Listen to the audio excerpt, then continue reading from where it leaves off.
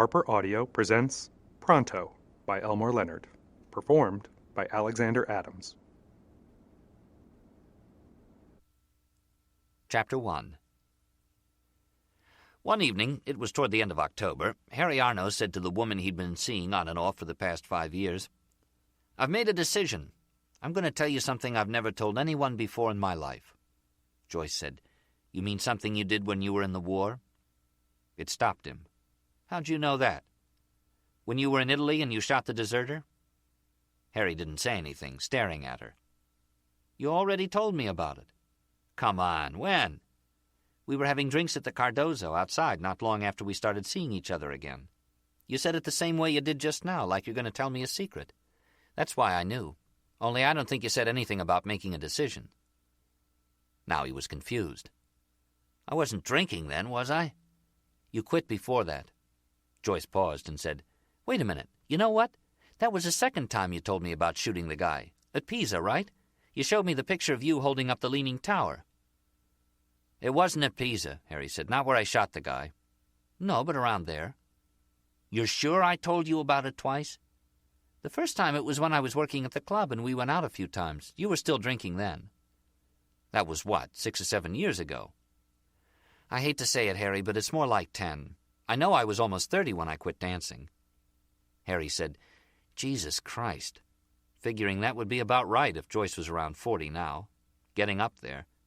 He remembered her white skin in the spotlight, dark hair and pure white skin, the only topless dancer he ever knew who wore glasses while she performed. Not contacts, real glasses with round black rims. For her age, Joyce still looked pretty good. Time went by so fast. Harry had turned 66 2 weeks ago. He was the same age as Paul Newman. "You ever hear me tell anyone else?" Joyce said, "I don't think so," and said right away, "If you want to tell it again, fine, it's a wonderful story." He said, "No, that's okay."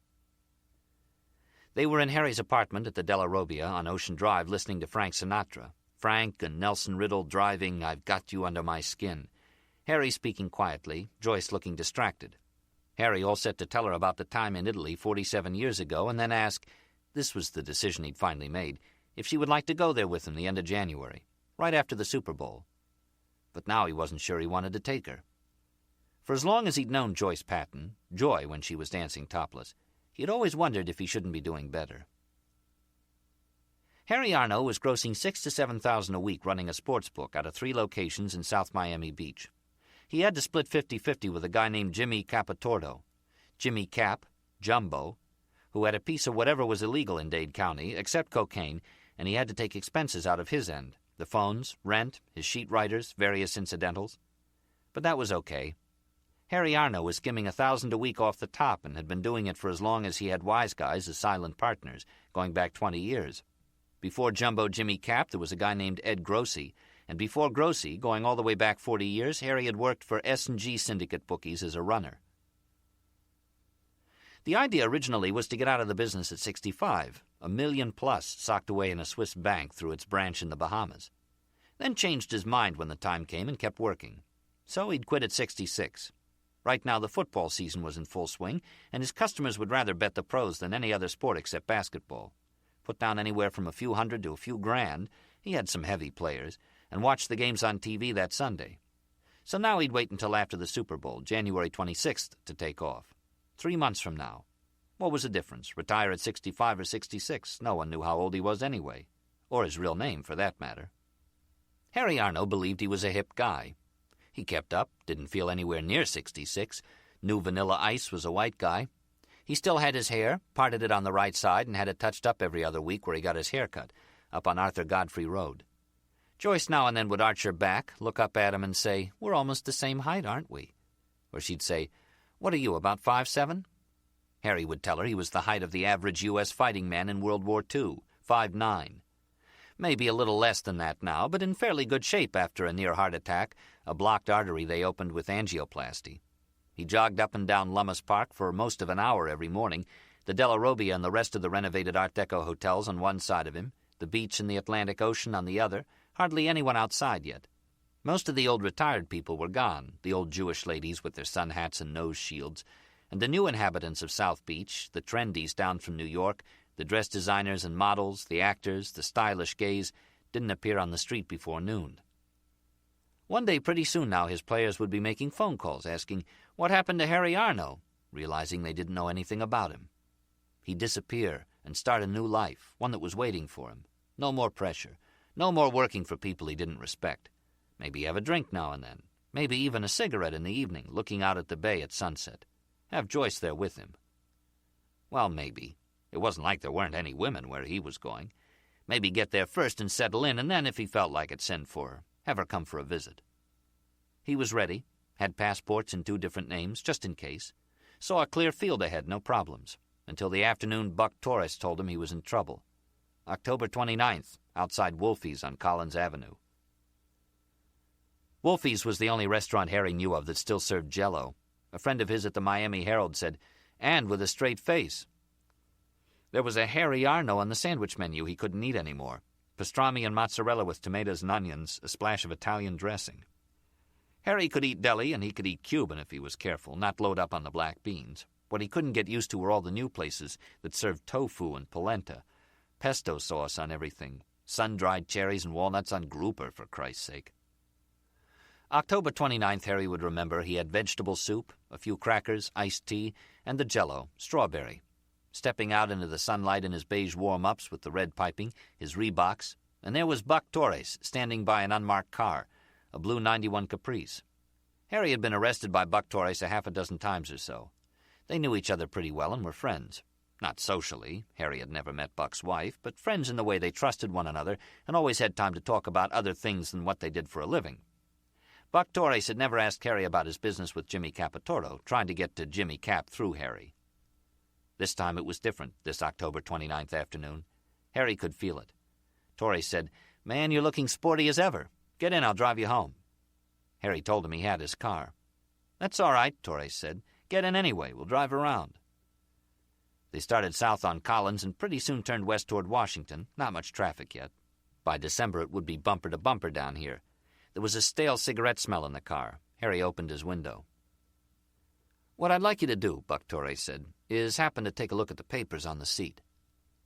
Harry already had. A stack of legal sheets with the heading, "Application for Wire Intercept of Wire Communication." Addressed to the Circuit Court Criminal Division of the 11th Judicial Circuit in and for the County of Dade, Florida. Below that was the name of a judge, and below the judge Harry saw the wording become personal, requesting authorization to hang wires on the telephone numbers of his 3 sportsbook locations, subscribed to by Harry Jack Arno. His name in there big. He said, "Why are you going to all this trouble? Everybody knows what I do." "It's serious this time," Torres said. "We've had pen registers on your phones since the beginning of football season.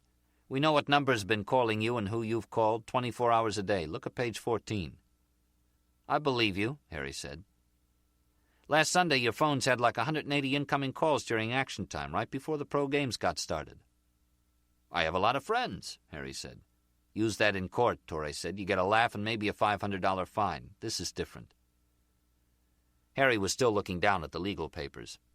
He said, "This judge bets college games through a buddy of his, a lawyer, all Southeast Conference. He lays it on the hot side, the favorites, every time. He'll pick Florida, Florida State, and Miami, no matter what the line is." "Turn to page 28, Torres said. "Look at the date and the signature."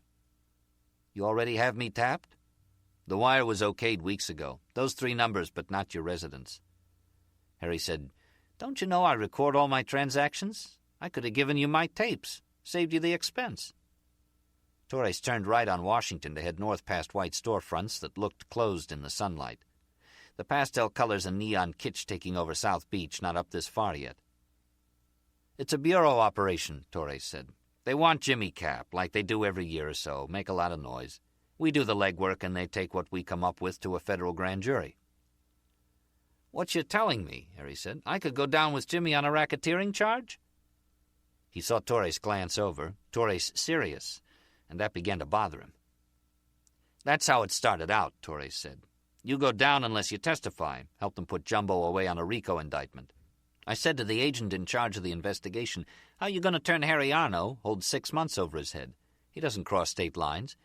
What he does is a misdemeanor.' McCormick, the agent in charge, goes, 'Yeah, he'd have to be desperate, wouldn't he?' So he thinks about it and he says, "Okay, what if this guy Arno believes Jumbo wants him taken out?" Harry frowned. "Why would he? Keep you from putting something on him?" "What do I tell? The guy's a fucking gangster. Everybody knows it." Torres said, "You think I'm kidding?" No, he was serious. He was anxious, but took time now to pull over to the curb and park. He turned enough in the seat to face Harry and lay it out. "The idea is to set you up. You think Jumbo is going to have you whacked and you go running to the Justice Department for protection." "What I've always wanted to be," Harry said, "a fink." Torres said, "Listen to me. McCormick says, or work it so Arno does get whacked and you bring Jumbo up on a homicide. He says what would be wrong with that? He says after he was kidding, but I'm not sure. He thinks about it some more. Now the idea, he says, what if we put it in Jumbo's ear this guy Arno is skimming on him?" Torres kept talking even though Harry was shaking his head. "Jumbo makes a threatening move. Arno sees what's happening. He freaks and comes running to Uncle." "Every wire room I know of," Harry said, "the guy operating it skims. It's expected. Just don't be obvious about it. I can take $100 a week off the top for expenses. Jimmy knows it. Long as he gets his cut, he's not going to say a fucking word." Torres said, "Yeah, but what McCormick is talking about, the idea, get Jumbo to think you're skimming on him big time, big amounts." Harry was shaking his head again, and Torres said, "You mentioned Jumbo's cut. What's that, half?" "Right down the middle," Harry said. "He knows how much you gross each week?" "Sure he does." "How's he know the exact figure?" "I tell him," Harry said. "He doesn't believe me. He can listen to the tapes any time he wants." "Has he ever?" "You kidding? He's too fucking lazy." Torres said, "Well, McCormick said people monitoring all your action time bets and running totals." "Come on, they're listening to all that?" "McCormick wants to know if what you make and what you tell Jumbo you make are the same thing." "Guy's out of his mind," Harry said. "What about what my runners bring in? Hardly any of that's recorded. Or some players that are friends and call me at home. What about the different ways people who've come here from other parts of the country, Jersey, for instance, place their bets? The language they use, a guy calls, he says, 'I like the Vikings in 6 for 5 dimes. Another guy calls, 'Harry, the Saints -7 30 times. He loses, what's the juice, straight 10%? If they forget the juice, they won't even get close to the gross. I keep the tapes in case there are any disagreements after, who owes who, or I go to collect and the guy claims he never made the bet. It rarely happens, because if there is any doubt about what the player is putting down, I ask him. Guy calls up, he says, 'Harry, give me the Lions and the Niners 20 times reverse. Bears a nickel, Chargers a nickel, Giants 5 times, New England 10 times, if the Rams 10. That's twice a day, Saturday and Sunday. I get straight bets, parlays, round robins, over and under. We got the NBA going into action. Listen, I even get some hockey. You're telling me this Bureau guy's people are going to get a read out of that?" Torres said, "Harry, we hear you talking to Jumbo, telling him the totals for the week, how you made out, all that. This one time we hear the two of you talking, we hear Jumbo ask you about a guy, this black dude in a suit, gold chains, that came up to him in the lounge out of Calder. Jumbo's having a drink between races. The black dude says, 'Man, you killed me last week.' Says he dropped 10,000 and paid another grand for the vig. We hear Jumbo ask you about the guy. You recall that?" Harry took his time. "I told Jimmy that was news to me, right? You heard that? The guy was mistaken. He laid it off somewhere else. I said to Jimmy if he wanted to check my tapes, he could." Torres was nodding. "Yeah, but the black guy, Jumbo says, told him he laid the bet with you, nobody else. Ran into you at Wolfie's and you wrote it down." "It never happened," Harry said. "I told Jimmy, find the guy. Let him tell me to my face I took his bet. I don't do business like that with people I don't know. A player has to be recommended." Harry felt himself getting hot again, the same way he did on the phone talking to Jimmy Cap, all that coming back to him and realizing now what it was about. "I told Jimmy, this guy's setting me up, that's all, and I don't even know why." "Well, I do now." "The guy's under indictment on a drug bust," Torres said. "He does what McCormick tells him and gets the charge reduced from intent to distribute to simple possession. See how he's working it? You can't prove the guy didn't put the bet down with you, right? And now Jumbo's wondering how many payoffs you might have skimmed on him. Okay, then another phone conversation we heard, Jumbo's discussing it with one of his guys. He says if the jig had the nerve to come up to him, it must be true, and tells the guy to handle it. This was yesterday afternoon." Harry said, "Handle it? That's all he said?" "He didn't say how he wanted it done, no." "Who was he talking to?" "A couple of times he called the guy Tommy." "Tommy Bucks," Harry said. "Dark-complected guy. He came over from Sicily 10, 12 years ago. He was Tommy Battani." "That's who I thought it was, Tommy Bucks," Torres said, getting out his pocket notebook. "He gives you that look, don't fuck with me? Yeah, dark-complected, but the guy's a sharp dresser. Any time I've ever seen him, he has on a suit and tie." "Like in the 50s, Harry said. "You went out at night to a club, you wore a suit or a good-looking sports jacket. Tommy came over, the first thing he learned was how to dress. Always he looks like $1,000,000. That's where he got his name, Tommy Bucks, but he's still a greaseball." Harry watched Torres enter the name in his notebook. Tommy, Jimmy, like they were talking about little kids. Harry thought of something and said, "You must have wired Jimmy's place, too, if you heard him talking to other people." And he saw Torres look up and then smile for the first time. "You know his house on Indian Creek, almost right across from the Eden Rock?" Torres said. "We've had him under surveillance from the hotel. We see Jumbo out on his patio. He's wearing this giant pair of shorts. What's he weigh, 300 pounds? "At least," Harry said. "Maybe 3.5. We're watching him. We notice he's always talking on a cordless phone. So we put some people in a boat that's tied to that dock on the hotel side of the creek. They use a scanner, lock in on his signal, his frequency, and monitor the phone conversations, whoever he's talking to. Portable handset, you don't need a court order." For a few moments it was quiet in the car. "What you pick up is in the air," Torres said. "You know, radio waves, and they're free. That's why you don't need authorization." Harry nodded, and it was quiet again. He said, "I appreciate you telling me what's going on. I know you're sticking your neck out."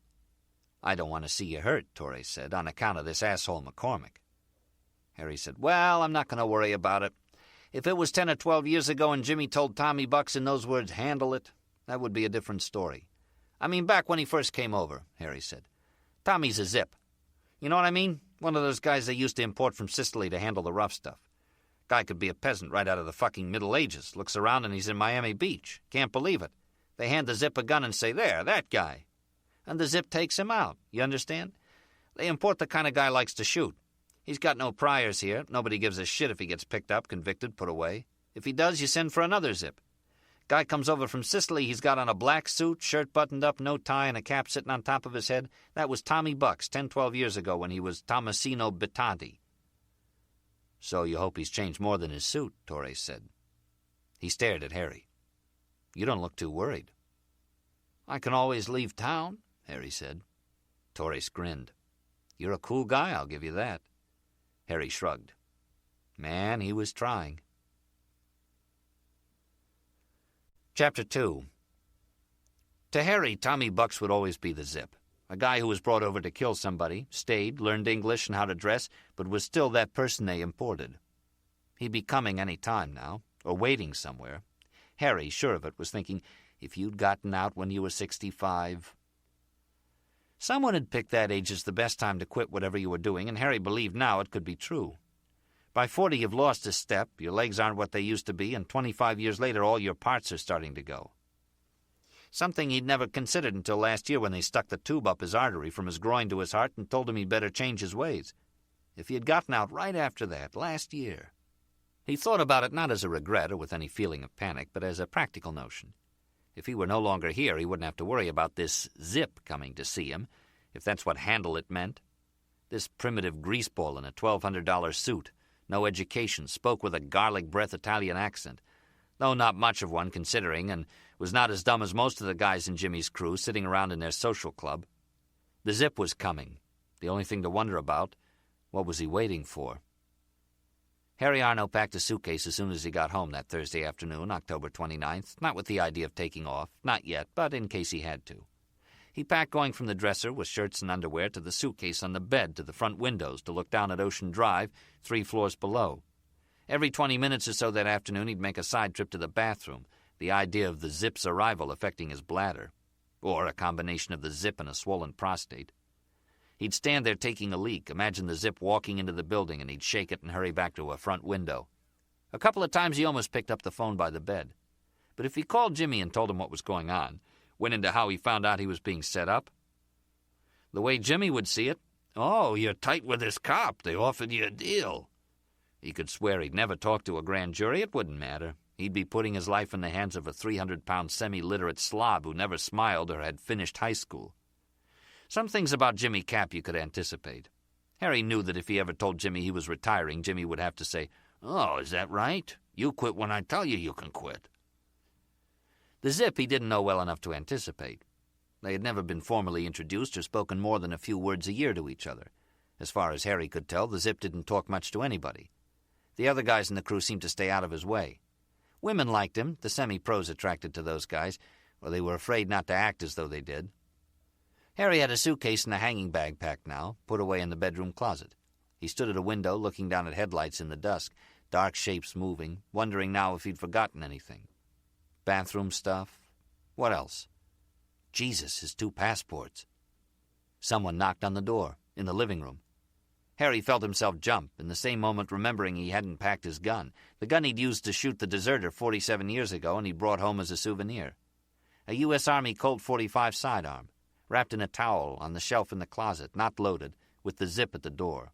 Harry's sure of it. A black guy in a flowery blue and yellow sports shirt came in first, Tommy Bucks behind him in a sharkskin double-breasted suit, a white shirt against his dark skin, and a maroon-patterned necktie. Harry stepped aside for them, the black guy looking straight into his face as he came in. The Zip put his hand on the guy's shoulder and gave it a shove, saying, "This is Kenneth." "Kenneth," the black guy said. The Zip was looking around the room now. "It's what I said, Kenneth." He turned on a lamp and stepped close to a wall of black and white photographs, saying, "Kenneth, who is this guy here? Can you tell me?" "Yeah, this is the guy," Kenneth said, looking at Harry. "I laid down 5 dimes each on the Saints and the Houston Oilers and paid 'em off on Monday, 11 grand with the juice outside the hotel here. Was a friend of mine with me can testify to it." Harry said to Kenneth, "You never saw me before you walked in this room," and turned to the Zip. "Ask Jimmy if I ever collect payments outside. My players know where to find me, and it ain't out on the fucking street." He said it again. "Go ask Jimmy," looking at the Zip hunched over studying a photograph. "What is this one?" Walking over to him, Harry said, "The guy that used to own the hotel lived in this apartment. He was a photographer at one time." Harry looked at the photo. "That's a Georgia chain gang, 1930s. You know, convicts." The Zip nodded. "That one, that's a turpentine camp, same period. The turpentine drips into those buckets, and then they boil it. The old man was commissioned by the government to take these pictures during the Depression." Maybe the Zip knew what he was talking about, maybe not. Harry was showing the Zip he was relaxed. Maurice Zola was the old guy's name. I used to know him. He married a woman about half his age who was a movie actress at one time. I've forgotten her name. You'd see her picture in the paper appearing at a condominium opening. The old guy died. It was only about a year after they were married, and the movie actress sold the hotel to Jimmy Cap and moved away. So then Jimmy got rid of all the old women used to live here and brought in a bunch of hookers. It was like a girl's dorm in here for a while. Harry added a chuckle he didn't feel. "Broads running around with hardly anything on. Now there's only a few still here." Relaxed, talking to be talking, Harry keeping this between him and the Zip, both on the same side. "Was out in front I paid him," Kenneth said. "Saw the man at Wolfie's on Saturday and laid the bets down and paid him off on Monday, out in the park they have there." The Zip said, "What's this one?" "You hear this guy?" Harry said. "He never placed a bet with me in his fucking life. I can name all the colored guys I know around here that are players, and believe me, this spook ain't one of them." He looked at the photo he thought the Zip was looking at. That's an elephant on the beach, used for some kind of a promotion." The Zip said, "I know a fucking elephant when I see one," turning his head to look at Harry next to him. "Not that picture. The one here." This close he seemed all nose, the nose dominating his dark face. Younger than Harry had thought, early 40s maybe, his eyes not so dreamy as partly closed, heavy lids giving him a tough guy look that worked. "Those are Jamaicans digging drains in a cane field," Harry said. "This one. Seminole Indians. Or Miccosukis, I'm not sure. Drive out to Tamiami, you'll see them. They give airboat rides." The Zip walked into the bedroom. "There are no pictures in there," he said. He turned to Kenneth standing by a window. "You know what you're doing to me? You're getting me fucking killed." "You shouldn't have taken the money," Kenneth said over his shoulder. "Man, I can't help you." His head turned to the window again. The Zip came out of the bedroom. He ran his hand over the smooth vinyl backrest of the Lazy Boy recliner aimed at the television set. "Ask this guy why he's setting me up," Harry said, watching the Zip slide into the recliner and begin working the footrest lever, raising and lowering it. I like this chair. Be good for watching TV. Kenneth said, I have me 2 of those at my house, just like that with the magic ottoman. God damn it, Harry said to the Zip, holding on, not raising his voice too much. Ask him about the plea deal he made with the feds. You know what I mean by that, what he's doing? Let me ask you one, the Zip said. Why you have those suitcases in there full of clothes? You going someplace? There was no way to talk to him. The Zip decided it was time to leave, and that was that. Harry wanted to tell him, look, we're both on the same side if it comes to believing this colored guy or me. I go back 12 years with Jimmy Cap and another 10 with the guy before him. But once the Zip was out of the chair... Harry even thought of mentioning Italy, something else they had in common. Tell the Zip he'd spent 14 months over there during World War II and loved it. Ask him if he'd ever been to Monte Catini, not far from Pisa, where he'd spent a month and had a ball drinking wine, getting laid. At the time the 2nd Armored was broken up and his company was put in an infantry outfit, the 473rd, activated in the field. Tell the Zip his war story, how he shot the deserter, a black guy from the 92nd, the colored outfit. Tell it in front of Kenneth. How he had misjudged the guy, thought of the deserter as a GI who'd messed up, gone AWOL too long, that's all, and would do some stockade time, hard labor at the disciplinary training center, and be sent back to his outfit. Both of them on the same side. That was why he couldn't believe it when the guy grabbed the carbine and tried to kill him, both of them in a hallway, close, looking in each other's face as the guy raised the carbine to club him with it, and Harry had time to use the .45 sidearm the lieutenant had given him. Blew the deserter off his feet with it, killing him. And didn't find out till later the deserter had nothing to lose, that he'd raped and murdered an Italian woman and was going to be tried by court-martial and no doubt executed. Ask the Zip if he'd ever been to the place where the condemned prisoners were hanged. Aversa, something like that. Ask him, what else? There was no time to say anything, find out where he stood. Once the Zip was out of the chair, he waved Kenneth to come on and pushed him out the door. The only thing Harry knew for sure, the Zip thought the recliner would be perfect for watching TV. Plan something for 47 years and all of a sudden you're out of time. Do it now, this minute, or maybe never get another chance. He took the .45 from the shelf in the closet and cleaned it, stripped it, and put it back together without too much trouble, and loaded the magazine. Harry hefted the automatic, 3 pounds of metal, stuck it in the waist of his pants, and walked around the room trying to get used to it. He phoned Joyce. I have to talk to you. What's the matter? Can you come over? In about an hour. I just put my hair up. I have to talk to you now. Then come over here. He had to think about it. Harry? All right, watch for me. Harry, what's wrong? He hung up. It was less than a 15-minute walk to Joyce's apartment on Meridian, 5 blocks from the beach. This evening, though, Harry felt he should drive, not be walking along these streets at night. His car was in a lot on 13th behind the hotel. His '84 Eldorado he'd have to do something with before he left. Maybe sign it over to Joyce. She didn't do too bad as a catalog model, but it was seasonal and she had to work in between jobs as a cocktail waitress. In one catalog, she'd be a young matron in sportswear. In the next, a swinger in gauzy lingerie, garter belts, her hair all curly. Harry would open a catalog thinking, okay, which model would you most like to jump? He told Joyce, kidding, to guess which one 9 times out of 10 he'd pick. Her. He told her thinking she'd say he was sweet, but all she did was look at him funny. Usually he ducked out the service door of the hotel that opened on the alley. The parking lot was right there. This evening, Harry came out the front entrance, past the rows of metal chairs to the street, Ocean Drive, and looked both ways, taking his time, noticing a good crowd at the Cardozo for a Thursday night, all the sidewalk tables occupied. He turned the corner and walked along the side of the hotel to the parking lot, a small one, 2 rows of cars squeezed in there, an open space down the middle, a street light at the far end. Harry paused in the alley. He pulled the .45 from his waist, racked the slide, and slipped the pistol into his waist again, inside his sport coat. His car was toward this end, the third one in.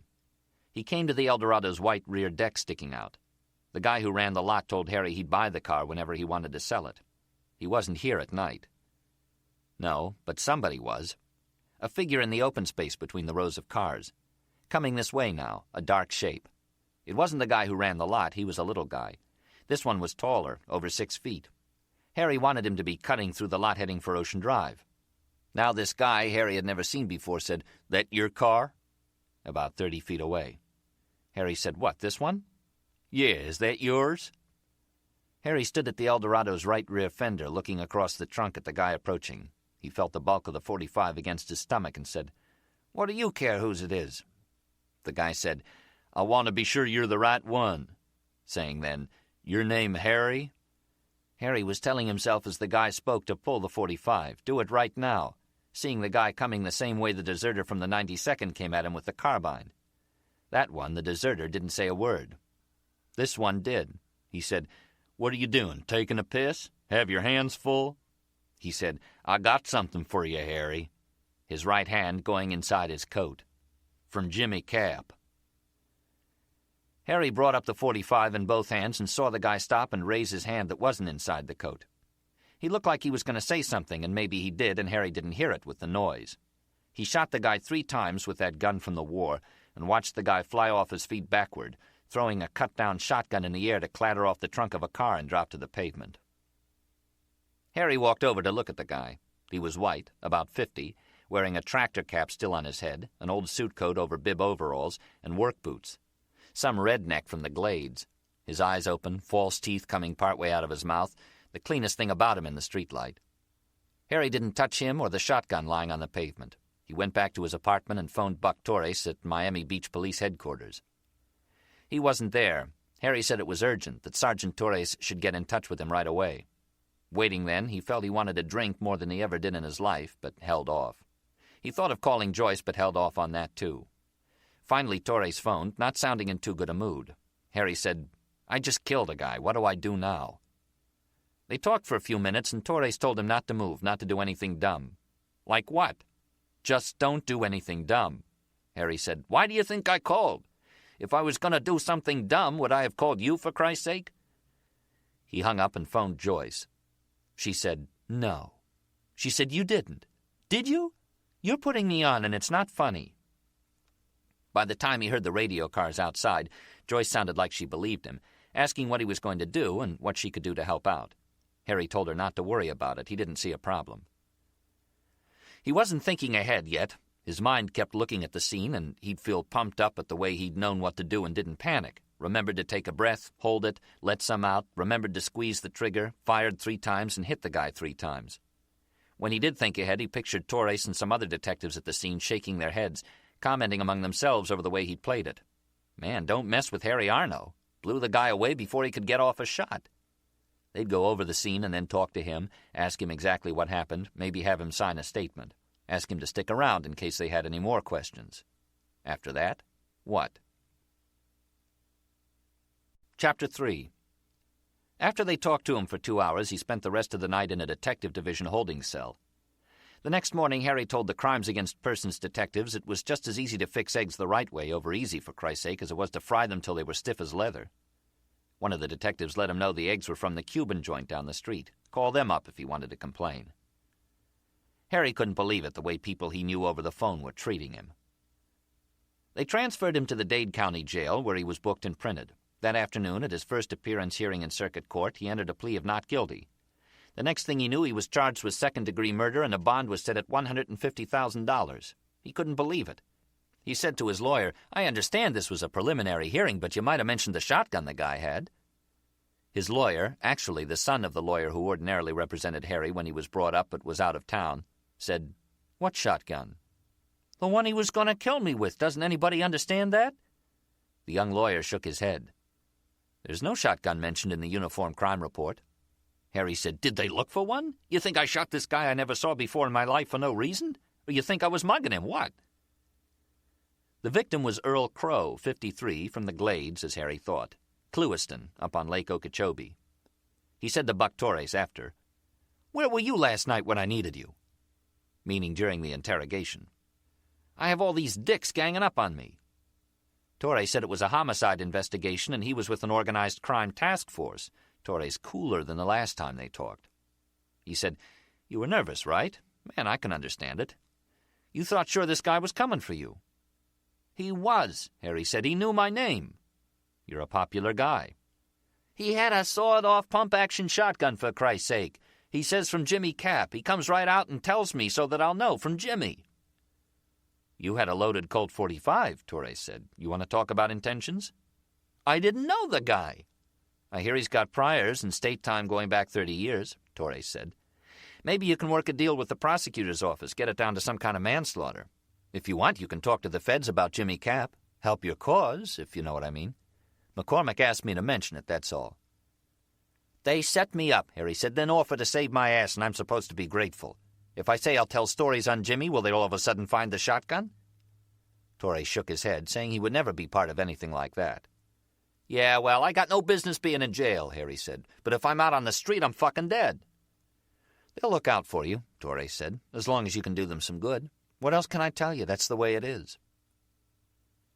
After the first appearance hearing, Harry was remanded to the Dade County Stockade in Miami, told by his lawyer he could be there as long as 6 weeks until his arraignment came up. Monday, 3 days later, a woman from ABC Bail Bonds appeared at the Stockade with Joyce Patton, and he was released on the $150,000 surety bond. Not put up by Joyce, no way. In fact, he didn't know a single person who'd be willing to put up 10% the bond would cost, $15,000 in cash, and have the collateral to represent the value of the bond, the full amount that would be forfeited if he failed to appear for his court hearing. Please don't tell me, Harry said. Jimmy Cap put it up, okay? The ABC bail bonds woman said, How about your wife in Palace Heights, Illinois? Joyce, standing there taking it in. My ex? Harry said. You're telling me she came down here and gave you a check for $15,000? The day I went in business for myself, she stopped cooking, refused to go in the kitchen unless I got a real job. We ate out every night for the next 9 months. When I couldn't live like that anymore, I gave her the house, a 4-bedroom Tudor in Palace Heights outside Chicago, and came back here to live. Joyce said, You still eat out every night? Looking for a fight because he had a wife at one time he hadn't told her about. The ABC bail bondswoman, who was blonde, maybe 35, and not bad looking for someone in that business, said a man named Tomasino Bitanti had brought her the check and a quitclaim deed to the Palace Heights property as collateral, signed by Teresa Ianello, back to using her maiden name. Now it made sense. Jimmy Cap wanted him on the street. He'd never use his own money, so he must have sent the zip to intimidate Teresa, get her to put up the bond. What bothered Harry, how did Jimmy know he had an ex-wife up there? Unless they kept a file on him. Knew he was from Miami originally, worked on the beach in the 50s, got married and moved to Chicago, Teresa's home, following the Kefauver crime investigations in Miami. They'd know he came back in 71 without Teresa and set up his sports book because that's when they went into business with him. He explained all this to Joyce driving back to the beach over the MacArthur Causeway, telling her general facts about his past and interrupting himself to say, Jesus, he could never do serious time. There's nobody to talk to in jail you have anything in common with. I don't understand that, Joyce said. You break the law every day of your life, you should expect to do some time. Still peeved over finding out he'd had a wife. By the time they got to Harry's apartment, Joyce was asking direct questions about his ex, where he'd met her, the Roney Plaza, Teresa down for the winter, how long they were married, almost 10 years, what was she like? An alligator. Harry wanting to know what difference did it make? No kids, that part of his life was behind him. For the first time in over 20 years, he phoned the house in Palace Heights and said to Teresa as a courtesy, I want to thank you for putting up my bond. I'll send a check for the $15,000 as soon as I move some dough around. I sincerely hope it didn't inconvenience you. Teresa Ianello said over the phone loud enough for Joyce to hear, You coward, you 2-bit bookmaking son of a bitch, you sent that muscle here to threaten me? You know what would happen to you if Papa was still alive? I say the rosary every night, praying they send you up and lose the fucking key. Harry said, Nice talking to you, Teresa, and hung up. He said to Joyce, You think I could live with a woman like that? She had 5 o'clock shadow all day. She could teach a course in ball-busting to women that for one reason or another don't instinctively have the knack. Listen, all her life she believed her dad was in the pepperoni business. I had to get permission from him to divorce her. You know what he said? He said, 10 years. Christ, you have a lot more patience than I would have. Chapter 4. Harry's phone rang all day Monday and Tuesday. Friends, players, calling to say what was this they heard or read in the paper, asking if he was okay, if he was still in the business. A short piece in the Miami Herald said, South Beach resident charged in fatal shooting. On page 3, buried. That's all he was, a resident? Why not popular South Beach figure or personality? Christ, resident. He told friends and players it was all a mistake and would be straightened out before too long. When his runners and sheet writers called, he told them to sit on their totals another day or so and he'd get back to them. The Zip phoned late Tuesday afternoon. Harry wasn't ready for him. He heard the Zip say, What are you doing, Harry, going around the shooting people? You know who the guy was you capped, Earl? Jimmy's a fish guide he always used up on the lake. You gonna call Jimmy? Tell him you're sorry? Harry. He didn't know what to do. He couldn't play along, pretend he didn't know who sent the guy. Christ, Earl Crow. So he hung up the phone. It didn't give him any time at all to think.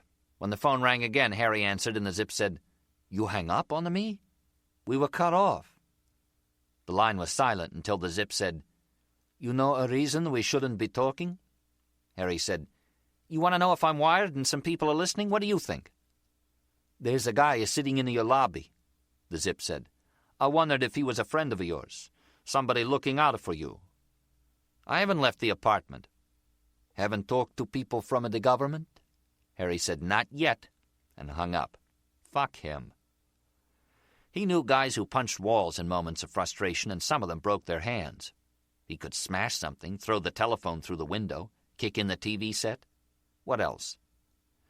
Thinking about violent things he might do calmed him down. He was leaving, putting his 47 years of planning into effect, so why get excited? Later, Joyce came with the Chinese. She set the dining table that was at one end of the living room, got the placemats and dishes from the kitchen. They started, Joyce using chopsticks, Harry a fork. He ate a piece of shrimp toast and then fooled with his Szechuan chicken, removing the peppers. He said to Joyce, "When you came in, was there a guy in the lobby, like a federal agent pretending to be a normal person?" Joyce knew how to handle those chopsticks. She said, "How about a guy in a cowboy hat? Not the kind country western stars wear, a small one, like a businessman's cowboy hat?" "I know what you mean, the Dallas Special," Harry said. "That's Stetson, the kind of cops were wearing when Jack Ruby shot Lee Harvey Oswald." Joyce held her chopsticks poised and then nodded, no doubt seeing it. "That's the one, light tan or sort of off-white." She took a few moments to poke at her gung-po shrimp. "He's wearing a dark suit and tie, has a newspaper on his lap." "All by himself?" She nodded, but seemed to be thinking of something else. "He's the type. He's dressed up, you might say, but looks like a farmer, you know what I mean? That weathered, raw-boned type. Probably around 40. I almost forgot. He's wearing cowboy boots, tan with sort of ivory wingtips, with a dark blue suit." "No style," Harry said. "I guess you did notice him." Joyce looked up from her plate, thinking of something else. "You know what? He was there yesterday when we came in." Harry shook his head. "Never saw him." "Then last night when I left, there was another guy sitting in the same chair near the elevator."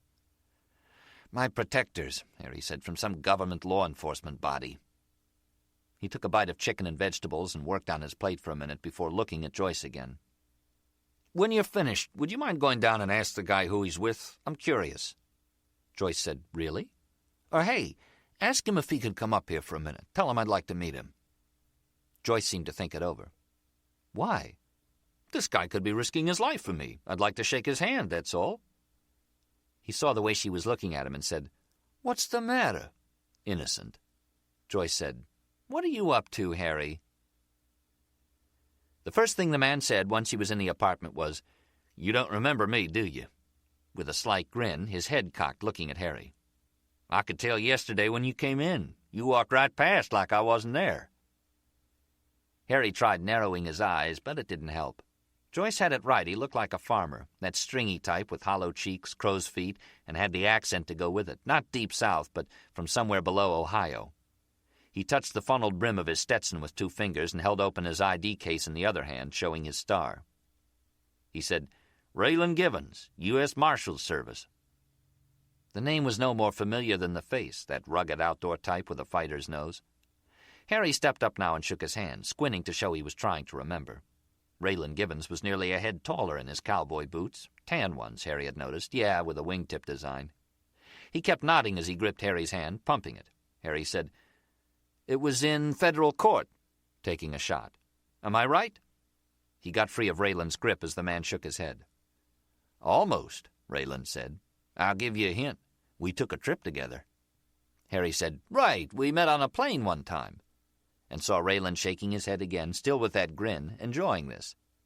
So he wasn't offended at not being remembered, a good-natured type. "We made the trip together," Raylan said. "Started out from Miami International, got as far as Atlanta, where we had to change." Now Harry was nodding. "On our way to Chicago," he said to Joyce. "I was subpoenaed to appear before a grand jury. It would have put me in about the same position I'm in now, getting squeezed." "I was to see you got there," Raylan said, "but we never made it, did we? Least you didn't." Harry said to Joyce, "This was about 5 years ago." 6 years in February. "We were hung up in Atlanta on account of the flight was delayed," Raylan said. "You were sore anyway because you didn't want to talk to that grand jury. I mean, you were good and ticked off. I had no business being there.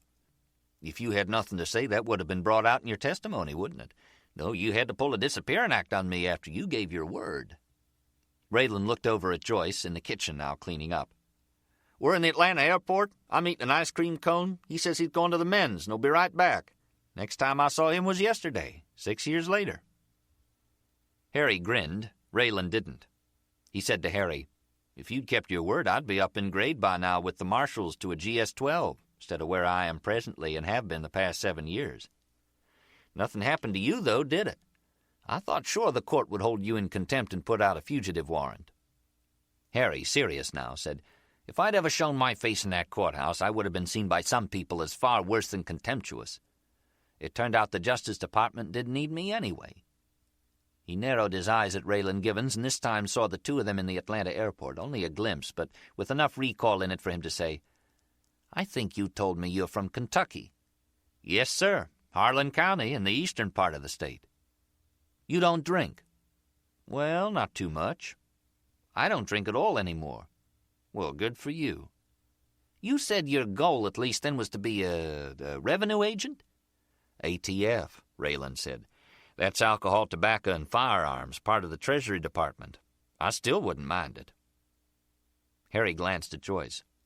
"Wants to stop people from drinking and smoking." Raylan's grin returned. "That's what you said in Atlanta that time. I told you no, ATF goes after people who deal illegally in those items." He looked over at Joyce. "On the plane, he kept trying to get me to have a drink." Harry watched Joyce give him a kind of a smile, about to say something, but Harry beat her to it. "Let me ask you, Raymond." "It's Raylan," the marshal said, and spelled it. "Raylan, right. Can I ask you exactly what your duties are?" "Well, we guard federal prisoners, see to their transportation, work courtroom security, my least favorite assignment.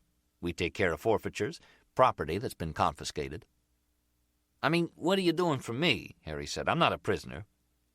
"No, but you're likely to be called before a grand jury," Raylan said. "We're to see nothing happens to prevent your appearance." "What if I don't want your protection?" Harry saw the man's puzzled look and said, "That's a theoretical question. I'm wondering about my rights." "Our being around makes you nervous?"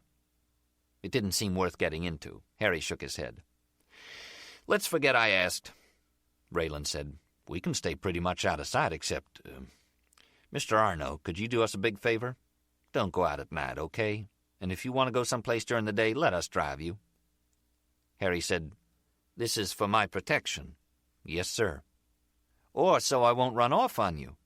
"This is different than the other time," Raylan said. "You jump bond, you become a fugitive from justice." Serious about it. Harry said, "I guess I wasn't thinking." It seemed to satisfy Raylan. Joyce was the one giving him the look.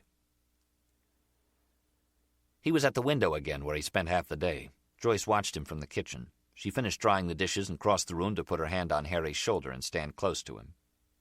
"Is he still outside?" "In the park, getting a cone. The U.S. Marshal loves ice cream. You hear him say he's from some county? People from the South do that. Not in Florida so much. I mean people from the South. "I've heard of Harlan County," Joyce said. "You want to know what I think?" "Tell me." "He's not as dumb as you'd like to believe." "I forgot you're from that part of the country. Nashville, was it? And you people tend to stick up for each other." "We moved, Harry, when I was 2 years old." "Yeah, but once a you-all, you're one for life," Harry said. "Look at him licking his cone." When they were silent and it was quiet in the room, they could hear faint sounds from outside. A car starting, voices raised. Out on the beach, a photographer and crew were shooting a 90-pound fashion model in after swimwear, a girl 15 or 16. Models now were babies. Joyce had 3 catalog jobs lined up for the winter and was pretty sure of doing aerobic outfits in the sexy underwear book. She looked okay as long as she could wear a stocking to cover her veins and bumps. She didn't mind Harry seeing them. They went out weekdays during the football season, saw a movie and had dinner, and sometimes she'd stay over. Harry became horny about once a month, always in the morning. Toward the end of his drinking days a few years ago, he was horny every morning, especially hungover. But he was only normally horny years before that, when she was dancing topless and he would take her out after to get something to eat. He didn't seem to know what kind of attitude to have about her, or he was self-conscious about being seen with her in public, though there was little chance anyone on the beach would recognize her. The clubs she worked were in Miami. Harry was prudish, while she didn't feel that dancing with her breasts exposed when she was doing it was that big a deal. She said to him once, "You wait for what seems like forever to see what kind of tits you're going to have. Then once you have them, whatever shape or size they are, you're stuck. Mine are okay. They're not showstoppers by any means, which is fine with me. I've never even thought for 1 minute about getting them augmented or envied girls who had big ones. No thanks, have to carry around the load some girls do. Of course, guys love big ones. At least guys who came to topless clubs seemed to. They'd ask why she wore glasses while she performed, and she'd tell them so she could see where she was going and not fall off the stage. She told Harry the horn-rimmed glasses gave her a friendly rapport with the audience. Here was a girl being herself, and they loved it. They could relate to her. Like I was the girl next door. And Harry said, or their fifth-grade teacher they used to fantasize about, wonder what she looked like naked. There could be something to that. He asked about guys who ran these clubs hitting on her. She told Harry they weren't her type. As Joy, she'd open her act with Led Zeppelin's Black Dog, do funky moves to the intricate guitar riffs between the lyrics, and get the room's attention fast. Her glasses would slip and she'd push them back up while she danced. The idea was not to look too professional. When she finally quit, Harry said, "Well, you don't have to do that anymore." She told him she didn't ever have to do it. She liked it, all that attention. Harry told her she should be ashamed of herself. He didn't get it, because in his business the idea was not to call attention to yourself. They split up.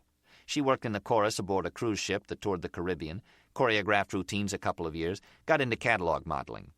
About this time she began to hear her biological clock ticking and married a guy who sold real estate. He said he wouldn't mind a couple more kids. "I thought I was going to be a mommy," Joyce told Harry a few years later when he was back in her life. Until these 2 little girls he already had, not even in training bras yet, made him choose between them and me. Harry said, "You're not the mommy type, kiddo," making it sound like a compliment. They'd go to movies, to Wolfie's, to Joe's Stone Crab, have Chinese in. All those years it was funny. She always felt she could do better than Harry Arno, 25 years older than she was, on Medicare, though he never took advantage of the senior citizens discount at the movies. Joyce said, "You're getting ready to take off, aren't you?" Looking out the window, he didn't answer right away. When he did, he said, "I've been ready." She moved her hand across her shoulders, over and back again. "You know where you're going?" "Of course I do," he said. "I may need your help to get started." It surprised and scared her a little. "What would you want me to do?" "I'll let you know." Another minute went by before he said, "I think tomorrow will be the day. Why hang around?" "But if you testified," Joyce said, "and they put Jimmy away—" "It wouldn't matter. He could still get people to do a job on me." "If you talk to him? Look at how long you've known each other." Harry said, "I have bags packed ready to run, and I shot one of his guys. As far as he's concerned, I skimmed on him, the same as stealing money, and there's no way to convince him otherwise." "The FBI, they'll be after you too, won't they?" Still looking out the window, he said, "I doubt it. They'd have to justify the expense, and I don't think they'd be able to." She said, "Can I ask where you're going?" Harry turned his head, and she was looking into his eyes, a bright, clear blue with light reflecting in them through the window. He said, "If I'm the only one who knows, I should be okay." He touched her face then, caressing it first, then fooling with her ear and the curly ends of her hair. "I'll tell you something I've never told a soul," Harry said, this time sure of it. "I actually have been skimming off those people over 20 years. You can't imagine how much money I've put away." Chapter 5. After that business at the Atlanta airport, losing a federal witness in his care, Raylan Givens was assigned to the academy at Glencoe, Georgia, where future marshals got their training. He told Harry Arno, the two of them having an early dinner at Joe's Stone Crab, the training center was south of Savannah toward Brunswick, and that guys applying as Treasury agents, ATF, and Secret Service, also Customs, were trained there too. Raylan said what it was, you go through a criminal investigator course with the emphasis on PT, physical training. He was a firearms instructor. He said it wasn't a put-down to be assigned there. Most guys liked the duty. It was just they knew he wanted field work, fugitive investigation, so he felt that, in a way, it was like a punishment. One thing they knew I could do without messing up was shoot, so I taught the care and use of basic firearms, like that Army issue 45 you used, developed about 100 years ago to stop the fanatical Moros during the Philippine insurrection. It stopped them, too. When Raylan said, "Hey, I'm doing all the talking," Harry Arno told him, "No, go on, it was interesting." Harry busy cracking those crab claws and dipping them into butter or a kind of mustardy sauce. The hash browns were good. Everything was good here. Harry said to have the key lime pie after. Raylan said, "It wasn't too tough at the academy, but if you weren't used to it, it could be stressful. There was one trainee, he threw his suitcase over the fence and was climbing it when they pulled him off and asked him, 'What are you doing?' He said, 'I've had enough, I'm leaving.' They said to him, 'Well, why don't you use the front gate?' This trainee had the feeling he was in prison, and to get out he'd have to escape." "When you were a trainee," Harry Arno asked, sucking on a claw, "did you have that feeling?" "No, I liked it," Raylan said. "I was in the Marines before that, so it wasn't anything new. I mean physical training." He said, "I had a roommate, though," and had to grin recalling the guy, "who couldn't wait to get out. He'd sit there in the room looking at a map of the United States he had scotch taped to the wall. He'd say, 'This is how I'm going home, this road here and this one,' showing me how he'd get to St. Louis, Missouri." Harry said, "Is that right?" You could see he was interested and enjoying himself. Then the next time the guy would ask me what I thought of the route, a different one. He had roads traced with a colored pencil that were like the straightest lines to where he wanted to go, but without taking interstates if they weren't direct routes. You know, that might be longer but would be quicker. It was like he was on the run, using back roads and such. Harry touched his napkin to his mouth, put it on the table, and said, "Excuse me a minute, Raylan." Raylan gripped his chair arms, ready to get up. Harry said, "I'm just going to the men's. I'll be right back." He was up now, but paused to smile. And Raylan knew he was thinking about that time in the Atlanta airport. Raylan grinned back at him.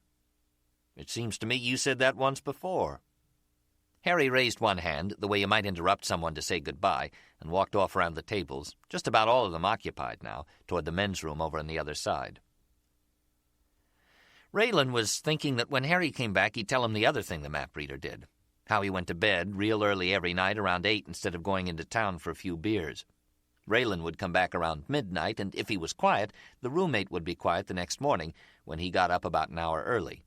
But if Raylan accidentally made any noise at night when he came in, bumped into his locker or knocked something off the desk, the roommate would make the exact same noises the next morning. He could tell Harry that one. He could tell about the guys he knew from his training he ran into in the field. He'd ask Harry if he did any fishing, explain how he'd only been in the Miami marshal's office since last spring and had not done any fishing around here. Growing up, he'd fished mostly for catfish in ponds and streams that were contaminated and had hardly any fish in them. Then, instructing at Glencoe and living in Brunswick, Georgia, he'd fished in the ocean, out in St. Andrew Sound off Jekyll Island. Ask Harry about bone fishing down in the Keys. He might know. Now he wondered if Harry had fallen in. He hadn't shown Harry pictures of his kids yet, his 2 boys, Ricky, 9, and Randy, 3.5. If he did, though, he'd have to mention that his wife, Winona, was still in Brunswick with the 2 boys, but not go into any detail unless Harry asked why they weren't with him. How did you answer that in a few words and not bore him with a long, involved story? "Well, you see, Winona's divorcing me. I left a report here. She stayed to sell the house, see if we could get $67,900, what we paid, and fell for the real estate salesman who sold the house and didn't even get our price. Let it go for $65,500, took his commission and also Winona. Like I'd call her up during that time. 'Well, how we doing, hon?' 'Oh, okay.' She wouldn't say much till finally this one time she goes, 'I have some good news,' meaning the house was sold, 'and some I know you won't like, so I expect you're going to give me a hard time.' That was how Winona talked, always a little smart-alecky. If Harry wanted to hear about it, Harry'd been divorced and might offer tips on how to accept what you saw coming and not take a baseball bat to that real estate salesman up in Brunswick. The thing was, he didn't especially miss Winona. The 2 boys, yeah, but not Winona. Raylan put his napkin on the table, got up, and followed Harry's route to the men's room, pushed open the door and went in. Okay, he wasn't here. Nobody was. The doors to the stalls were partway open and no feet showed underneath. He's around, though, Raylan told himself. He's having a little fun with you, that's all. Boy, did he want to believe it. Torres got to Joyce Patton the next afternoon and talked to her in her apartment, Torres looking around the living room as he asked her, "Why don't you tell me where he went? Save us a lot of trouble." She said she had no idea. Torres said, "You know I'm a friend of his. I don't want to see him become a fugitive. But if he's left town or fails to show up for his arraignment, that's what he is." She didn't say anything. "At least he can't leave the country. We made him hand over his passport." She was composed, standing with her arms folded, waiting for him to finish and leave. A good-looking woman, nice figure. "They know him at Joe's Stone Crab," Torres said. "He's been going there, 20 years? The hostess said he left about 10 to 6 as they were starting to fill up. A few minutes later, the marshal he was having dinner with came looking for him. The valet parking kid told us Mr. Arno came out and got in his car. He didn't drive it there. The marshal who was with him drove. But it was his Eldorado pulled up on the other side of Biscayne the exact moment Harry came out the door. He walked across the street, got in, and the car left. The valet kid didn't notice who was driving." "I don't know anything about it," Joyce said. She looked right at him, Torres thinking, like she might have prepared herself for this, knowing it was coming. He said, "Wherever Harry went, he didn't drive, so I'm thinking he flew, but didn't want to leave his car at the airport." He waited a moment. "We're checking all the flights that went out yesterday." He paused again. "You understand, I think you drove him to the airport and brought his car back to the lot where he keeps it." She didn't move or say anything. If she'd made up her mind to outwait him, she was doing okay. "I bet you have his car keys," Torres said, "in your purse." Her expression changed slightly, eyebrows raising. "That would prove I drove him to the airport?" "It would to me." She shook her head. "I can't help you." "You mean you won't?" She said, "What's the difference?" Raylan Givens was standing by as McCormick and another agent searched Harry Arno's apartment. They were casual about it. Raylan didn't think very thorough, though they didn't make a mess tossing the place. Raylan almost asked if they were looking for anything in particular, but decided to keep quiet. McCormick would sound like he was a nice guy, but underneath it was a snot-nosed attitude he couldn't hide. He liked to make fun of people, especially with another agent to show off in front of. One-on-one, when you had business with him, he wasn't so bad. Then he hardly paid any attention to you. McCormick was about 55, heavy-set, had his suit coat off to work in his shirt sleeves, his blue and yellow striped tie pulled down. Looking around the living room, he would raise his voice to the other agent searching the bedroom, telling him that after he had the resident agent's job in West Palm, he was ready to retire, take a job in corporate security, and should have instead of coming down to this third-world city. Talking about Miami. He said he worked an investigation once, a broad who lived in the same hotel, tried to extort $600,000 from the old guy who owned the place. They had her practically indicted, and you know what happened? The old guy married her. His attitude, so she was trying to take him. He didn't give a shit, he wanted her. Not long after that, he died of natural causes. She was a former movie star, Jean Shaw. The agent in the bedroom said he'd never heard of her, but then asked where she was now. "Who knows?" McCormick said. Talking, they didn't seem too interested in what they were doing, going through the motions.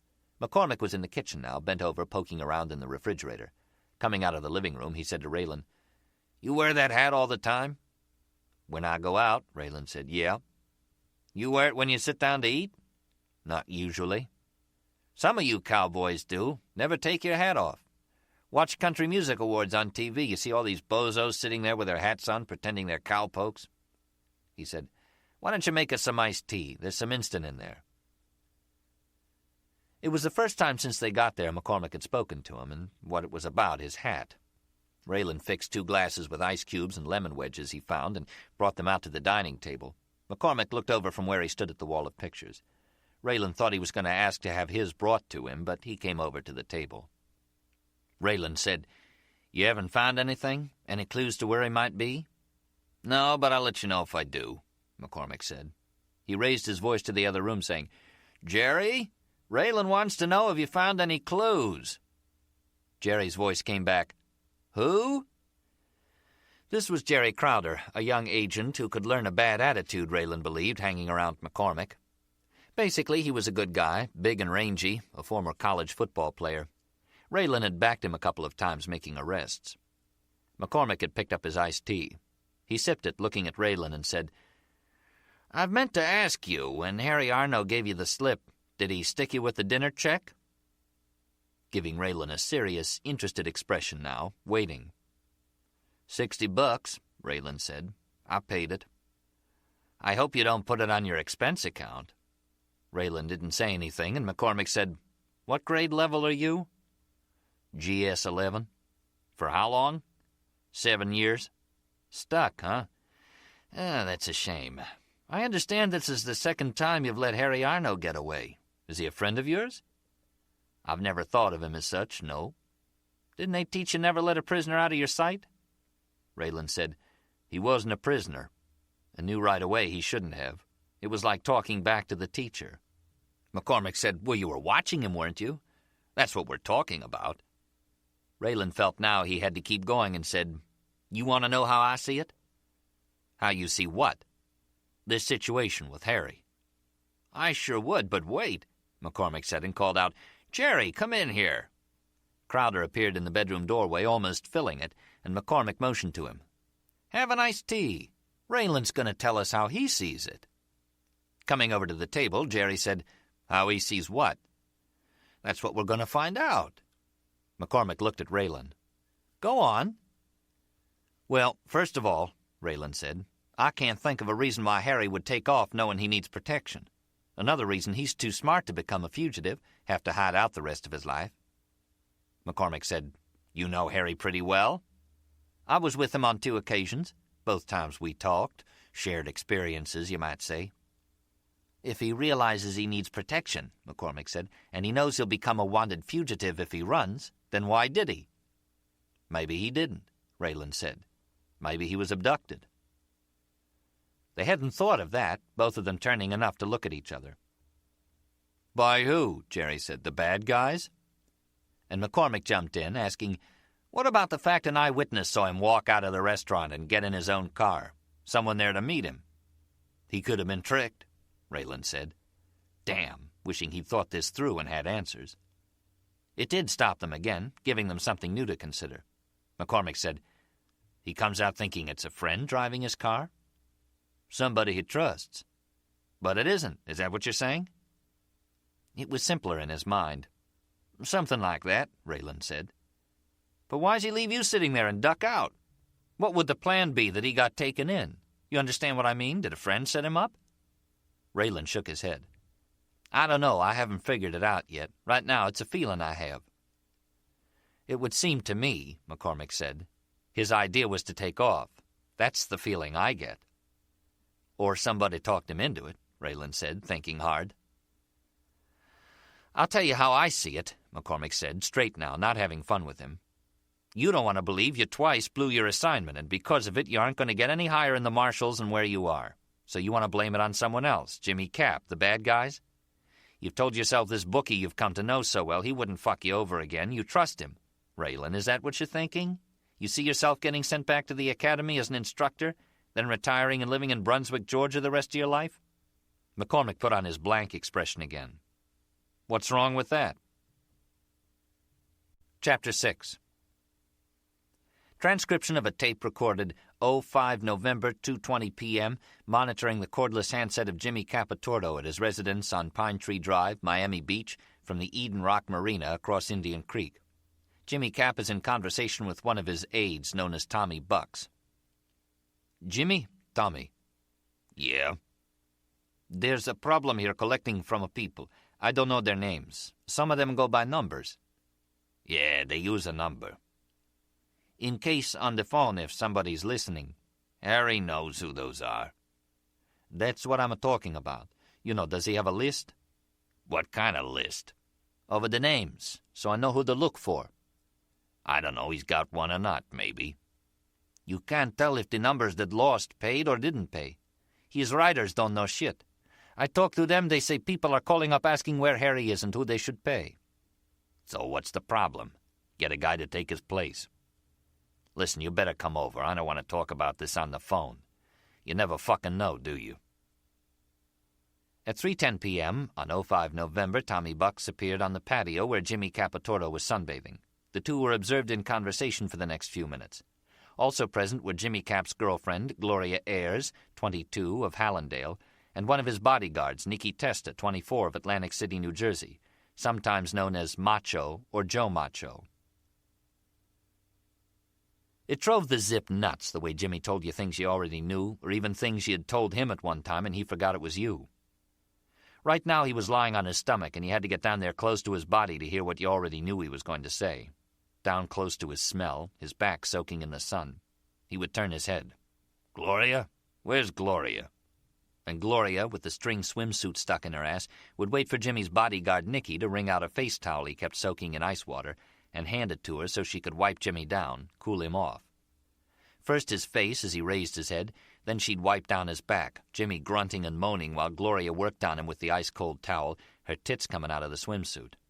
The second time she wiped him down, Gloria looked this way, at the Zip hunched over in the lawn chair close to Jimmy, and winked at him. It told the Zip Gloria was on some kind of drug, or she wasn't as afraid of Jimmy as she ought to be. She didn't seem to care if Nicky, the punk bodyguard, saw her fooling around either. They were about the same age. Nicky had light brown frizzy hair and liked to pose, show off his build he worked on with weights. The Zip would catch the punk and Gloria grinning at each other and was positive the punk was fucking her.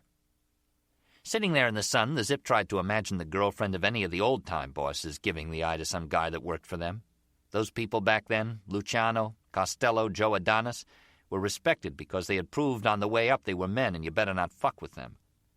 Jimmy Cap was a different story, next in line to a boss that got shot in the back of the head. Whether Jimmy had done it or not, he was in the right place at the right time and now ran the show here. Extortion, shylocking, girls, some heroin, restaurant and bar supply companies, the same old stuff while the Latinos and the jigs were making all the money in South Florida.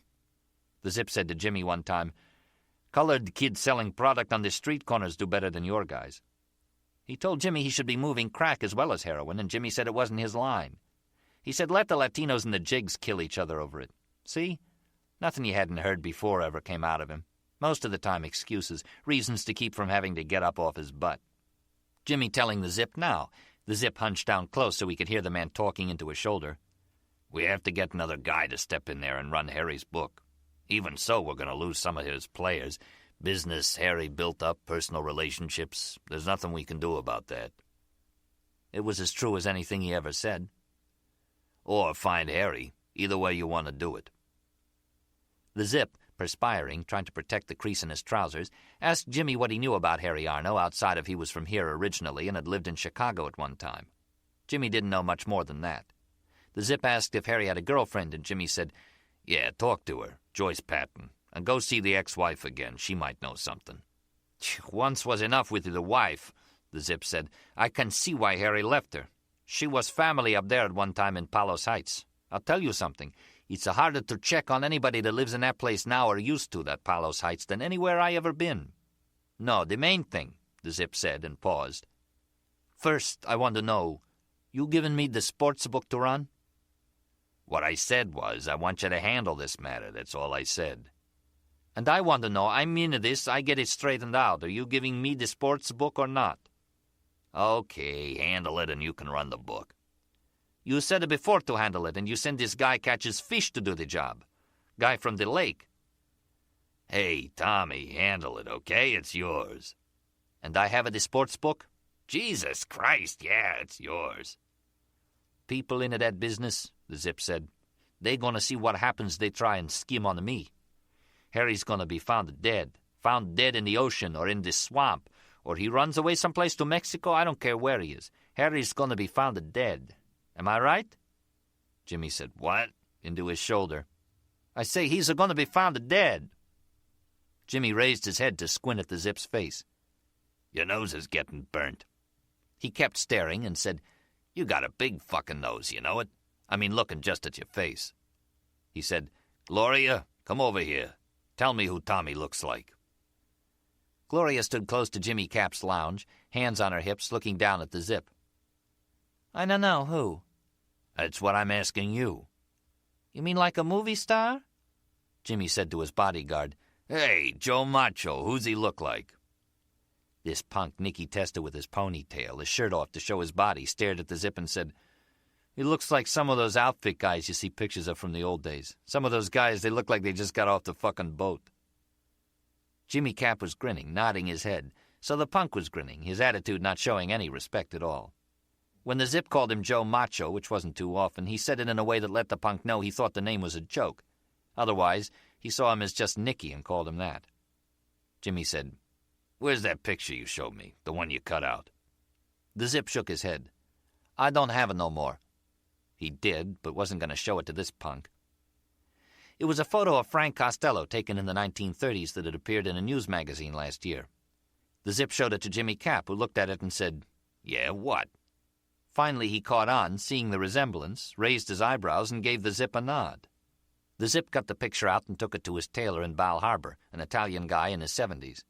He waited for the tailor to say, "Who is this, you?" or something like that. "This you or your brother?" But he didn't. The Zip said to him, "This is what I want. A buttoned-up look just like this.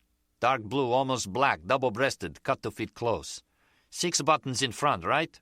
Count them. Buttoned up high to show some white shirt and a pearl gray tie with it. What do you say?" The tailor said, "Sure, if that's what you want." The Zip asked him, "You know who this is in the picture?" The tailor said no, so the Zip told him, Frank Costello. The tailor said, "I made a suit for Meyer Lansky one time way back. I was down on Collins then in the McFadden Deauville. Made him a beautiful suit of clothes and he stiffed me. You believe it, with all his dough?" The tailor, there was a guy old enough to know better, and even he didn't show any respect. What did Nicky, a punk like that, know about it? Or Gloria aiming her bare butt at the Zip while she cooled Jimmy down with a cold towel? The Zip reached over, gave her a pat, and watched her wiggle her butt at him, like saying he could have some if he wanted. The Zip was thinking he could have it all, anything Jimmy Cap owned if he wanted. Why not? He'd already taken over his sports book. Chapter 7. Raylan had decided he needed to talk to the Zip to clear something up. Originally, he'd thought of him as Tommy Bucks because it was what the bureau guys called him. But then had started thinking of him as the Zip because that's what Harry called him, and Raylan liked the sound of it. The way he got on the Zip's tail was to wait till he showed up at Jimmy Cap's and then hang on to him after that. The Zip was in there only 15 minutes, got in his Jaguar, and cut through streets to head south on Alton Road, Raylan thinking he was going home and would find out where he lived. The Jag got to 15th and turned left, went past that little park there, and turned right onto Meridian. When the spiffy dark green car all of a sudden pulled to a stop across from the Flamingo Terrace apartments, Raylan realized, Jesus, the guy was going to see Joyce Patton. There was no way they could be friends. No, it had to be the Zip was going to question her about Harry, get her to tell him things she might know. Use force on her if he had to, beat her up. Maybe do worse than that. All this was in Raylan's mind as he drove past, U-turned at 11th, the south end of the park, and pulled up in front of the Flamingo as the Zip reached the stoop of Joyce's terrace apartment and rang the bell. Now Raylan out of the car and starting up the walk, the Zip was banging on the door with the edge of his fist. Raylan didn't think at this moment it was going to open. Maybe it wasn't. Until Joyce looked out the peephole and saw him coming up behind the Zip, the man too intent on what he was doing to be aware of anyone behind him. So that, as the door started to open, Raylan was moving up fast on the Zip, and as the door came wide open and Joyce appeared and saw she had to get out of the way, Raylan hit the Zip from behind, grabbed him around the shoulders, and took him down hard on the living room carpet. The Zip landed on his side, twisted around to lie face up, and now had Raylan astride his chest, pinning his arms to his sides. He didn't ask Raylan who he was or what he was doing, not with that furious look on his face. No, he started to buck and twist and didn't calm down till Raylan had his 9mm out and was telling the Zip, "Keep still or I'll shoot your nose off your face." Joyce watched Raylan, sitting on the man, look over and touch his hat brim with 2 fingers. This U.S. Marshal she had never seen without his cowboy hat. The man beneath him wore sunglasses, a pearl gray tie with his dark suit. He wasn't moving a muscle now, Raylan holding the gun on the man's chest, the tip of the barrel resting on his chin. She heard Raylan say, "What'd you come here for?" The man under him said, "Get the fuck off me," with a gun in his face. 2 guys on their living room floor in dark blue suits talking to each other. "I was looking to ask you," Raylan said to the man under him, "if you know where Harry Arno is, but I imagine you came here to ask the same thing." He looked up again. "You know who this is?" Joyce, standing away from them, shook her head. She held her hands in front of her, twisting a ring Harry had given her as a birthday present. "He works for Jimmy Cap," Raylan said, and looked down at the man in the sunglasses again. "I'm going to shoot his nose off if he don't answer me. What'd you come here for?" "Talking to her, say hello." "About what, Harry Arno?" "About her. I see her around, so I want to get to know her." Raylan looked up at Joyce again. "What do you think?" She shook her head. "I've never seen him before." "Mr. Tommy the Zip," Raylan said. "I'd say he came to ask you if you know where Harry's at. I think we can all agree on that." He said to the Zip, "I wondered if you had him. I didn't think so, but I wanted to be sure. So you don't know where he's at or have any idea, is that right? Joyce moved closer to them. She heard the Zip say with an accent, "No, I don't know." "Well, the lady here, she don't know either. So she don't need a bozo like you coming around, you understand?" "Okay. Don't bother her no more."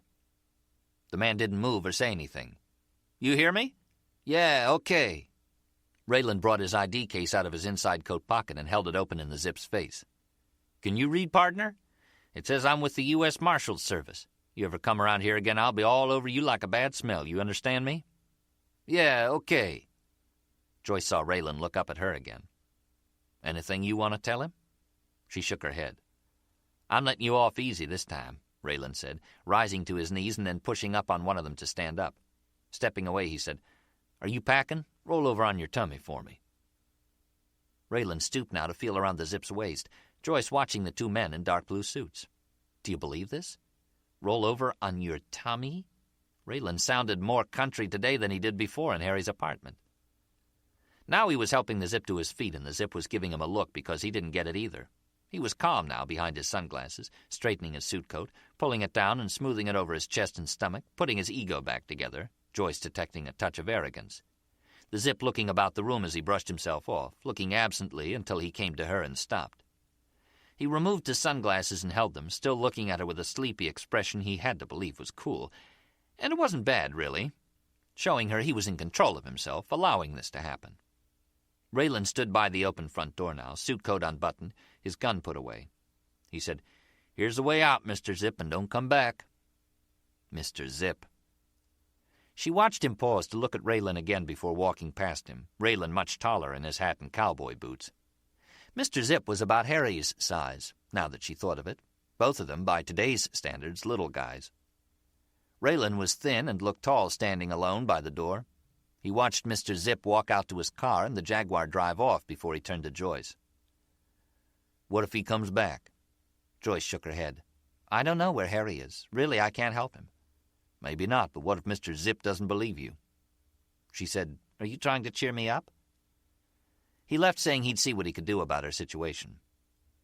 Joyce made herself a drink in the kitchen, club and water, and brought it out to the living room to stand at a front window looking at the park across the street. At the park and at her options. Leave town, stay with a friend, count on Raylan to arrange some kind of protection. He was a weird guy. He was funny, and she wondered if he meant to be. There was no affectation about him, nothing put on. He sat on the gangster, told him to keep still or he'd shoot his nose off, and politely touched his hat brim and nodded to her, mindful of his manners, sitting on the guy on the floor and telling him to roll over on his tummy. He did look like a marshal in a Western. He could be a lawman or a cowboy with that stringy look and his Kentucky drawl. She wondered what he looked like with his hat off, and wondered again if he knew he was funny. It was only a block to Miami Beach Police Headquarters on Washington Avenue. Raylan's plan was to talk to Buck Torres, get him to put Joyce under some kind of protective surveillance. Torres would say no because he couldn't spare the men, not because she was uncooperative, everyone believing she knew where Harry was. Torres wasn't that kind. He'd say to Torres, "Look, I'm with you. Sure, I think she knows. I think she helped him get away. So what are you going to do, punish her? Let the Zip get hold of her and do what he wants?" Torres would say he still didn't have the men. So the next step would be try to get Torres to go to McCormick, to get McCormick to request a surveillance team from the Marshals Service, protect an innocent woman who got trapped in a deal the Bureau put together and wasn't her fault. He could hear McCormick come back with, "Why don't we let the Zip have her and then pick him up for assault with intent? What's wrong with that?" With his innocent look to make you think he was kidding. Raylan came to Washington Avenue and turned left to park across the street from the Art Deco police headquarters, which Raylan thought of as some kind of religious temple with its round front rising up 4 stories. Crossing the street, he was about run over by a girl with long blonde hair riding a bicycle. There were all kinds of girls around here with long blonde hair, long black hair. He had seen some on motorized skateboards cutting through crowds on Ocean Drive. South Beach was not too much like Brunswick, Georgia. Inside, the lobby rose 3 floors wide open to show railings and rows of office windows up there. It was a modern new building, the holding cells with aluminum toilets, a sally port around on the side street where they brought in prisoners. Raylan approached the information counter and told the officer there he'd like to see Sergeant Torres and gave his name. If you went in the holding cell area, you had to surrender your weapon. It was the cleanest city jail Raylan had ever seen in his life. Up on the wall here, they had an American flag framed in behind glass. There were not too many visitors, a few civilians waiting around, maybe a witness asked to come down and look at a lineup, a woman asking if this was where her husband was being held. Buck Torres had come out of a doorway and was already crossing the lobby when Raylan saw him, Torres holding what looked like a computer printout sheet. He also seemed like he had something to tell, but was going to let his visitor go first. "I'd like to speak to you," Raylan said, "about Harry's friend Joyce Patton. I know you think she knows where he is, as do others. You know what I mean? Like Jimmy Cap, and that's a problem I see facing us." One thing, he could talk to Torres never giving him the feeling he was wasting his time. "We know where he is," Torres said. It stopped Raylan, coming like that. "Harry?" He went from Joe's Stone Crab to Miami International, got on a British Airways flight at 7:15, and landed at Heathrow the next morning, Wednesday, November 4th at 8:30. Raylan said, "Harry's in England?" Squinting at Torres. "Wait a minute, you took his passport." "That's why we didn't check international flights right away," Torres said. "Soon as we did, we find out a man named John Arnaud, A-R-N-A-U-D, as opposed to A-R-N-O, booked the British Airway flight through a travel agent on Lincoln Road. We show the travel agent Harry's picture, and he says, yeah, that's John Arnaud, a customer he's had for years. We look into this a little deeper," Torres said. "We find out John Harold Arnaud is Harry's real name. He has a birth certificate to prove it, so he's able to get a passport in that name and renew it whenever he has to. In 71, when he moved back here from Chicago, he changed his name legally to Harry Jack Arno, A-R-N-O. Same pronunciation of the surname, but a different spelling. Don't ask me why he did it. Outside of it gave him a passport in each name." "So he's in England," Raylan said. "The same day he landed," Torres said, looking at the printout, "he took off from Heathrow at 11:30 on British Airways 566. The flight arrived in Milan at 2:20 p.m. He stayed at the Hotel Cavour 3 nights and checked out on the 8th of November, a Sunday morning." "You don't know where he is now?" "As far as we know, he's still in Italy." Raylan frowned, thinking about it, until his eyes came open and he started to nod, saying, "So Harry's back in Italy," as though his being there wasn't a bad idea. One time, the Zip and Nicky Testa got in an argument over the punk having only a few words of Italian and didn't care that he couldn't speak what the Zip called his mother tongue, the Zip saying he should learn it out of respect. Nicky said, "The only reason you can speak the language, you're from the old country, so don't fucking give me a hard time, okay?" This punk, 24 years old, talking like that because he was close to Jimmy Cap and felt he was privileged. Once in a while, the Zip would call him Mamoni, meaning a mama's boy, or Bambolino, a doll, or the worst thing the Zip could think of to call an Italian male, Froccio, a guy who was queer. Nicky would say, "Okay, what's that mean?" And the Zip would say, "You don't learn how to speak it, what do you care?" The afternoon of the day following the visit to Joyce Patton, the Zip arranged to have a talk with Nicky and brought him out to the lanai, the open sitting room that faced the patio, saying, "Follow me, Stronzo," this time calling him an asshole. "Stronzo," Nicky said, fingers caressing his bare chest. "What's that mean, strong? Like referring to how I'm built?" "Something like that," the Zip said. This guy was so dumb you could say anything you wanted to him. Now he seemed restless, looking out at the patio where Gloria was sunning herself, lying on her stomach topless, while Jimmy Cap was upstairs taking his afternoon nap. "You waiting for her to turn over?" The punk didn't bother to answer. "Tell me something. You go to bed with her?" This time the punk turned his head to his shoulder. He said, "Jimmy's right, you got a big fucking nose," and turned his head away again. At that time, Nicky wore his hair in a ponytail. The Zip reached over and took hold of it, brought it with him as he turned away and swung the punk screaming to hit the end of the sofa and land face down on the tile floor. The Zip, still holding the ponytail, planted a knee on him, brought a switchblade out of his coat pocket, released the blade, and sliced up with it in a single motion to sever the ponytail. The Zip rose. He kicked the punk now, getting him to roll over, and showed him the hank of hair in his hand. He said, "You wanted to learn a word? Minchia. It means a dick. That's a Sicilian word. You can say cazzo, you're from someplace else. So look, I should have your minchia in my hand instead of this hair if I was a Jimmy. You understand? I'm not like him, a cornuto, wearing the horns. You know what I mean? I don't let people think they gonna do things behind my back. You gonna be working for me now and see what I mean. No sitting around feeling yourself like you do, showing your body." "Who says I work for you?" The kid with all those muscles, getting some of his nerve back. Or he saw Gloria watching them, sitting up now on the lounge, not bothering to cover herself as the Zip looked over. "I say, Stronzo, I have something for you to do, and Jimmy says okay." "Like what?" "Watch this woman for me, see where she goes. Harry Arno's girlfriend." "Why can't you handle it?" The punk lying on the floor, looking right at him past the knife in his hand. It meant Gloria was watching too. This time the Zip didn't bother to look over. She was there if he wanted her. He said to Nicky, "Man, that attitude you have," making a face that was kind of a puzzled frown. "While I have the knife, maybe I should cut your minkia off anyway. How do you think about that?" Chapter 8. The ABC bail bondswoman's name was Pam. She had worked with her husband and then taken over the business when he was shot and killed by one of their clients. Pam explained this to Raylan when he asked what an attractive young woman like herself was doing in the surety business, mixing with undesirables. This was after he had shown his ID and Marshall's star, and she seemed impressed. ABC was in a storefront on Northwest 17th in downtown Miami, 2 blocks from the Justice Building and the courts. A message in gold paint on the window outside said, "Getting you out as easy as ABC." There was an old guy working here part-time, a former licensed bail bondsman who chewed his cigar and looked right at home in this kind of office. And there was a stocky black guy named Desmond that Raylan met who went after offenders who missed their court dates.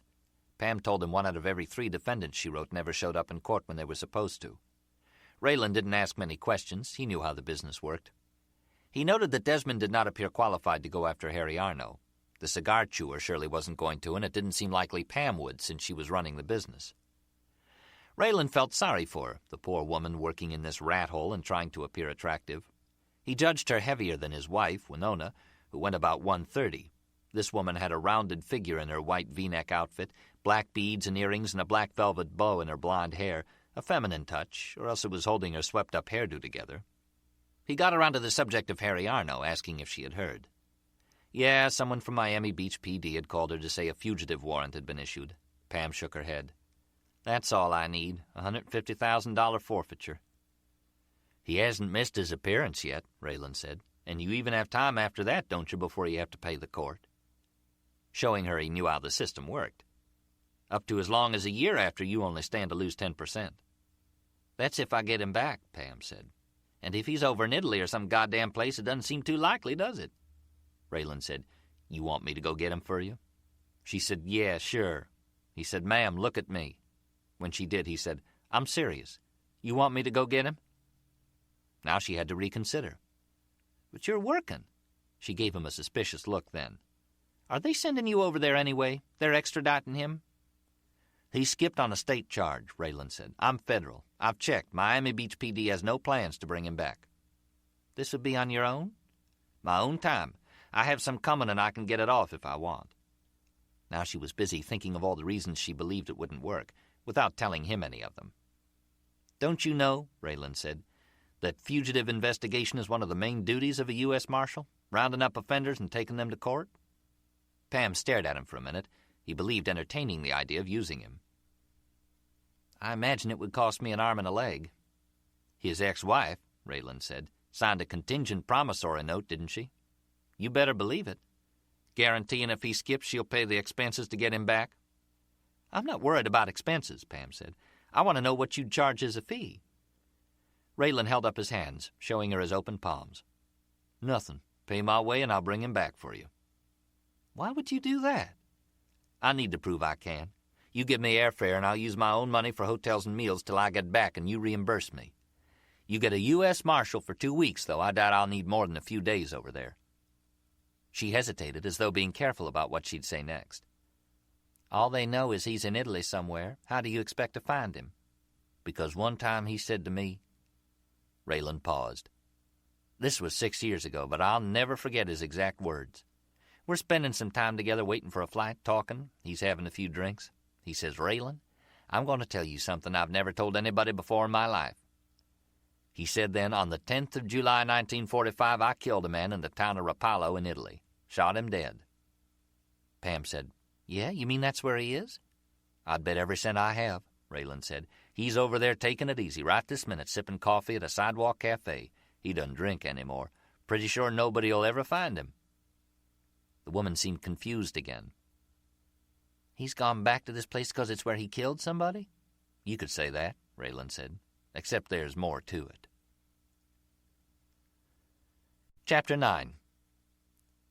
The woman Harry sat with Saturday afternoon at the Grand Café Rapallo looked like Gina Lollobrigida. Well, somewhat. That type, with short dark curly hair and a full figure, big ones. Gina Lollobrigida in her 40s. They sat among palm trees and potted plants beneath an orange awning on Rapallo's Via Veneto. The woman said her name was Maura. Maura, Harry said. That's a nice name. The woman said, Not Maura. Maura, like you say ow. You know how to say ow? She spoke right up in a voice that was hoarse, maybe from talking so much. She had large thighs and stone-washed jeans, her legs crossed at the table. Maura told Harry she was from Genova. Not Genoa, Genova. She was part owner of an industrial film company in Genova, where her husband had died of a heart attack in the editing room 2 years ago. Maura had an apartment here, up the hill, where people from Genova and those stuck-up Milanese have bought places for weekends and for retirement. She asked if he had seen the Lena Wertmuller film, Swept Away. She said the stuck-up rich woman in it, that was the way the Milanese spoke, trying to sound better than everyone. She said she came here every weekend, Genova less than a half-hour away on the Autostrada, except in the winter. This would be her last visit until spring. But it's still warm, Harry said, believing the weather here much the same as South Florida's. It seemed tropical, all the palm trees, flowers in bloom. Wait till next month, the woman said. She had worn a fur jacket, coyote or lynx, Harry wasn't sure, draped over one shoulder when he first noticed her on the cable car this morning, descending from Montalegro, and then later, Maura strolling along the seafront promenade, hips working in the tight jeans. The jacket now hung over the back of her chair. When she asked why he had come to Rapallo, Harry said it was his 5th visit in the past 47 years, and this time he had made up his mind to stay. Last year he had bought a car, he'd found a place up in the hills. Harry sounding at peace. Why on earth, Maura said, you pick this town? Why not Roma? Sit at a cafe on the real Via Veneto, the center of the world. I've been there, Harry said. I like it here because it's off-center, off the beaten track. You don't see tourists everywhere with cameras. The only tourists, as you say, are from Genova, Milan, I suppose Turin. This is your Riviera, and it appeals to me, the tropical setting, the olive trees. I like the promenade along the seawall where everyone strolls. He heard himself speaking, sounding like someone else. She told him it was called the Lungomare, not the promenade, and said, Are you hiding from someone, your wife? Harry smiled, patient with her, approaching this woman with care. He said he liked the old castle sitting out in the water. He liked the palm trees and the color, the wooden shutters on the buildings, clotheslines 4 stories up, underwear hanging to dry. He thought of the words picture postcard and quaint, but didn't use them. Maura said, Are you serious? Why? She said the buildings, the hotels and apartments along the seafront were crumbling with age. The ones up the hill where people from Genova and the stuck-up Milanese had their apartments were much better with air conditioning. Harry said, I have a villa. He believed he had stopped her, because she looked surprised and was quiet for a moment. She sipped her wine. Harry, in no hurry, finished his espresso. He liked espresso and wished there was a way to make it last. 2 sips, it was gone. Maura said villas, unless you had the money to modernize, fix them up, were all right to look at from a distance, but were drafty and damp in the winter. Harry told her he had central heating.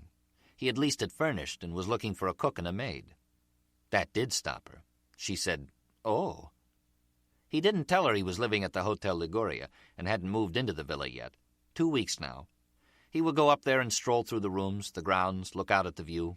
The villa needed a comfortable chair and a good firm bed, lamps with 100-watt bulbs, also someone who knew how to use the kitchen. This morning, Harry said, I saw you on the cable car coming down from Montalegro. The Funivia, Maura said. The Funivia. I don't drive, Harry said. I take the Funivia to Montalegro and then walk down the hill to my villa. It's near Maurizio di Monti. He had gone up this morning to check for leaks following a heavy rain the day before. I have my car here, Maura said. I much prefer to drive from Genova than take the train. You were smoking on the Funivia, Harry said, wanting to stay on the cable car. She was smoking a cigarette now with her glass of wine.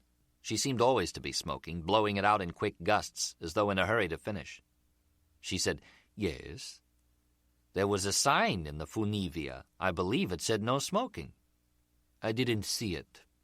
"A man kept waving his hand in the air and saying in a loud voice, I think he was saying, 'There's no smoking in here.' Very upset. And you said something to him." "That one," Maura said.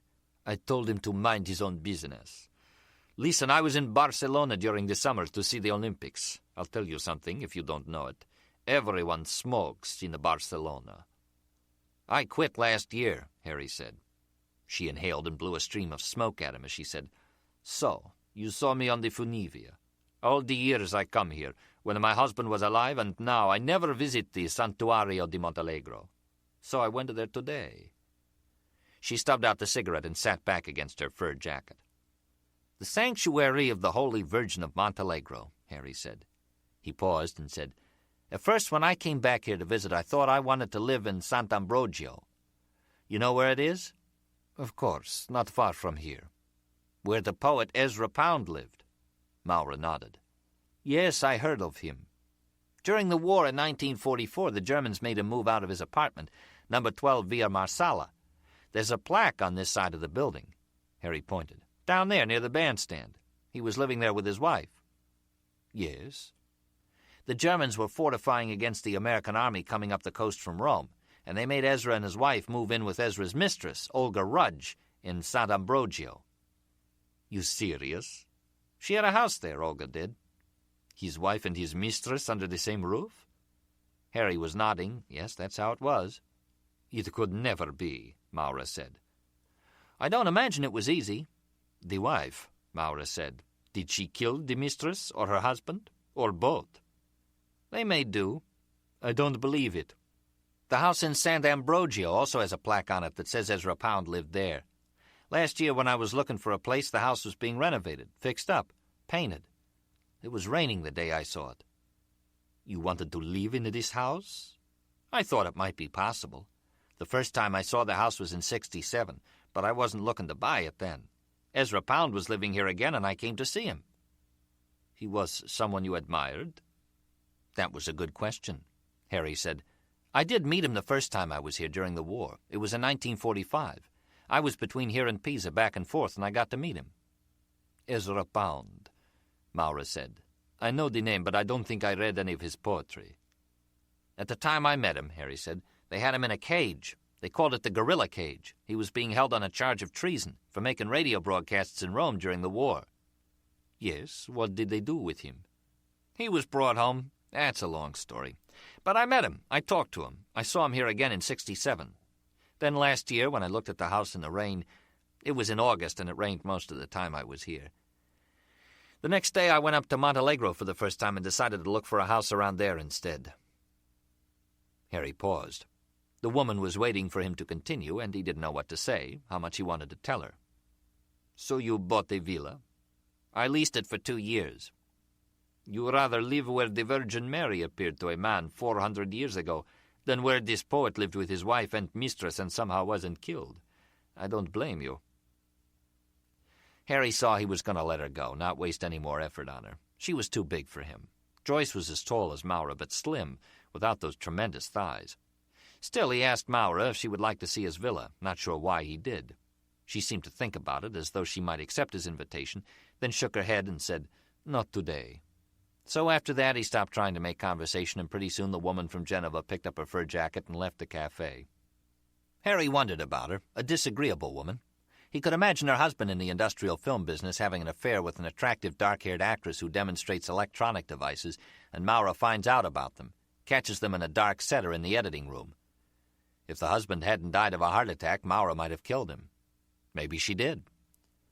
The woman discounted or disagreed with everything he said. He was glad she didn't want to see his villa. He didn't feel much like going up there, riding the Funivia with the woman. Didn't feel he should ask her to have dinner with him and ride back down again.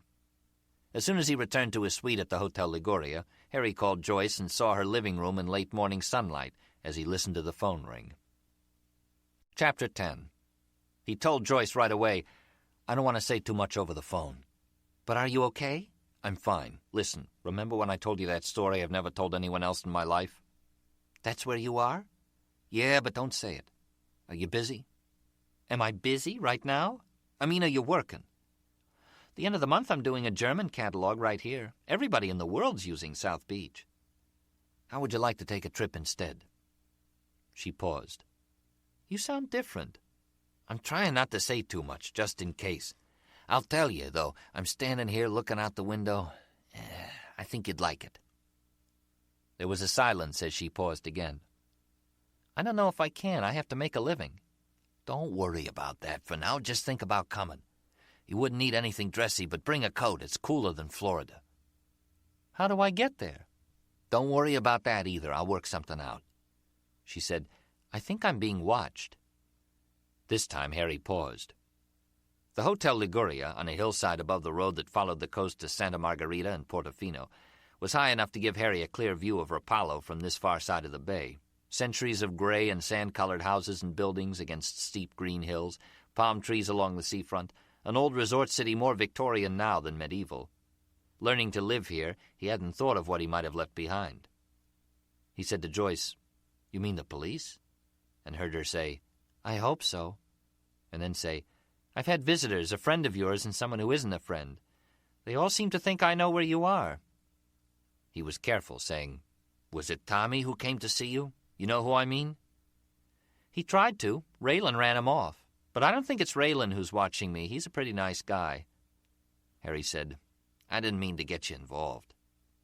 Heard himself and knew it sounded lame. I'm really sorry. I can understand if you don't want to come. She said, No, I want to, sounding sincere. He said, You don't think maybe we should wait a while? And she said, Do you want me to come or not? He liked her voice, the familiar sound of it, just then with an edge. But he felt they were talking too much. He said, Are you nervous? A little, yeah. He said, I miss you. I want you to come here more than anything. Listen, I'll figure out how to work it and get back to you. Harry paused. He said, Joyce, you know the aftershave I like? Yeah. Bring me a couple of bottles, okay? She said it again. You sound different. He said, I know I do. Harry stood looking at his view of Rapallo beyond the marina on this side of the bay and the statue of Christopher Columbus, anxious to show Joyce his villa. He believed that with a good pair of binoculars he would be able to pick out the villa from here. Tomorrow was Sunday. He'd look for binoculars on Monday. This evening he could stroll down to his favorite fish restaurant or stay in, have dinner in the hotel dining room with its sterile white tile and potted palms. Hotel literature said the English loved the Liguria. At least at one time they did. Built more than 100 years ago, the hotel became popular with English tourists just after the First World War. The restaurant in town, or the hotel dining room. Harry hated eating alone. The woman this afternoon, the way she smoked, sucking deeply on her cigarettes, had made him want one. He'd almost taken a Salem from her pack on the table. He had told Joyce he wanted her to come more than anything, and it was true as he said it. Right now what he wanted more than anything was a drink, a scotch over ice. It was that time of day, and he was far enough from home that it would be safe here. He wouldn't be drinking and talking, telling stories, the way he had most often gotten in trouble in the past, overdoing it. There wasn't anyone he could hold a conversation with here and not sound as though he was explaining a joke. He had imagined himself strolling in the evening along the seafront promenade, the Lungomare, where Ezra Pound had strolled more than a half-century ago and again a few years before he died, and where Harry had actually watched him stroll in '67. Pound with his style, his cane, his black hat with the wide brim that was like no other hat, the long points of his shirt collar outside his black overcoat. Harry would imagine Ezra Pound returning from his stroll to have a drink with his mistress at the Grand Café. Harry had seen Olga Rudge also in '67, gray-haired but still a knockout. Most people would probably consider his wife, Dorothy, better looking. Maybe, but in one photograph she appeared pigeon-toed, and to Harry that indicated a tight-assed personality, little or no sense of humor. He was convinced Olga would have been more fun, or else why get involved in that kind of situation? He had never thought of Joyce as his mistress, but now liked the idea as he explored ways of getting her here without being followed. He could call his travel agent, charge Joyce's fare to his account. It seemed the likeliest way. Work out a few details. There were North Africans here from Tunis, Benghazi, from places in Algeria, who were called wanabais in English and something else in Italian. They sold cheap watches and jewelry on the walk along the seafront, laid out their goods on blankets and called in low voices what sounded like, "Wanna buy?" and waited for the people strolling past to notice them. Harry stood looking out at the bay, at power boats skimming past the 16th century castle that sat out past the seawall. It was connected to the shore by a concrete ramp, like a driveway, and was much smaller than Harry had imagined castles would be. 4:30 Sunday afternoon, there were only a few people on the beach, some old men playing bocce ball. Harry had taken his blazer off and wore it draped over his shoulders now without putting his arms in the sleeves. He believed he might be taken for a real Italian. Lately he'd been thinking he might have to learn the language. About 10 feet from him, one of the North Africans had unrolled a straw mat and was now laying out a display of umbrellas, the collapsible kind in a variety of dark colors. The black guy paused, bringing the umbrellas out of a plastic trash bag, looked this way, and Harry felt himself being sized up, judged, the guy about to spring some Mediterranean con on him. The man was slim, his T-shirt hanging loose on his body. He wore a mustache, a tuft of beard under his lower lip, rings and a gold earring, sandals. A pleasant-looking guy, actually, smiling now. He said in English, "I'm not going to sell you an umbrella today, am I? You made up your mind you're not going to need one?" With an accent that was Caribbean, British colonial. Harry said, "Where are you supposed to be from, the Bahamas, Jamaica, or Tunisia?" The guy said, "You caught me, huh?" Now in American English without the hint of an accent. "I can get away with it talking to Italians. They don't detect the nuances. I should have known a man like you would pick up on it." "I still don't need an umbrella," Harry said. "Day like this, why would anybody want to buy one?" "It's the way I look up at the sky, see?" He raised his gaze as Harry watched. "Like I know something from my native intelligence in my genes. I can tell when it's going to rain."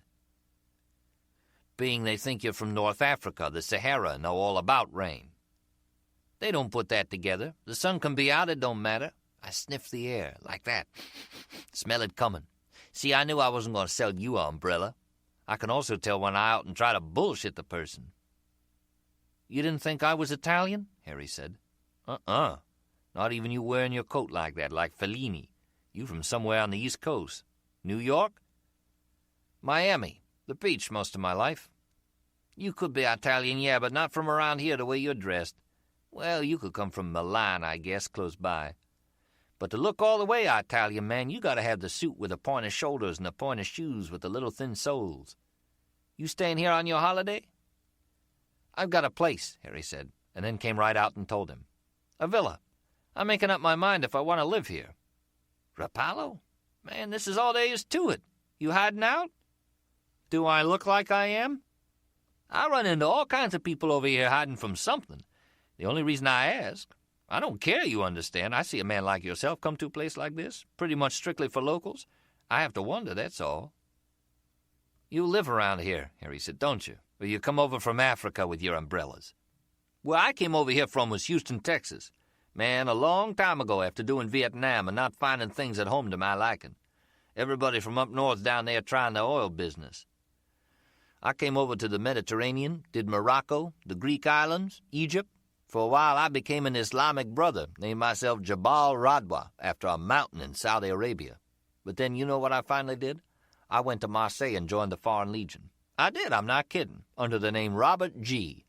And you don't believe me, do you?" Harry shrugged. "Sure, why not?"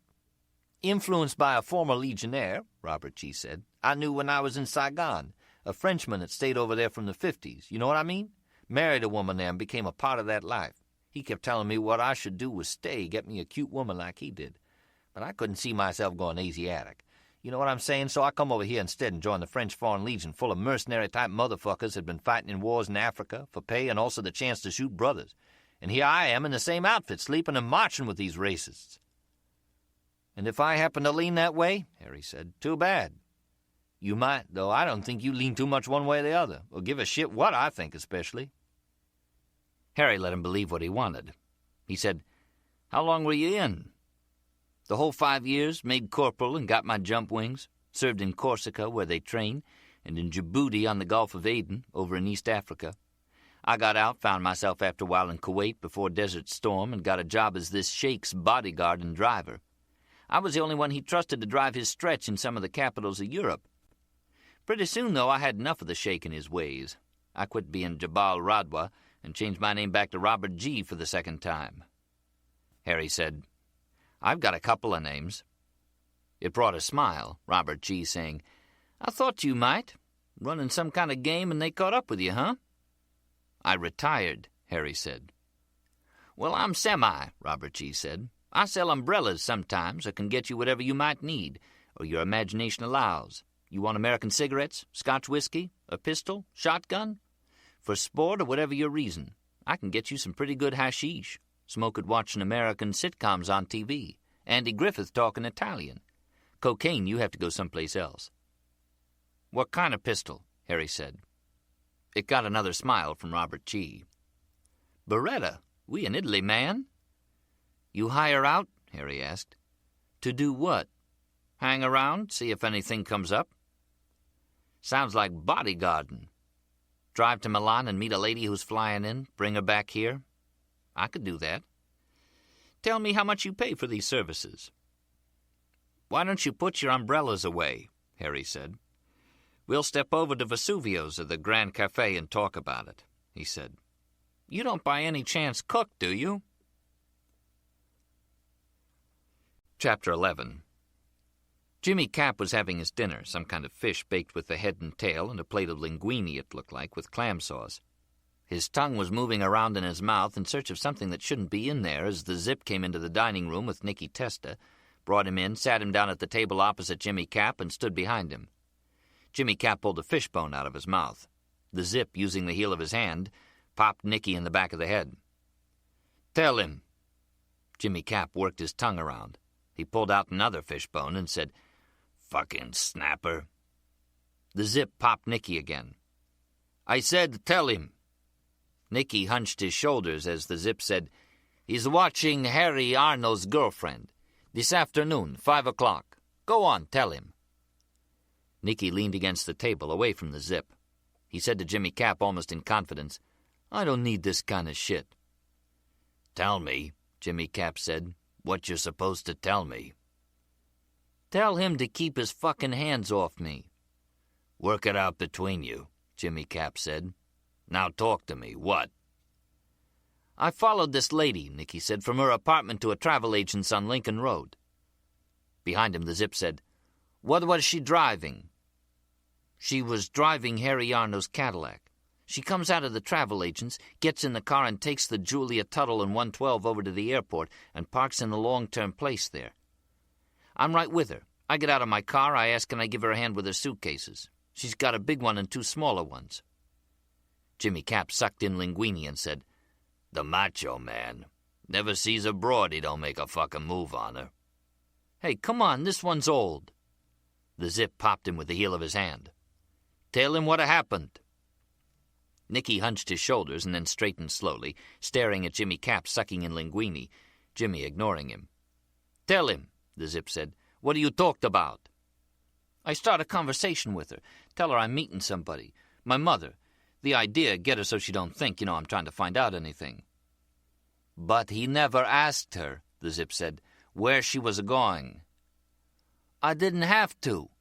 We go in the terminal right to British Airways. Where do they go? They go to fucking London, England. I asked her there at the counter, you going to England, huh? She says, yeah, she is. So what do you want?" Jimmy Cap looked up at the Zip as though asking the same question. "Half of the people that get off in London," the Zip said, "go on to someplace else. They stop off there. So we don't know where she went because this Stronzo wouldn't ask her." Jimmy Cap said, "Ask the travel agent." "Yeah, that's what I have to do." "So what's the problem?" "I got it to wait till tomorrow when the guy opens. Lose a whole day." "You don't know she's going to meet Harry." "She drove his car," the Zip said. "Watch and see somebody turns out to be a friend of his picks it up tomorrow." The Zip, standing behind the chair, looked down at Nicky. "The woman's going to meet Harry, and I'm going to be a day late because of this Stronzo." Nicky hunched his shoulders, waiting to get popped. Thursday, November 26th, Raylan Givens had coffee with Buck Torres in a Cuban joint down the street from Miami Beach Police Headquarters. Raylan had a plate of beans and rice, too. He'd missed lunch. He asked Torres if they were going to get Interpol into it, try to locate Harry and have him extradited. Torres said they might do that if he had shot an upstanding citizen and not some low-life ex-con who was known to have worked for Jimmy Cap. He said as a favor to Harry he was on the lookout for sawed-off shotguns. One had been picked up at a dope house the past week, and they were checking it out. "The reason I ask about extradition," Raylan said, "I'll leave tomorrow. I'm going over there and look for Harry." Torres didn't seem surprised. He said, "Going on your own?" And Raylan nodded. He said, "Nobody cares about him, huh? I think they're even dropping Jimmy Cap's investigation anyway." "You can count on it," Torres said. "But you going over there? Italy's a big country." "I know. I've been looking at maps." That was all Raylan said about Italy. Nothing about where Harry might be, not with extradition still a possibility. "Twice now he's ducked out on me," Raylan said, without any show of emotion. "I owe it to myself, you might say, to go look for him." He poked at the black beans with his fork, not as hungry now. "It's too bad," Torres said, "you didn't leave yesterday. You know the flights Harry took, here to Heathrow and then on to Milan? That information I got from Harry's travel agent?" "I remember, sure," Raylan said. "First thing this morning," Torres says, "a guy comes to see the travel agent, the same one. He says, 'I want to know where Joyce Patton went yesterday besides London.' Doesn't give him a story or anything why he wants to know. The guy looks the travel agent in the eye, and the travel agent tells him." "Tommy Bucks," Raylan said. "The zip. The travel agent knew he was serious." "Knew he didn't want to get hurt," Torres said. "We show him pictures and he picks out, you guessed it, Tommy Bucks.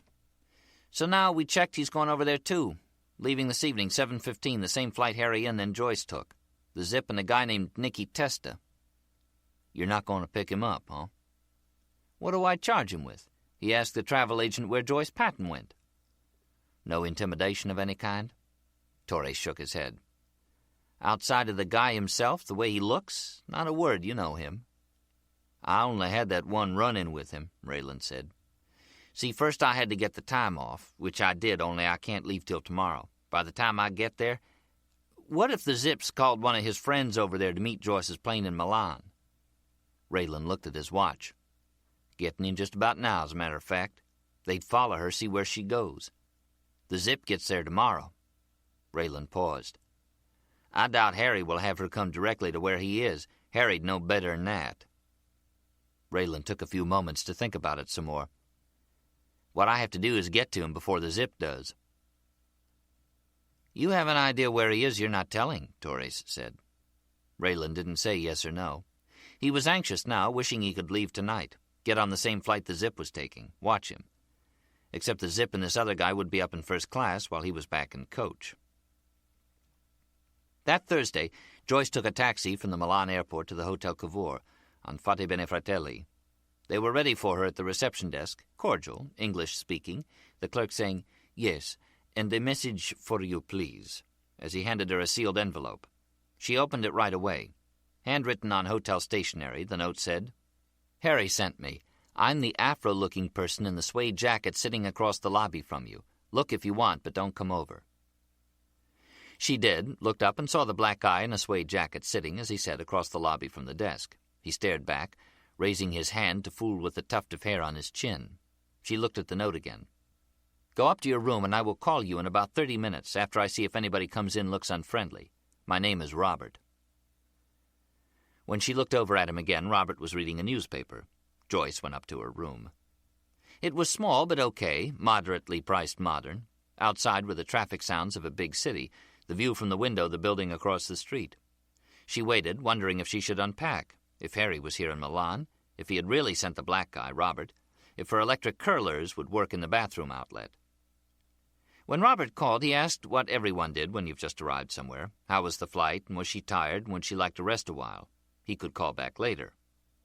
Joyce said, "First you check to see if I was followed, and then you ask if I want to rest. Does it seem to you under the circumstances I'd want to take a nap?" "It's what you say," Robert said. "You don't want to rest, that's cool, but we ain't going anyplace till tomorrow. Some people, 2 guys came in after you went up, and they're still hanging around, but I can't tell nothing about them." "Are you still in the hotel?" "I'm someplace else now. What we going to do in about an hour, go on over to the Trattoria across the street from the hotel, down just a bit, and I'll meet you there. Go through the front to the back part. I'll see if anybody follows you." "How could anyone know I'm here?" "We'll talk about it, okay?" She said, "Just tell me where Harry is." "We'll talk about everything in an hour." Friday, November 27th, right before they landed in Milan, Nicky couldn't believe it. Tommy the Zip goes into the lavatory with his carry-on bag and comes out wearing a clean white shirt and a different tie. He has the stewardess get his suit coat out of the closet and help him on with it. There were different things like that he'd tell Gloria and a couple of the guys when they got back. How Tommy hardly ever spoke unless it was to tell him to do something. How they walked through customs, never opened a bag, into the terminal. Tommy the Zip stops, puts his hands out, but with his elbows, tucked in against his sides, the way he does. And these two Italian guys come up, and each one puts his arms around him and gives him a kiss on both cheeks. Tommy dressed up, the two guys looking like they slept in their fucking clothes, cheap suits, no ties, both guys kind of fat. Nicky would tell how they spoke Italian to each other nonstop, and Tommy never fucking once bothered to introduce him. Okay, then how they drove to a hotel in Milan, the plaza on Piazza Diaz, where there were more people waiting to put their arms around Tommy and kiss him. A guy tried to take Tommy's picture, and the fat guys smashed his camera and threw him out of the hotel, two cops in front watching the whole thing. The cops with white belts and holsters. He'd tell how they went up to the suite reserved for Tommy, got out a few bottles and some ice, and had a party. Nicky hanging around watching, listening to them speaking nothing but Italian, till he said fuck it and went to his room down the hall. He stood at the window looking down at these orange streetcars going by the park. Or maybe they were buses. He'd tell how Tommy called him up, said to come to his suite. Tommy alone now, empty glasses and full ashtrays all over, and ate him out for insulting his friends, walking out on them like that. Nicky thought he was kidding. Come on, nobody says a fucking word to him since he steps off the plane and he insulted them? This was some more of Tommy's bullshit from olden times, always talking about respect. Atlantic City, he had grown up on North Georgia, the same street where Nicodemo Scarfo lived, and had seen his guys all the time in the social club on Fairmont Avenue where he worked and made his first connections. The guys there had respect for Scarfo, naturally, but they didn't make a big fucking deal out of being Italian like Tommy did. There were people who worked for Jimmy who had no use for the Zip and had said in so many words they wouldn't mind seeing him taken out. The guy, it was like he was from another fucking planet. Nicky said to him, "You gonna tell me what's going on or what?" Tommy opened an athletic bag one of the Italian guys had brought and took out 2 Beretta 9s and a couple of boxes of cartridges and laid them on the table. He said, "Harry's girlfriend came here yesterday and stayed one night at the Hotel Cavour. She ate a dinner with a color guy, an American, that Harry must have sent to meet her. The color guy tried different ways to see if anybody was on her. Like he had her walk out of the hotel and then watched to see did anybody follow her. Then he drove around to the back of the restaurant and went in that way. Driving a gray Lancia, my friends found out is registered to Harry Arno. He bought it last year and it's got a Milano plate on it. This other friend of mine, Benno, followed them this morning from here to a town south of Genova in the coast. Its name is Rapallo. Benno called my friends here. He said the colored guy left her at a hotel and took off. So far, nobody's come to see her. Benno's going to watch the hotel and meet us in Rapallo tomorrow. The lady is at the Astoria. If we have to be there a day or two, we're going to stay in an apartment they have for me. It's more private." "So, okay," Tommy said. "We get a car and we go there 100 miles an hour on the autostrada. We find Harry and I let you pop him. How do you think about that?" "I thought you're the one," Nicky said, "with a hard-on to do him." "I'm giving him to you, macho man. See how good you are." "You think I can't?" "That's what we find out." The same as saying he didn't think Nicky had the nerve. That's what it sounded like, and it pissed Nicky off. He began to imagine a setup where he could do Harry, turn around and do Tommy. Pop him, ask him how he fucking thinks about it, and pop him again. Pull that off, it could get him made. He could see Jimmy Cap grinning. "Hey, Joe Macho." Jimmy getting up out of his chair to give him a hug and a kiss on both cheeks. Saturday, November 28th, Raylan Givens stepped out of a taxi in front of the central station in Milan and thought the driver had made a mistake. It looked more like an art museum than a railroad station, the biggest one he'd ever seen, all marble and statues and full of different kinds of shops. Across the street was a Wendy's. It was in this station Raylan got his first look at a pair of carabinieri with their swords, their shiny black boots, light blue pants with a red stripe up the side, not looking too much like cops, but that's what they were, in a military kind of way. Raylan walked over to them, took out his ID, and held it up to show his star. They looked at it, both of them taller than he was, without any kind of recognition or acknowledgement that he was in law enforcement the same as they were, or more so. "The Marshal's Service," Raylan said.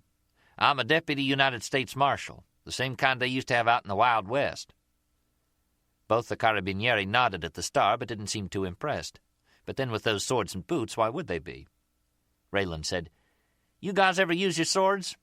I wouldn't imagine, though, you run into too many offenders you can have sword fights with, huh?" So much for trying a little humor. They didn't have any idea what he was talking about. Raylan touched the curved brim of his Stetson and went across the street to Wendy's to get a couple of burgers for the trip. On the train, there were 3 guys in the same compartment with him arguing about sports, a soccer game, it sounded like, with a lot of emotion, waving their arms around. One had the sports section of a newspaper open and would read from it every now and then, it looked like, to make his point. Raylan thought for a while they were going to end up in a fist fight. If they did, he'd stay out of it, leave the compartment if he had to, knowing he had to keep his nose clean. He'd brought along his Smith & Wesson Combat Mag, the gun he was most accurate with, also a snub-nosed Smith 357 he wore sometimes in his right boot, both down in the bottom of the suitcase he'd checked through on the flight. He'd left his Beretta at the office. Looking out at the countryside, he didn't see anything growing this time of year, the soil a color that reminded him some of Georgia, though not quite as red. There were more cornfields than he'd expected, rows of stubble, dusty-looking olive trees with nets spread on the ground underneath, a lot of olive trees. The train would pass through tunnels in the hillsides and come out to more hills covered thick with trees, cypress, poplar, some oak, different kinds of palm trees. He saw his first aqueduct on the trip. It came down out of high country, stopped at the tracks in the autostrada, the freeway, and then picked up again, built most likely 2,000 years ago. He had read about olive trees in Italy going back hundreds of years, villages up in the hills that hadn't changed much since the Middle Ages. It was an interesting, good-looking country with history you could look at, the old and the new, cops standing around with swords, some others at the airport with submachine guns. They stopped in Genoa at supper time, and Raylan ate his 2 Wendy's while they sat there. Rapallo was next. If they ever got the train moving again, it wouldn't take long to get there. It was already dark out, so he wouldn't see much tonight. A picture of Rapallo in his travel guide to Italy showed date palms along the beachfront and sidewalk cafes, a resort town of 30,000, said to be popular summer and winter. He had picked out the Hotel Liguria, named for the region Rapallo was in, as not too expensive, and phoned from Milan to make a reservation. At the last minute, but no problem. Still, he didn't like getting in so late, the last one to arrive. Joyce would have come in yesterday, the Zip, sometime this morning. So about a half hour from now, Raylan was thinking, everybody would be in Rapallo. Chapter 12. Sunday, Raylan found out it was a city with commercial streets and residential neighborhoods up back of the postcard front it put on for tourists. Photos in the guide to Rapallo he bought at the hotel showed date palms and flower gardens in the Via Veneto, coleus in bloom, young potted palms he wasn't sure were sable or livistona. But there were city buses, too, traffic, and that big pink train station he came in at, all lit up last night. Raylan had walked past the marina, his guidebook called it the tourist harbor, and the statue of Christopher Columbus before moving away from the beach to the Piazza Cavour he judged to be near the center of town, where the main church was located. Only Nashville, he believed, had more churches than towns in Italy. And came down to the beachfront again at the south end of the postcard bay, where the cafes and crowds began to thin out. Down where his guidebook said the beaches were renowned for their elegant bathing establishments. He must have missed them. The book said that in the antique quarter you could participate with enthusiasm in the daily life of artisan workshops. He must have missed those too, or else they weren't open on Sunday.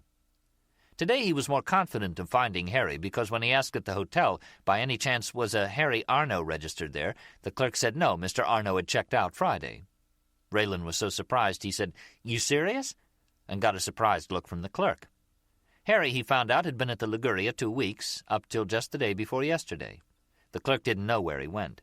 No, he hadn't said anything about leaving town. Raylan called hotels then and found Joyce Patton registered at the Astoria, but no Harry Arno. The operator, thinking he wanted to speak to her, connected him with her room. Raylan heard Joyce say, "Hello?" in a quiet, tentative voice, and he hung up the phone. Then he wondered if he should call her back, tell her to look out for the Zip. Sure, the Zip was here by now. But when Raylan checked the hotels again, he couldn't find a Tomasino Bitonti or Nicky Testa registered anywhere. He didn't recall this kind of situation being covered at the Glencoe Training Center. Raylan tiptoed around town hoping to run into Harry, find him buying the New York Times or having his breakfast somewhere. No luck. So now he'd have to walk along the Via Vittorio Veneto, the postcard part of town, where everybody was parading around or having their Sunday morning coffee, sitting at sidewalk tables with their coats on. It was chilly, only partly sunny, somewhere in the high 50s, no one in swimming, and only a few hardy souls on the beach. He came to a garden, a bed of red salvia set off by a pair of black cannons and a couple of park benches.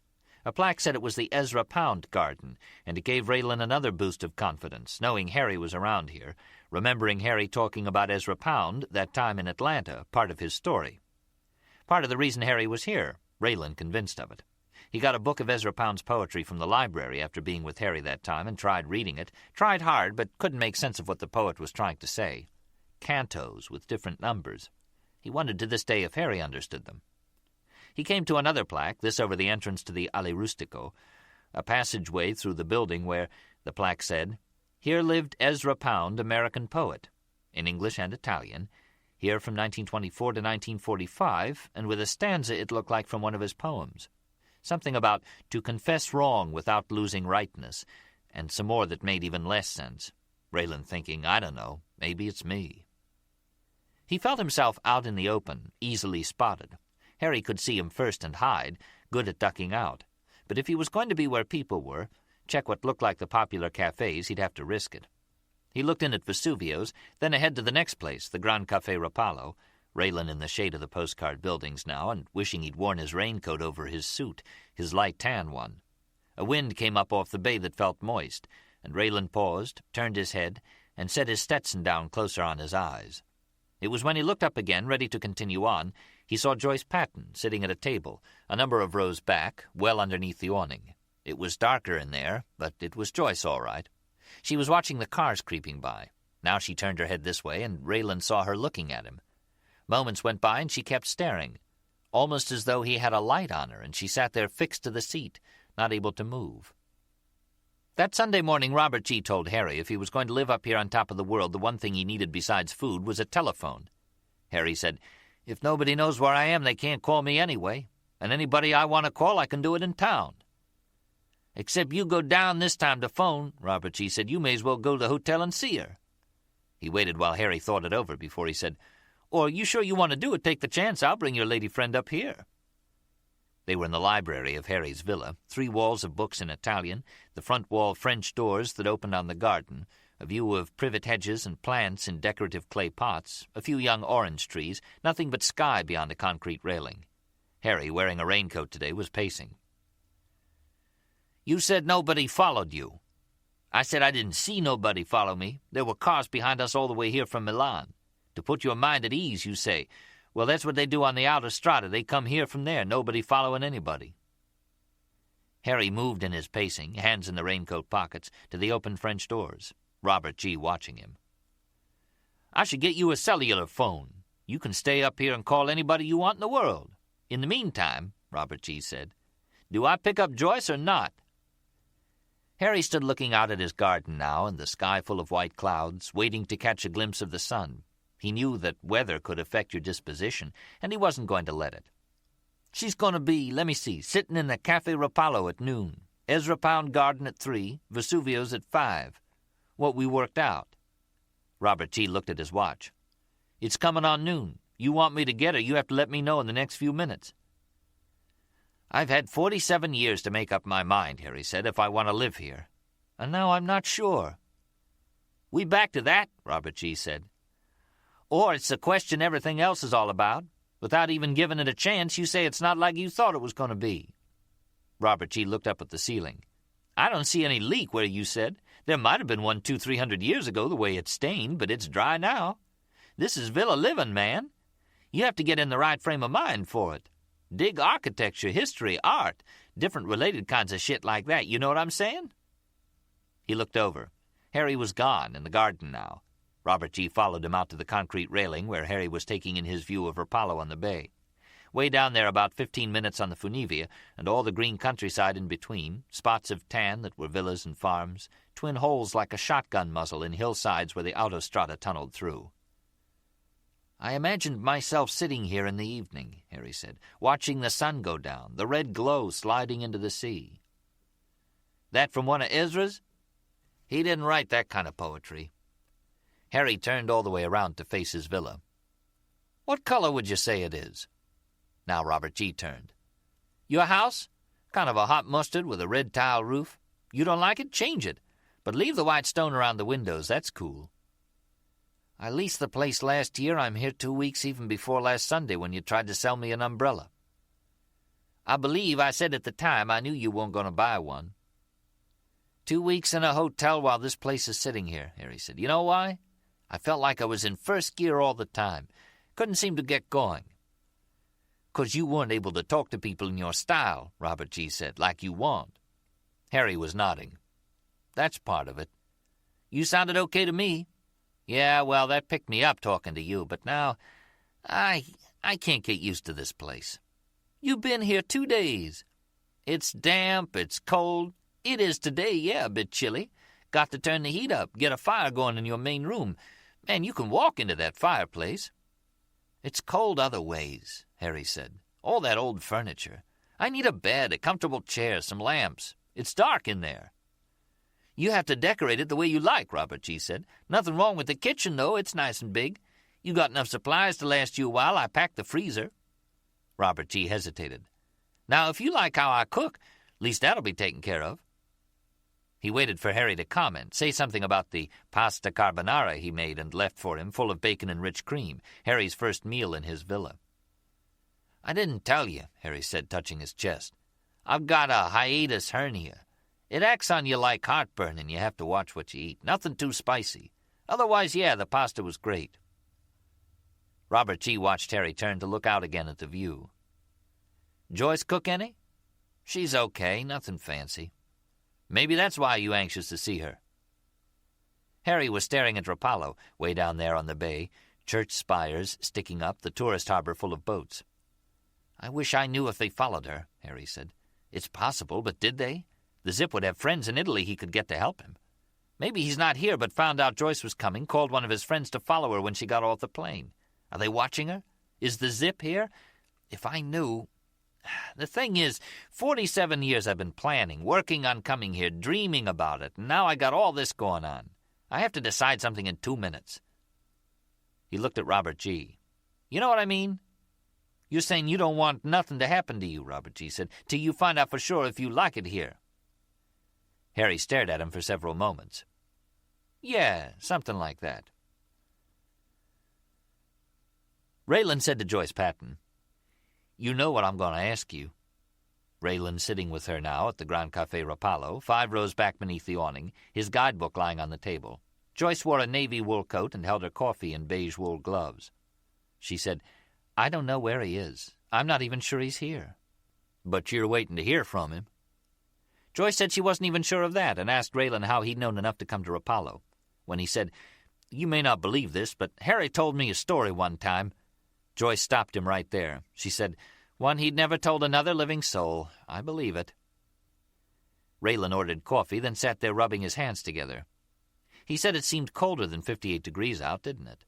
He said they went by centigrade here, but all you had to do to convert to Fahrenheit was multiply the centigrade by 1.8 and add 32. Joyce said, "Is that what you're going to do, talk about the weather?" Raylan opened his guidebook and read her the part where it said, "Rapallo offers to its guests magnificent surroundings and various plans for leisure time activities in whatever period of the year." He asked her what she thought they meant by various plans. Joyce shrugged in her navy coat. He showed her a photograph in the book of the new auditorium and a caption that said, "It disposes of 340 seats." When she didn't smile, Raylan closed the book. He put it on the table next to Joyce's purse, saying to her, "I want to talk to Harry. Get him for his own good to go back with me." Joyce said, "He won't do it," shaking her head. "Not if he has to go to prison." "It's better than getting shot." Joyce said, "Your job's worth that much to you? You'd shoot him?" "I hate to tell you this," Raylan said, and told about Tommy Bucks, the Zip, and another guy with him flying to Milan, following the same itinerary she did. Joyce was quiet for a minute, hunched up in her coat. Her gaze moved past him to the street, then came back, and she asked if he knew for certain they were here. "I suspect they are." Raylan watched her and said, "I wish you knew where Harry was." She didn't say anything, staring out at the street again. A dark blue Mercedes sedan was holding up traffic, cars behind it blowing their horns. Raylan turned to look over his shoulder. He said, "I don't know which makes the most noise, the way people over here lay on their horns or all those motor scooters flying around. Man, they're loud."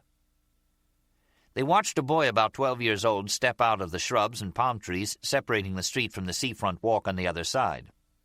The boy crouched behind the Mercedes to light a match out of the wind. They saw him touch it to something in his hand, drop it on the rear deck of the car, and run off as a string of firecrackers began to explode, sounding to Raylan like low-caliber gunfire. He said, "I just read in my book they love fireworks here. They have what they call pyrotechnic matches between different neighborhood clubs. See who's best at lighting up the waterfront. You ever hear of anything like that?" Joyce didn't answer. Raylan turned again to look at the Mercedes. The rear door on this side was open, and a young guy in a leather jacket was getting out. The Mercedes didn't move, horns still blowing, raising a racket as the young guy came across the street toward the cafe. "I thought he was going to chase after that kid," Raylan said. "Didn't you?" He watched a heavy-set guy in his shirt sleeves, a white shirt, get out from behind the wheel of the Mercedes and start toward the back of the car. The horn blowing died off and then stopped. The young guy was in the aisle now, looking this way. Raylan noticed how his shoulders filled that leather jacket. Zipped up, it reached almost to his hips. The young guy was coming toward them now, to their table, his eyes on Joyce, his hands hanging free. Big hands. He reached them, and the tips of his fingers touched the edge of the table next to Raylan, that close to him. Raylan said, "What can we do for you?" The guy didn't bother to look at him. He said to Joyce, "There's a friend of yours in the car wants to see you, that Mercedes." Joyce said, "Oh?" glancing toward the street. She said, "What's my friend's name?" The young guy said, "He wants you to come over to the car." Joyce said, "Tell me who it is first." The young guy motioned with his hand. "You'll find out. Come on, let's go." Raylan said, "She wants to know who this friend is, don't you understand that?" The young guy looked down at Raylan for the first time. He said, "I'm not talking to you." "She still wants to know who it is." The young guy said to Raylan, "Stay the fuck out of this," and turned to Joyce again. "You want, I'll pick you up and carry you." Joyce was looking toward the street. When she got up all of a sudden, Raylan said, "Wait now," putting his hand out to stop her. She brushed past him, past the young guy, and Raylan turned to watch her. He said, "Joyce?"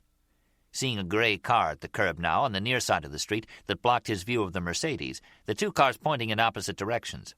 Raylan started to get up, again calling to Joyce, and the young guy shoved him down in the chair and held him there with one hand, pressed against the table. Raylan didn't move except for his right hand. It reached down his leg beneath the table, down into his boot to touch the grip of his Smith .357 wedged in there. He paused then, still intent on Joyce, seeing her walking toward the gray car and expecting her about now to go around it to the Mercedes. But she didn't. No, the door on the passenger side of the gray car swung open, Joyce ducked inside, and the car was down the street before the door slammed closed. There was a pause then, Raylan surprised, taking a few moments before he finished his move. Pulling the .357 out of his boot as the young guy lit up on him, turning to leave, and jammed the stubby barrel into his groin. The young guy grunted. Raylan said, "My turn," and told him to have a seat. Horns were blowing again on the Via Veneto. The Mercedes had come to life, trying to U-turn in that narrow street. Backed into the parkway, into shrubs and flower beds to come flying out of there, but now traffic was lining the cafe side of the street, blocking the way. The Mercedes tried its horn for a while and gave up. A door opened. Raylan watched the Zip step out and come toward the cafe, the Zip wearing his dark suit, his sunglasses. Finally, there he was, and it was strange to watch him coming and feel a sense of relief, in a way glad to see him, or glad to see him in plain sight, in the open. The Zip seemed to be staring back at Raylan until he reached the table and stood with his hands on the back of a chair. Now he looked down at the young guy, ignoring Raylan. "What's the matter with you?" The young guy looked surprised. "What? What are you doing sitting there?"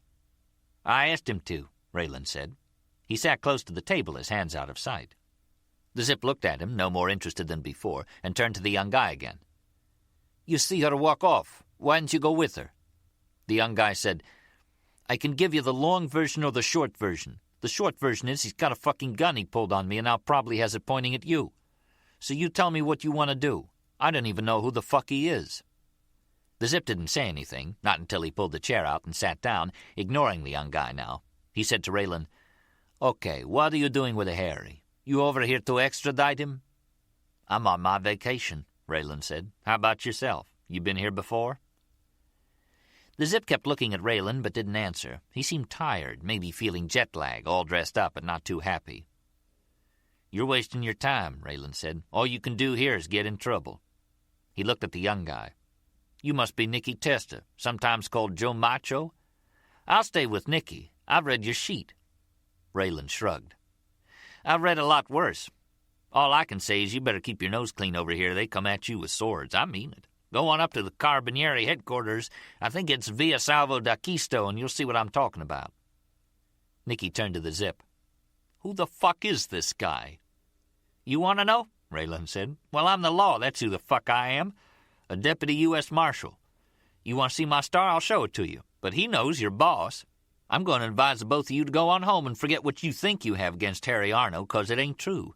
That story about him skimming on you was made up so you'd do something dumb and we'd come after you. I'm telling you the truth. There's no reason for you to persist in what you're doing since Harry never did nothing to you." Raylan paused. "Well, outside of shoot that scudder you sent to do him. But you can't fault him for that, can you? He still has to answer to it in court, and that's where I come in. In other words, you can put your head on your pillow and not have to think about getting back at Harry. How's that sound to you?" The Zip sat there staring at him for what seemed the longest time. Finally made up his mind about something and said, "You act like Harry's your pal, and you're looking out for him. That's what you're saying to me, that you and him are on the same side. Only you don't know where he is either, do you? I can see that." The Zip nodding. "So who you think's going to find him first?" He got up from the table, looked at Nicky, turned, and walked out to the street. Raylan watched Nicky take time to stare at him with a fairly cold look, meant no doubt as a threat, like saying, "Just wait." Raylan said, "You want to look mean? Squeeze your eyes closed a little more."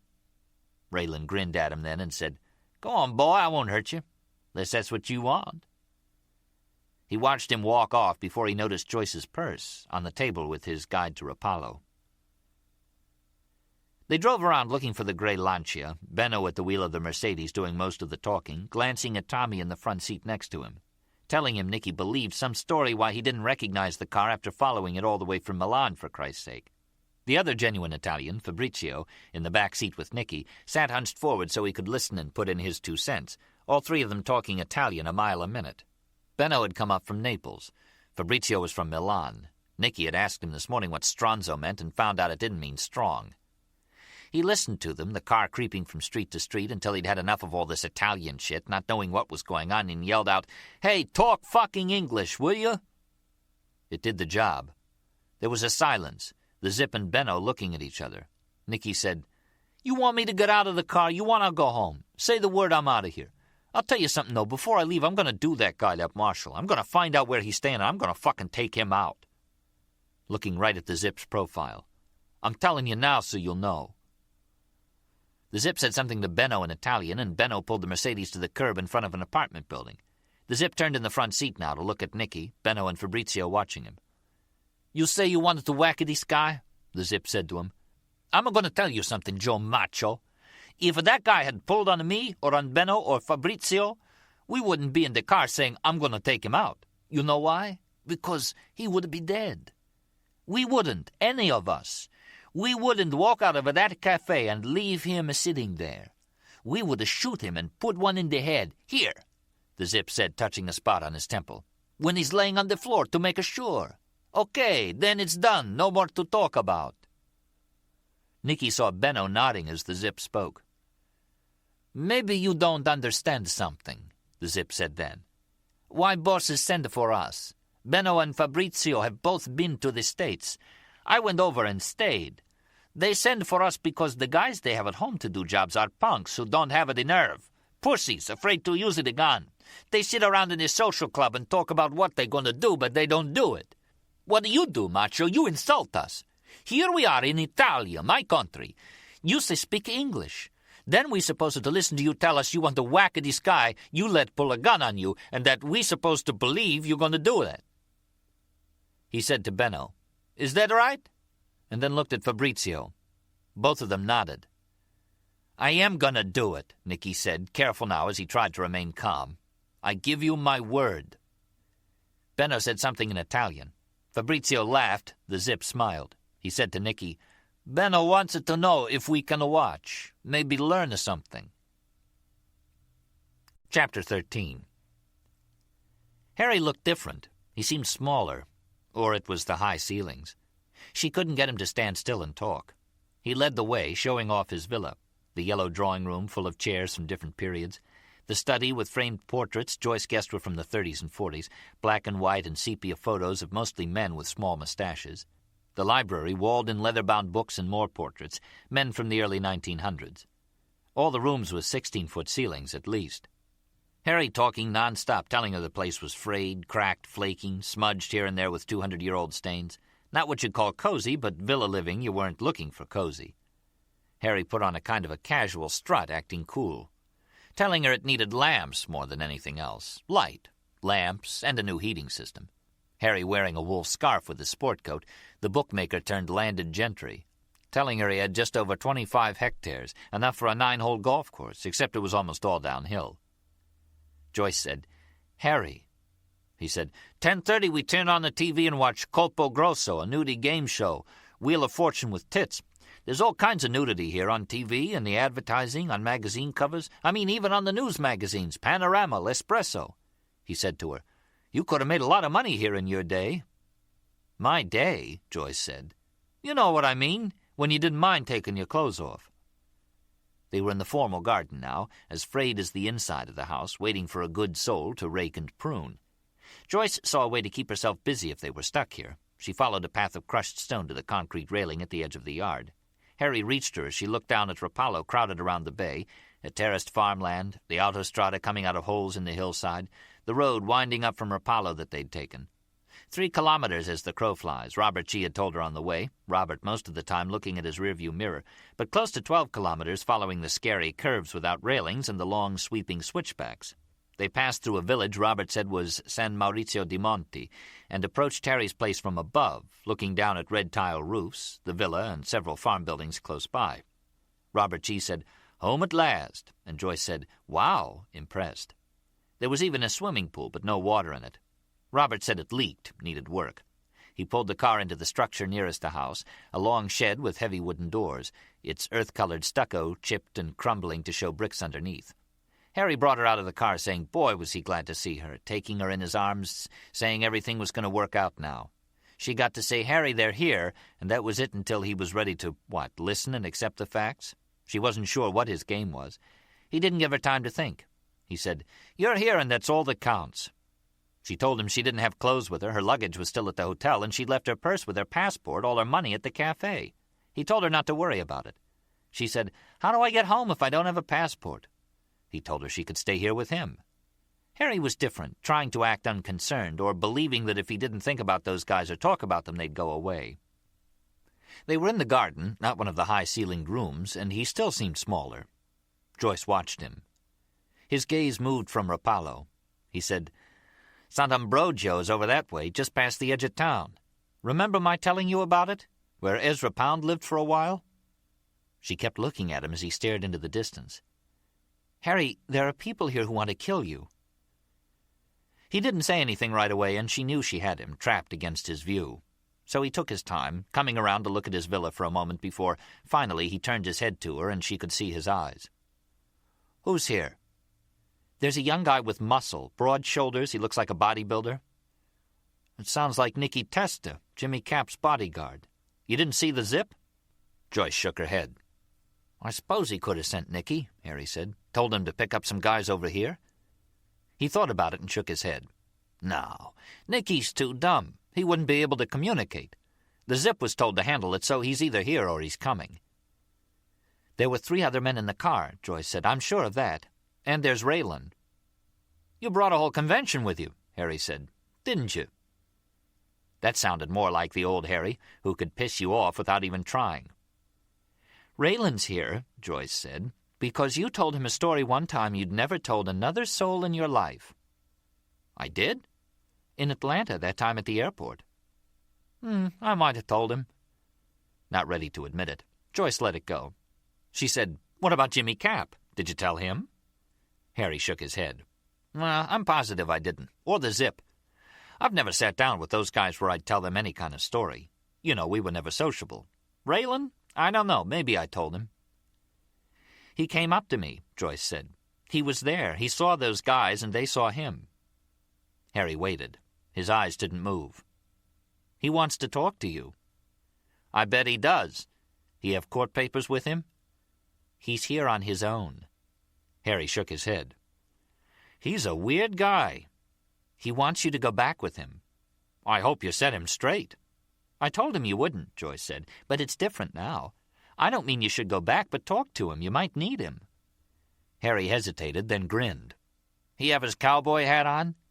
No, I don't need him, 'cause I don't see how they're going to find us. His gaze moved past her as he spoke. Joyce turned enough to see Robert G. coming through the garden. She waited and said, Harry doesn't think they'll find him. Speaking to a friend she'd gotten to know on the ride here from Milan, a man she trusted. I was about to mention, Robert G. said, I think you all ought to be in the house. There's a stretch of road up there where you can see right down to where we're standing. They have to look for me in town, Harry said, before they ever come up that road. I know what you mean. You can see the garden, but it's like that, Harry snapped his fingers, for a split second. You'd have to know where to look, and you'd need a pair of binoculars to identify anybody. Robert G. said, You want my advice? Okay, what? Go on in the house. The only time you come out here is after it's dark. My bodyguard, Harry said to Joyce, and my cook. The one keeps me alive and the other tries to kill me with pasta carbonara. Joyce was watching Robert. Neither of them smiled. Robert said to Harry, I'm not fooling. Maybe you're thinking your age you can act brave like you don't give a shit what happens to you. Or I'm wrong. I don't know where your head's at and shouldn't try to guess. But I'm here too, you understand? I'm here and now Joyce is here. We saw those people Joyce say want to kill you. I know they're serious. You understand? So we have to be serious. They ever come in here with guns, they're going to shoot everybody they see. You know them. Am I right about that or not? How these people are. Joyce watched Harry, frowning now like he was squinting into the sun, overdoing it. He said, What are you trying to say? As though he didn't understand, putting on an act. And Robert seemed surprised. What I just said. I didn't make it clear enough for you? I'm trying to get you, Robert said, to be serious about this and come on in the house, do what I tell you. See, you not thinking about anybody else here like Joyce and myself if these people find out where we are and come in the house like I say with their guns. Harry kept frowning at him. He said, You know a certain amount of risk goes with the kind of job you have. It's why you carry a gun. Am I right in assuming that? Always, Robert said. I understand sticking your neck out for pay, there's risk. What I don't like is having to stick it out farther than I'm getting paid to stick it out. Harry grinned. Now we're getting to it. What you're telling me is you don't think what we agreed on, $5 a week, is going to do it. You want to renegotiate on account of you see now you might actually have to earn your money. And if you don't get what you want, you take a walk. Is that how it is? I'm asking, Harry said, 'cause I guess I don't know you as well as I thought I did. You take these other people now, that kind I've known all my life. You pay them to do something, they do it. You can take their word. Robert was shaking his head now. Joyce thought he seemed tired as he said, You're missing the point, Harry. And she was sure he was right. He said, Maybe you're missing it on purpose, wanting to argue, wanting to act like you aren't scared, so you talk tough, like you don't care. I can understand that, Harry, the tendency why you do it. But I ain't going to stick around if you keep it up, 'cause then you're not careful, and it gives those guys more of a chance. You know what I'm saying to you? I know, Harry said, exactly what you're saying. It's like the price of umbrellas goes up when it rains, right? I don't meet your price, you take off, you're a free agent. Joyce wanted to hit him. Robert was shaking his head, again saying, Harry, money's got nothing to do with it. It's all how you actin'. You can shop around, Harry told him, ignoring what he just said. Go see those guys that are looking for me. Maybe they'll pay your price. Robert said, Man, you're worse off than I thought. He turned to walk away. And Joyce said, Wait. She said, Harry, you're drinking again, aren't you? She watched him turn to her, taking his time, getting his answer ready. Now he cocked his head. Why do you say that? Giving her his serious, interested look. Robert G. was waiting to hear too. She said, Well, I know you are. He said, Oh, wait now. Whether I am or not, I want to know why you said it. She said, Harry, for God's sake, because you're serious and trying to sound logical, pretending to be clever, and it's not you. I can tell by now when you're acting. You're not saying I'm drunk. No, you're what you used to call maintaining, drinking just enough to take the edge off, keep your central nervous system from getting out of hand. Remember when you used to say that? Her expression turned almost to a smile. "I'm not saying you shouldn't be drinking. I'm only saying you are." "I did have a few last Sunday," Harry said. "I was having trouble, talking to people. I couldn't get going, so I didn't have any martinis, just plain scotch and water. They don't know how to make martinis here anyway. That was Sunday. Since then, during the past week, I haven't had more than 2 on any given day and a couple of glasses of wine with my dinner. Ask Robert. I was my old self again after going through a period of adjustment, settling in." "While you were being your old self," Joyce said, "did you happen to tell anyone where you live?" Chapter 14. Sunday evening, Raylan went in the hotel lounge for a drink, not knowing what he wanted. He had learned already they didn't have Diet Right or Dr. Pepper, or had ever heard of them. Mountain Dew either. They had Coke, Pepsi-Cola, and 7-Up. Raylan sat at the old Darkwood bar, seeing himself in the mirror, and asked for a Pepsi, no ice, poured a glass, drank it half down, and felt his eyes water with the sting. He was tired. He'd shown the front face half of Harry's mugshot at all the cafes on the Via Veneto, and gotten a few waiters to nod, yes, the American.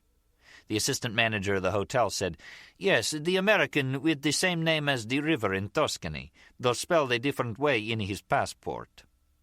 No one recalled Harry saying anything in particular, and it surprised Raylan, knowing Harry to be a talker. He hadn't asked anyone in the bar since Harry didn't drink. But then he thought, well, you hardly drink and you're in here. So he showed the mugshot to the little guy behind the bar and right away got a nod. "You know him, huh?" "Yes, of course. Signor Arnaud." "Same name," Raylan said, "as the river." "Yes, he was here, 3 weeks, I think. Come in here every afternoon for the tea. That was the first 2 weeks. The third week, no, he changed it to whiskey." The little guy smiled. "And became a more friendly person." "Harry was drinking hard stuff?" "Signor Arnaud, yes, Scotch whiskey." That didn't sound good. "You know what happened to him, where he went?" "I think to stay in his villa." The little guy turned, pointing to a window across the room, and said, "Up the mountain," waving his arm now, "by Montalegro. Drive up in a motor car, or ride the Funivia. You know the Santuario, where it is?" No, but Raylan sure intended to find out. First thing in the morning, he'd rent a car. The bartender didn't know if Harry had bought the villa. If he did, there would be some record of ownership in a government office, wouldn't there? The bartender said the villa was between Montalegro and Maurizio di Monti, a big place you see far off from below and then close from above. He said the reason he remembered it was because Signor Arnaud had drawn a map on a napkin to show where the villa was located and how you could see the orange trees in the garden if you went by on the road above slowly. Oh, and a persimmon tree. 2 or 3 turns in the road above Maurizio di Monti. That was where you looked down. The bartender said Signor Arnaud was very proud to have this villa. Raylan asked, then why wasn't he staying in it before? The bartender didn't know the answer to that one. Raylan thought of something else. He said, "I've seen orange trees growing around here, some out in front of the hotel." The bartender said, "Yes? But you serve canned orange juice in the morning." He went to his room and tried calling Buck Torres, forgetting it was Sunday afternoon in Miami Beach. Torres had given him his home number, so he tried that and ended up leaving a message on the policeman's machine, self-conscious doing it, talking to a person who wasn't there. He had supper and was back in his room before Torres got home and called, wanting to know first of all where he was, insisting. Raylan said, "I know you can find out anyway from the number," and told him he was in Rapallo, as was the Zip, the guy with him, and some friends from here, it looked like, but there was no sign yet of Harry. Torres said, "How do you know he's there?"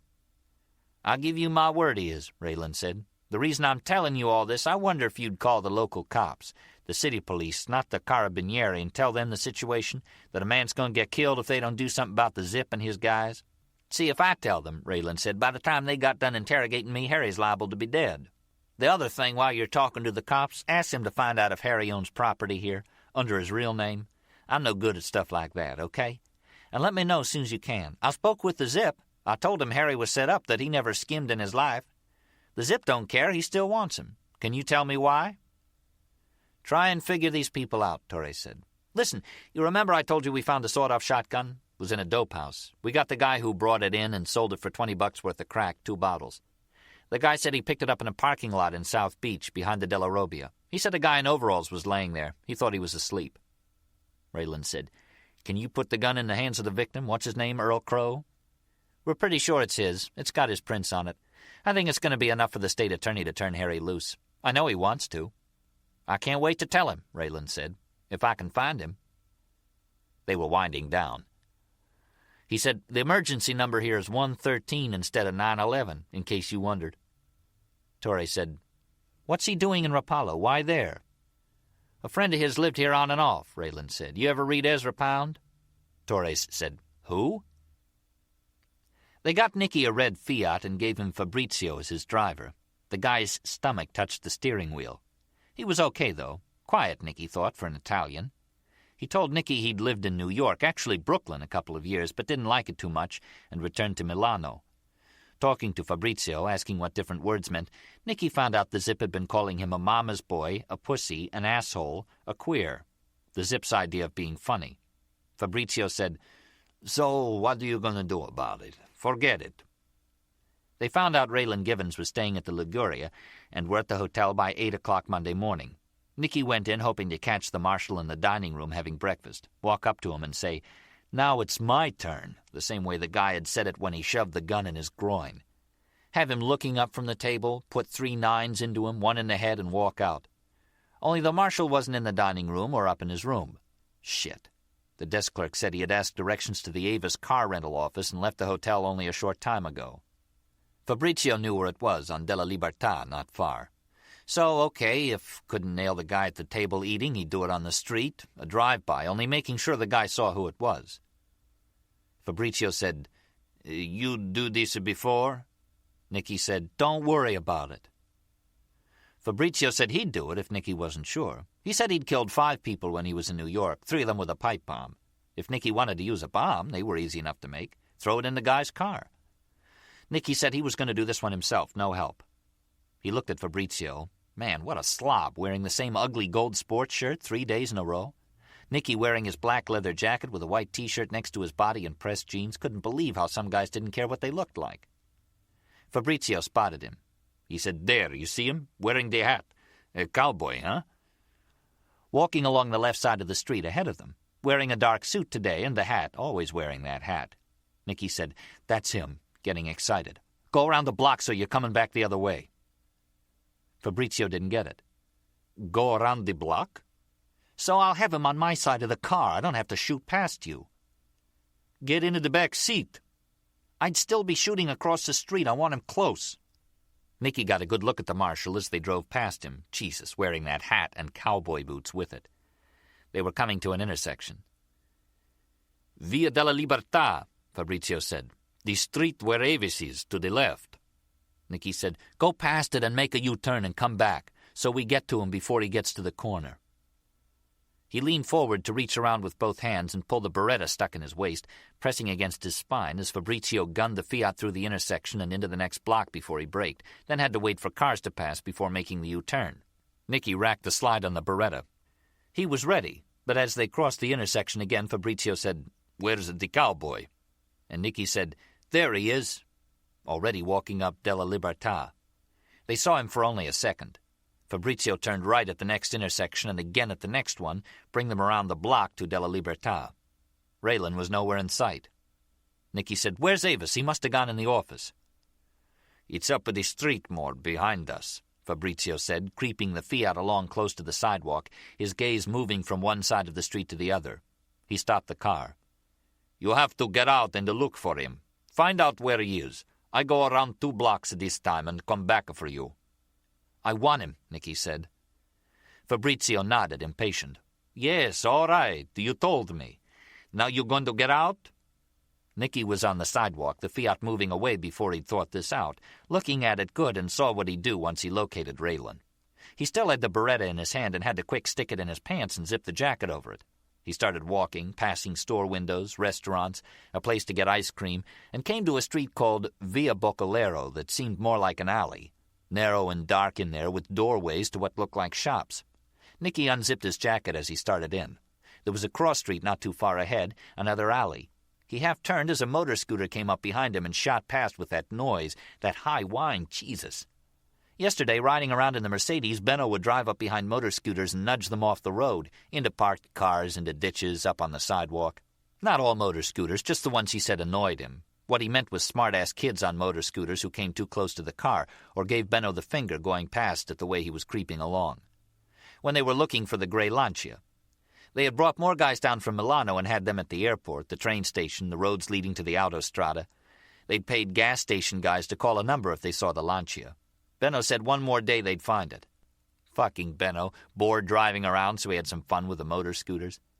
Nicky grinned thinking about it, Benno bumping the motor scooters, nudging them and watching the kids driving lose control. Nicky half-turned again, hearing another motor scooter on Della Libertà. He waited. This one went whining past the street. Nicky turned to continue on, stopped in the same motion, and felt himself jump. The marshal was standing about 10 feet in front of him, wearing that dark suit he saw now had a vest. The marshal with his thumbs hooked in his belt, his hat down more on one eye than the other. He said, "Nicky, you looking for me?" Raylan saw Nicky's hand touch the front of his jacket at the waist and hesitate there, the boy catching himself in time. Now his other hand came up to fool with the thumbnail, it looked like, of the hand already there. Raylan said, "Well?" Nicky still didn't answer. Though he'd narrowed his eyes, maybe getting into the game, Raylan wasn't sure. Narrowing your eyes wasn't that hard to do. He said, "You didn't want to talk to me yesterday either. Told me to stay out of it. So I have to wonder why you're looking for me. I see you drive by and come back. I see you get out of the car with a pistol in your hand. So I guess what you're wondering if you can get it out again before I get mine out. Am I right?"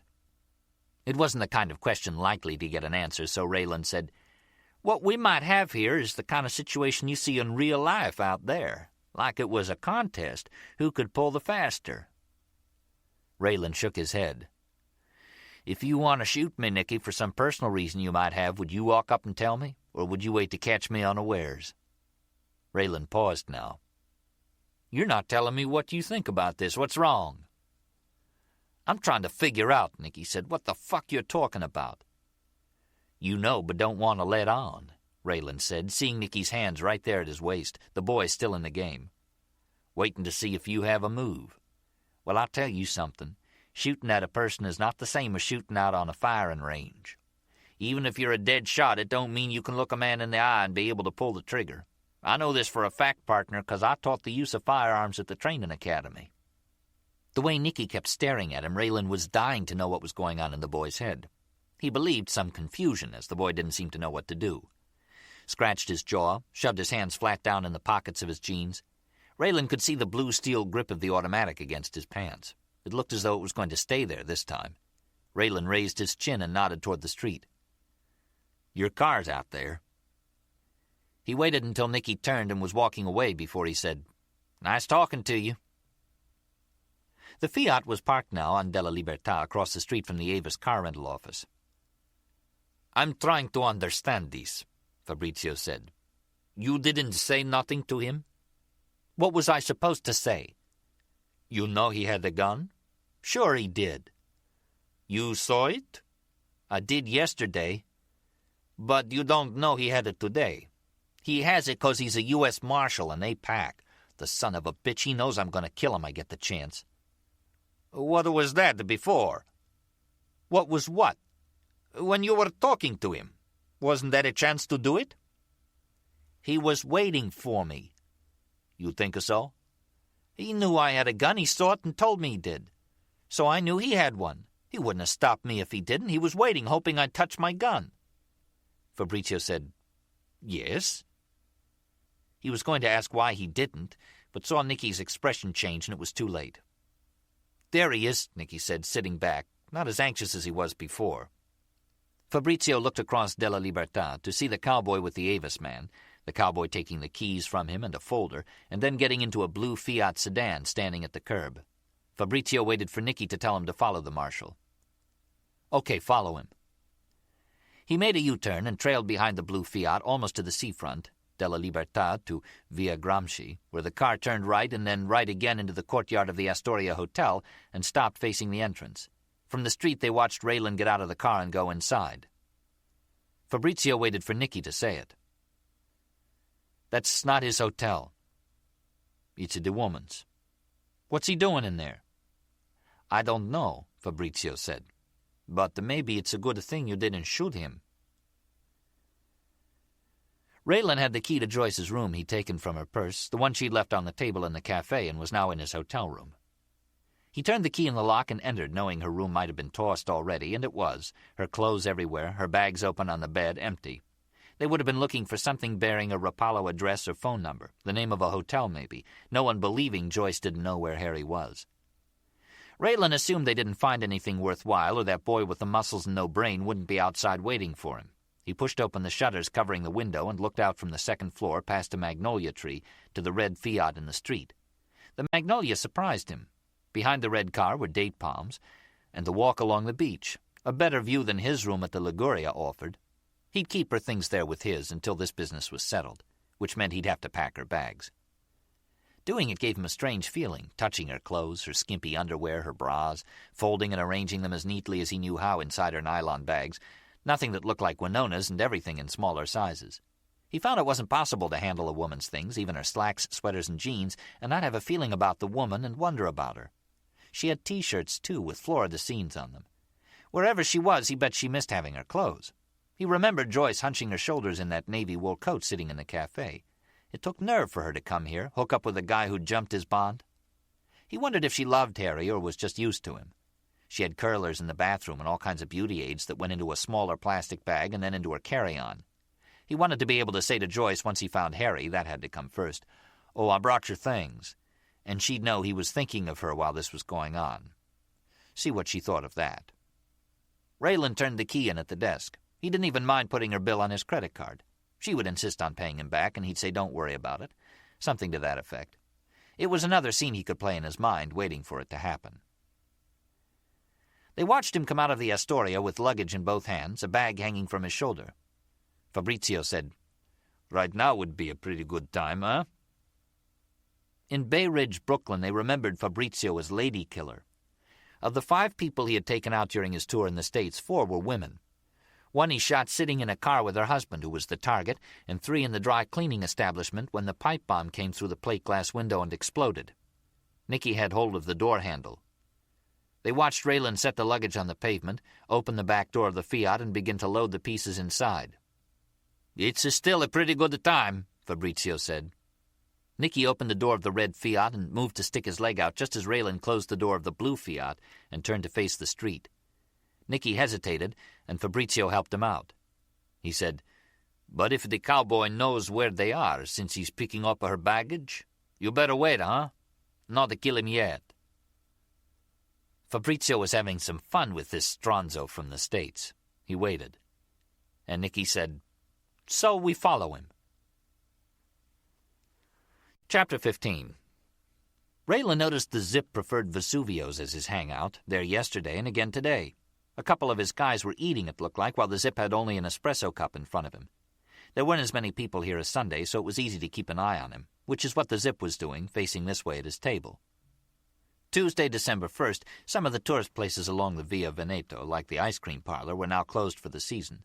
People here loved ice cream, so there were other places to get it. That was something he could mention.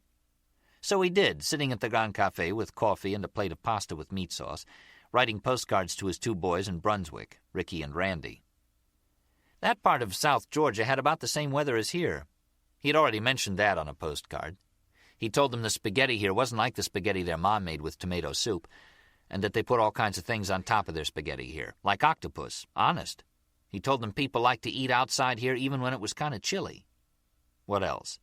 He could tell them he'd rented a car yesterday, a blue Fiat, and was driving around. That maybe today he'd drive up into the mountains that were actually like hills in eastern Tennessee up in the Smokies, but with different kinds of trees on them, not so piney as back home. The Zip was getting up from his table. Tell them about the olive trees on hillsides with the nets under them, so you wouldn't have to chase a mile after the olives that dropped on the ground. The Zip looked like he was coming this way, alone. Tell about the Doris Day movie on TV last night. Doris flying a plane for the first time after the pilot had a heart attack, it looked like, and landed the plane getting instructions from the tower. In Italian. Doris talking Italian back to it. The Zip was standing by the table now. He said, "I know you haven't found him. After you go to all the trouble to come here?" "You either, huh?" Raylan said. He broke off a piece of bread and mopped his plate with it. The Zip, watching him, swallowed. He brought a wad of currency out of his inside pocket, straightened and smoothed the bills, and dropped them on the table. It made a pile of money. Raylan looked at it and took a sip of coffee. "How much is that?" 30 million lire. Pick it up, it's yours. "I mean, how much in dollars?" 25,000. "You think that's my price?" "This is between you and me," the Zip said. "Nobody else. So why don't you take it, huh? Go to Rome and get laid. Get drunk, have a good time, spend it all and go home. Sound good?" "Or what?" Raylan said. "No, or what. Take it, go on and spend it." "Only do it," Raylan said, "someplace else." "I understand what you're saying, only I'm not going anywhere. So where does that leave you?" "That's what I mean by or what." "Well, you could disappear," the Zip said. "You not scared of Nicky? Okay, somebody else can do it." Raylan said, "Am I talking to him?" The Zip said, "I think you could put me in that business again," nodding as if considering it. Raylan said, "It's hard to imagine you in a pair of Big Ben overalls like that Scudder you sent to do Harry. I'm told they found the shotgun he carried that night and somebody walked off with it. As soon as they put it on him, Harry's home free. Does the fact he shot your guy in self-defense move you any?" "To begin with, he wasn't my guy," the Zip said. "Even if he was, this is between me and Harry, nobody else. The same as this money's between you and me. Huh? What do you think? You can't do everything by yourself. Take it, have a good time." Raylan waited and said, "Tell me why you want Harry." "It's none of your business." "He didn't skim on you." "How do you know he didn't?" "You're using him as an example," Raylan said. The Zip shrugged. "Only he hasn't done anything." "I wanted to talk to him," the Zip said. "See if he'll go home with me. It's the same thing you're doing. You told me you're here by yourself. You don't have any court papers, nothing asking the police to help you. Okay, but you're in my way, so I offer you something to step aside. How do you think about that?" "I already called the police on you," Raylan said. "Pretty soon they'll be asking you what you're up to. You can bet they'll keep an eye on you." The Zip said, "You think so?" giving Raylan a faint smile, like telling him he didn't know what he was talking about. He said, "Okay, this is how you want it," turned and walked off around the tables. Raylan picked up a postcard and looked at it, a view of that worn-out castle on the edge of the bay. He turned the card over and wrote, "Hi, boys. Remember that castle we saw at Disney World? This is what a real one looks like. People lived in it till they got tired of getting soaking wet every time they stepped out the door, so they rented an apartment in town." "What else?" Asked the boys if they could believe there wasn't any Dr. Pepper in Italy. He might have mentioned that already. "Tell them there didn't seem to be any dryers here. People hung their clothes out the window on lines, even 4 and 5 stories up." He raised his gaze enough to see the Zip on the sidewalk now in front of Vesuvio's. The Zip motioned, and Raylan saw the red Fiat standing at the curb. The young guy in the leather jacket, Nicky Testa, and the fat guy who drove the car were getting out. The fat guy went over to the table where the 2 guys were eating. Nicky went to the Zip's table, about 100 feet from Raylan, watching them. He saw the Zip say something to Nicky, and now Nicky turned and was looking this way. Going to be sent over, Raylan thought. But for what? "So you had 2 chances to take him out," the Zip said. "On the street, Fabrizio tells me, and in front of the hotel." Nicky said, "What?" frowning, acting more confused than he was. "He told me don't do it," Fabrizio did. "The guy rents a car and picks up the broad's luggage? What's that look like? He knows where they are. He's bringing her stuff to her, right?" "He don't know nothing," the Zip said. "He never did, and he still don't." "What's he doing with her bags, then? They could have called him, couldn't they?" "What I'm telling you," the Zip said. "He don't know nothing. You believe in me?" Nicky wanted to go over to the other table, sit down with those guys talking Italian. He didn't care, have some pasta and a beer. The Zip said, "You believe in me?" "Yeah, I believe you." "He don't know nothing." "Right." Christ, like, repeat after me. "He don't know nothing." "So," the Zip said, "you want to take him out?" Nicky wanted to tell him to keep his big fucking nose out of this. "Do you?" "Yeah." "Haven't changed your mind?" Shit, he could see it coming. He said, "I have to set it up first." The Zip motioned toward the cowboy hat at the cafe next door, dim in there, but the hat easy to see. "He's set up. He's sitting there waiting for you." The Zip said something in Italian to Benno, Fabrizio, and another guy with him at the next table, and right away they were quiet, all 3 of them turning to look at Nicky. Now the Zip said, "You going to do it or not?" Raylan watched him approach the table. Man, those arms and shoulders of his filling that leather jacket. He'd be a hard one to take down unless you hit him with a ball bat. Raylan brushed crumbs from the green tablecloth, dropped both hands to his lap, and sat back in his chair, ready for Mr. Testa. He said, "Mr. Zip sent you over here, didn't he?" "Well, it couldn't be to tell me anything. I think it's all been said. He offered me money. Did he mention that to you? 30 million lire, which sounds like a lot more than it is, if I'd go away and quit bothering you people. To me, that was an insult. Not the amount, you understand, but that he'd entertain the idea I might take it. A man like him thinking everybody has a price. Well, there was a time he could have had me for $15 a day, hell, less than that, when I was a boy working in the coal mines. Anybody ever asked what was my price, that would have been it, 15 a day. I've worked deep mines, wildcat mines, I've worked for strip operators, and I've sat out over a year on strike and seen company gun thugs shoot up the houses of miners that spoke out. They killed an uncle of mine was living with us, my mother's brother, and they killed a friend of mine I played football with in high school. This was in a coal camp town called Everts in Harlan County, Kentucky, near 20 years ago. You understanding what I'm saying? Even before I entered the marshal's service and trained to be a dead shot, I'd seen people kill one another and learned to be ready in case I saw a bad situation coming toward me." Raylan bent forward a moment, brought his right hand up from his boot, and laid his .357 snub nose on the table. He watched Nicky's eyes lock on the gun and stare like he might never look away. "In other words," Raylan said, "if I see you've come to do me harm, I'll shoot you through the heart before you can clear your weapon.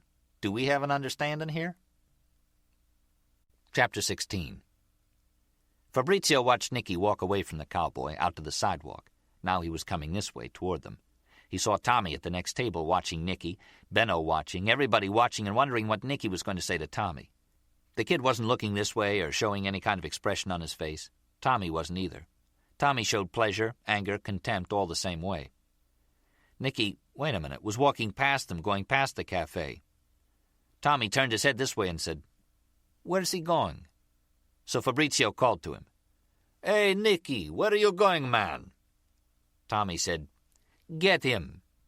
Fabrizio saw Tommy turn his head to look back at the cowboy, who was standing now, walking away from his table at the Grand Café, and Tommy said it again, "Get him," louder this time, still meaning Nicky. So Fabrizio got up from the table and went after him because the cowboy was his and Nicky's responsibility, only it was getting to be tiresome. If Nicky didn't take the cowboy this time, Fabrizio believed he would have to. Man, to get it over with. Raylan's idea was to have them in view but looking the other way when he made his move. He left money on the table, picked up his revolver and his postcards, and got out of there, over Via Veneto to the corner, and then up to where his car was parked off the Piazza Cavour. He drove through downtown streets in light traffic, working his way around buses, hoping to get some space between him and them, sure they'd be on his tail in a matter of a few minutes. He found the road that curved around the perimeter of the city and the turnoff where the sign pointed to Maurizio di Monti and Montalegro. A guy wearing sunglasses, his arms folded, leaned against his car at the side of the road. Raylan watched him in his rearview mirror, expecting to see the guy jump in the car and come after him, but pretty soon he was out of sight and the road remained clear. Raylan felt somewhat relieved, but not much. Coming up out of the plain, the hill became steeper and the switchbacks longer, straightaways that extended close to a quarter of a mile between curves. Different from eastern Kentucky, though it was still mountain driving, and Raylan had done enough of it to last him. The trees were different, too. There weren't any cypress that he knew of in eastern Kentucky, or olive trees. They made the land here seem older, from an ancient time, a way he had never looked at the land back home. There was hardly any traffic in either direction, letting him get a good look up and down on the straightaways. Some of the homes were right smack on the road or behind low stone fences. Get through the curve to the next straight section of road, and he would be looking down at the same houses and see farmyards and outbuildings. Going through Maurizio di Monti, he passed a cluster of houses built close to the road and came to a car parked at an intersection, another one with a guy standing outside, watching the world go by, this one smoking a cigarette. Raylan passed him. Then in the rearview mirror saw the guy throw away his cigarette and reach into the car through the window. Now he saw the guy with a hand radio speaking into it, telling somebody about the blue Fiat he'd just seen whiz by, the guy getting smaller and smaller in the mirror. It reminded Raylan of an old Waylon Jennings number, "When You See Me Getting Smaller," one of his favorites when he was still home in Kentucky. On the same record as "You Picked a Fine Time to Leave Me, Lucille," the one he thought of right after Winona told him she was getting a divorce and he was alone in Miami Beach without his family. Without his boys, anyway. The real estate guy could have Winona. He thought of Waylon and wondered if there was such a thing as Italian country music. He remembered reading somewhere that Clint Black was half Italian, his mother being full-blooded. Raylan kept glancing at his mirror, but nothing seemed to be coming after him. Somebody would, though, before too long. Right now he'd concentrate on locating Harry's villa.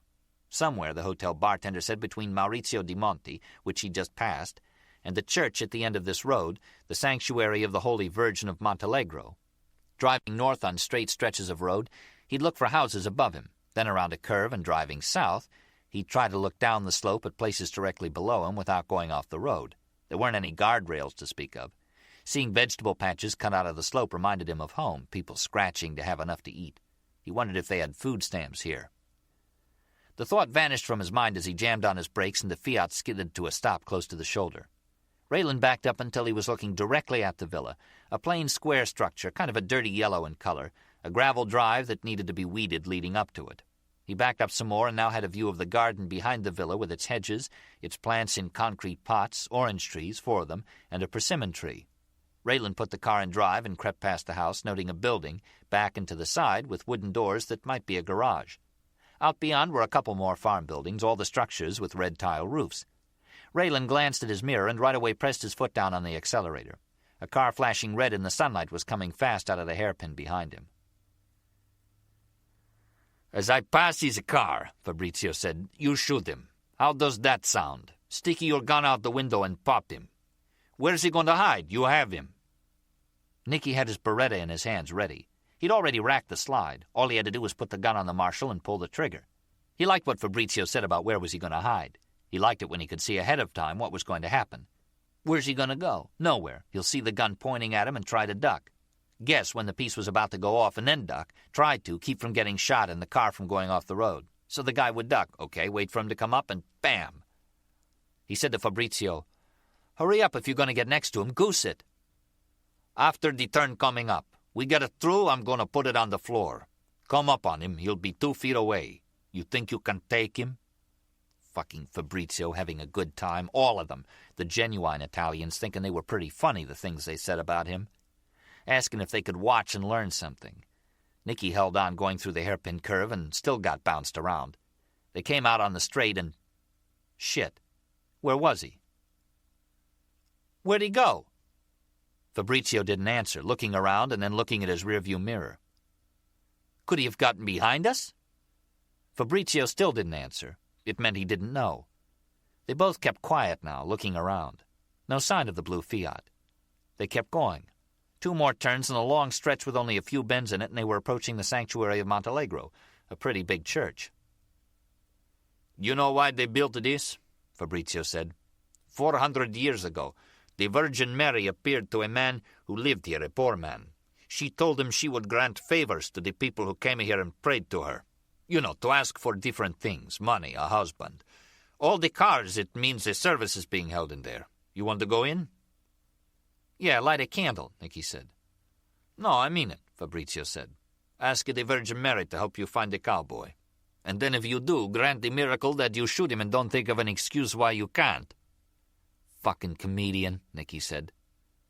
Fabrizio drove past the parking area so they could look over the cars, then stopped and got his radio off the top of the instrument panel. He spoke into it in Italian, and a voice in Italian came back to them. When he was finished, Fabrizio said, "That was the man in Maurizio di Monti. He says that the cowboy didn't come back that way. It means he has to be still up here somewhere. Maybe turned off one of the roads that don't go nowhere, waiting for us to leave. So we go back that way and sniff, huh? See if we can smell him, this cowboy." They'd gone no more than a half-mile when Nicky said, "There he is," excited now, seeing the blue Fiat standing a short distance up a side road, pointing away from them. They came to the road and turned in, and the Fiat took off, topped a rise, and was gone. Fabrizio said, "Now what's he doing?" sounding puzzled. "He was waiting for us." "We had him set up for a drive-by," Nicky said. "Now he's thought of something, and he's setting us up." "How does he do that?" Fabrizio said, hunched over the wheel now. "There are 2 of us, 1 of him." "I don't know," Nicky said, "but I'm telling you, that's what he's doing, setting us up." "I better do this one," Fabrizio said. "I think you're starting to come apart again." Raylan brought them to high ground, an open field of scrub on what he would call a hogback ridge that sloped to valleys choked with brush. He turned the car around to be facing them when they came over the rise, took out his revolver, and checked the loads, spinning the cylinder to hear the sound of it, Raylan getting the feel of the weapon again in his hands. Nicky hadn't seen this one yet, his Smith & Wesson .357 combat mag, stainless steel with a 6-inch barrel. He watched for them now, expecting the red Fiat to come flying over the crest of the ridge, then brake hard and fishtail as they saw him waiting. And that was how it was. The car stopped about 100 feet away, maybe a little less, and sat there. Deciding how to do it, Raylan thought. You go at him from over there, and I'll go at him from over here. Why didn't he drive up close? 'Cause it's show-off time, Raylan thought. The Italian gun thug is going to show the boy how it's done. What do you bet? We're going to walk up to him, Fabrizio said. You leave the car and walk toward him, but out that way. You understand? I do the same on this side. Go toward him, but out, so he has to turn from me to you, you understand? We have our guns in our hands. No cowboy stuff, okay? But don't say nothing to him. You gonna say something? As we going toward him, yeah, keep him busy. What are you gonna say? Don't worry about it. It's not important what I say. But you keep quiet, and don't shoot till I do when I see we close enough. You understand? Then you can shoot all you want. He's an expert with a gun, Nicky said. A dead shot. Yeah, who told you that? Fabrizio said, getting out of the car. Him? Raylan watched them come out of the red car, both with pistols in their hands, making their intentions fairly clear. Fine. If they didn't have them out now, they would soon enough, this fat guy having decided, Raylan believed, to have this business done. See, you could tell by the way he moved. Confident, running the show now. Nicky along to help out. Pick up the body after and chuck it down the slope. Raylan asked himself if he was sure of that, the fat guy running the show. Yes, he was. He slid out of the Fiat and stepped one stride away from the door, leaving it open. The fat guy, the real Italian, was almost directly in front of him, but moving a little to his right, while Nicky was over to the left. Their plan, to spread out as they came for him. What other way was there outside of stay in the car and drive up to him? When they were about 80 feet away, Raylan said, That's good right there. He saw Nicky look over at the fat guy who kept coming, so Nicky did too, until Raylan raised his left hand to point it at Nicky. He said, I'll take you first, and Nicky stopped. The fat guy, looking over, stopped too. He said to Nicky, You listen to him or me? It seemed a hard question. Raylan saw the boy didn't know what to do, even with those big arms and shoulders on him and a pistol in his hand. Now the fat guy waved his pistol at Nicky, saying, Come on, and started toward Raylan again, getting a sincere look on his face. As he said, We wanted to talk to you, man. Get a little closer, that's all, so I don't have to shout. I can hear you, Raylan said. The fat guy said, Listen, it's okay. I don't mean real close, just a little closer, huh? It's okay. Getting within his range, Raylan thought. If he knows what it is. The guy was confident, you could say that for him. Raylan raised his left hand, this time toward the fat guy, then lowered it, saying, I wouldn't come any closer than right there. You want to talk, go ahead and talk. The fat guy kept coming anyway, saying, It's okay, don't worry about it. You take one more step, Raylan said. I'll shoot you, that's all I'm going to say. This time the fat guy stopped and grinned, shaking his head about 60 feet away now. He said, Listen, I wanted to tell you something, okay? That you should know. He took a step. He started to take another one. And Raylan shot him, put the .357 mag on him, fired once, and hit him high in the gut. Raylan glanced at Nicky standing way over to his left, Nicky with his pistol about waist high. Raylan put the mag on the fat guy again, the guy with his hand on his gut now, looking down like he couldn't believe there was a hole in him before looking at Raylan again, saying something in Italian that had a surprised sound to it. When the guy raised his pistol and had it out in front of him, Raylan shot him again, higher this time in the chest, and this one put him down. The sound echoed and faded. Raylan turned his head. Nicky stood facing him, holding his pistol in both hands in a stiff-armed pose the way Raylan used to teach it. Sort of, his feet weren't right. The way they did it in movies. He looked frozen like a plastic toy figure, G.I. Joe. There were G.I. Joes all over the house in Brunswick. Raylan said, Use it or throw it away. Watched and saw the boy didn't want options. He needed to be told what to do. So Raylan told him to toss his gun aside. Go on, do it. Then go over and kick the fat guys out of the way. He said, Then I want you to pick him up. You can do that, huh? You're a weightlifter, aren't you? Think of your friend there as a big dumbbell, 'cause that's what he was. Wouldn't listen. Okay, so pick him up and put him in your car. Take him to where you all are staying and ask Mr. Zip what he wants done with him. Can you remember all that? Raylan had his supper at the hotel. went back to his room and called Buck Torres. Torres said he was waiting to hear from a cop friend of his in Rome who was checking with the Rapallo police for him. "You tell him it's urgent?" "Call me tomorrow," Torres said. "I'm checking out in the next 10 minutes," Raylan said. "If all goes well, I'll call you from Harry's villa." Chapter 17. Benno and some others hanging around the apartment came down to look in the car at Fabrizio sitting in the front seat, his head against the window. They'd hunch down and stare at his eyes and ask Nicky why he hadn't closed them. He said, "You want to, go ahead." But no one did. They'd hunch in close with their hands in their pockets. It was getting cold again as the sun went down. Benno asked what happened. Nicky told him the version he'd made up, and Benno said not to bother Tommy. He was in his room with a woman, relaxing. Nicky stood by the car to wait. He didn't know what else to do. On his 21st birthday, he drew 2 years at La Tuna Correctional in Texas on a drug-related concealed weapon charge. This was while he was trying to work his way into the Atlantic City crew, hanging out at the social club, packing a gun for somebody when he was asked to. A guy he met at La Tuna was with Jimmy Cap's crew in Miami Beach. Nicky looked him up after doing his time, and that was how he got to meet Jimmy Cap and went to work for him, picking up Chinese takeout, lighting his cigars, getting him young girls, generally serving on an ass-kissing basis at first. Until one time, Jimmy Cap in the back seat of his Cadillac, Nicky in front with the driver, at a service station getting the tank filled with free gas, Jimmy said, "The schmuck owns this place is 2 weeks behind in his payments." He said to Nicky, "How would you get him to pay up?" Nicky said, "You mean the guy pumping gas?" "A Cuban."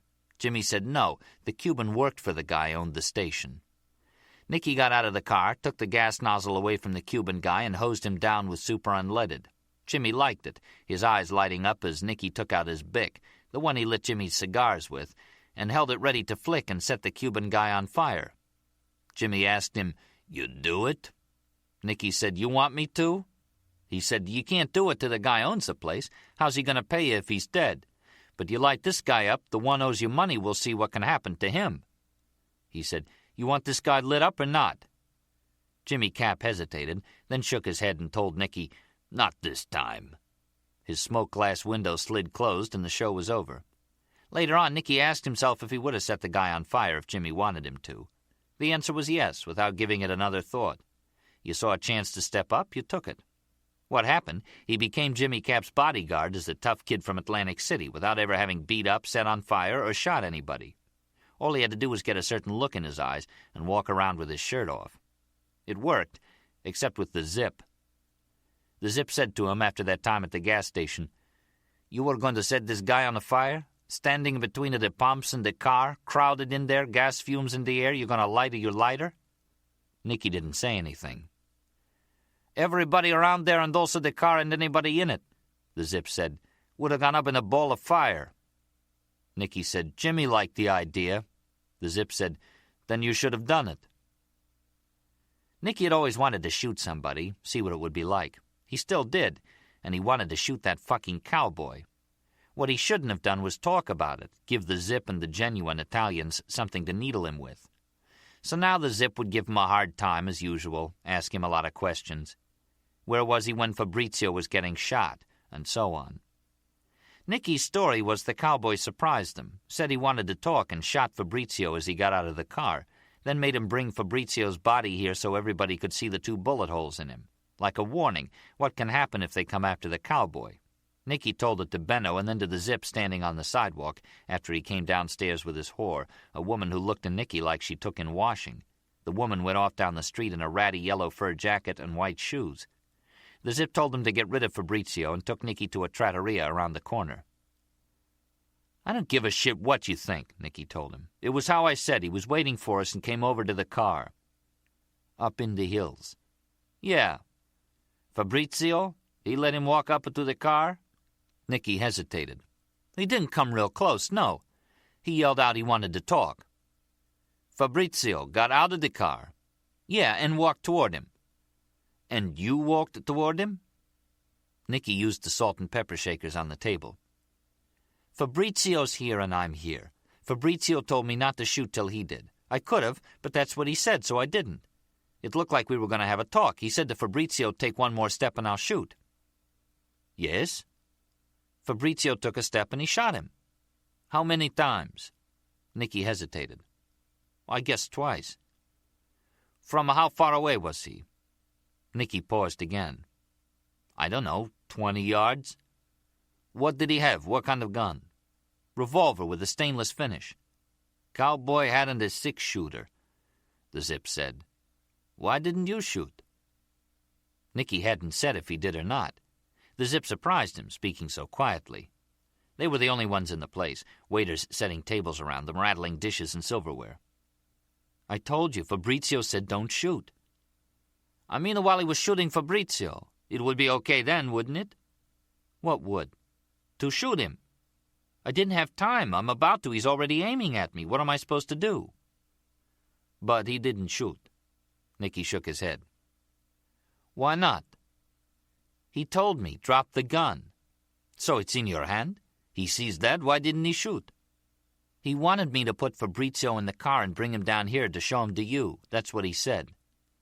What did you say to him? Nothing. I mean when he was pointing his gun at you. I didn't say nothing. You didn't ask him not to shoot you? No. Beg for your life? I'm telling you, I never said a fucking word to him. If I'd seen any chance at all to shoot him, I fucking would have. Jesus, okay? The Zip wouldn't let it go. He said, You both have a gun in your hand, looking at each other? Still speaking quietly and taking his time, maybe picturing the situation. Nicky shook his head. It wasn't like what you're thinking, like either one of us could have fired and let's see what happens. It wasn't like that. No? What was it like? He had me. If I moved, I was fucking dead. Now the Zip began to nod, maybe still picturing it, Nicky wanting him to hurry up and get this over with. The Zip was different than at any time before, here or at home. Nicky wondered if his getting laid had anything to do with it, if it actually had relaxed him. The Zip was quiet for about a minute. He nodded again. You have your gun in your hand. Jesus Christ, he would not let it go. I explained it to you. Didn't I explain it? The Zip waved his hand in front of his face as he shook his head. What I wanted to ask you, where's your gun now? Where do you think it is? Nicky said, wanting to reach over, take Zip by his hair and smash his face down on the table, bust his fucking nose. It's up there on the fucking mountain. He said, drop it. I dropped it. What would you have done? The Zip said, You mean the guy has your gun, the same as he took it from you? He nodded a few times before saying, I get you another gun, testa di cazzo. You think you can hang on to it, not give it away? Was he smiling a little, thinking he was funny? Nicky wasn't sure. He was different, though, since being with the whore. Then surprised Nicky again, saying, We'll have something to eat. He had told Benno he wasn't going in a room where the girls were sitting around waiting for him to choose one of them. So Benno spoke to the woman who kept the girls, and for 12,000 lire had the 5 of them put on their coats and walk past Vesuvio's one at a time. The Zip picked the one who seemed most like a girl from the country, though probably all of them were at one time, the one he judged to be the least professional, not putting on too much of an act, and arranged for her to come to the apartment. Her name was Rosanna. She was 21 and did not speak a word of English. Her breath smelled faintly of garlic. The Zip didn't care. He rode her hard, sweating, and it was over in less than a minute. That was okay. He didn't have to impress her, and he'd ride her again before too long. He told her he was from Palermo and now lived in Miami Beach. He asked Rosanna if she knew about Miami Beach, where it was.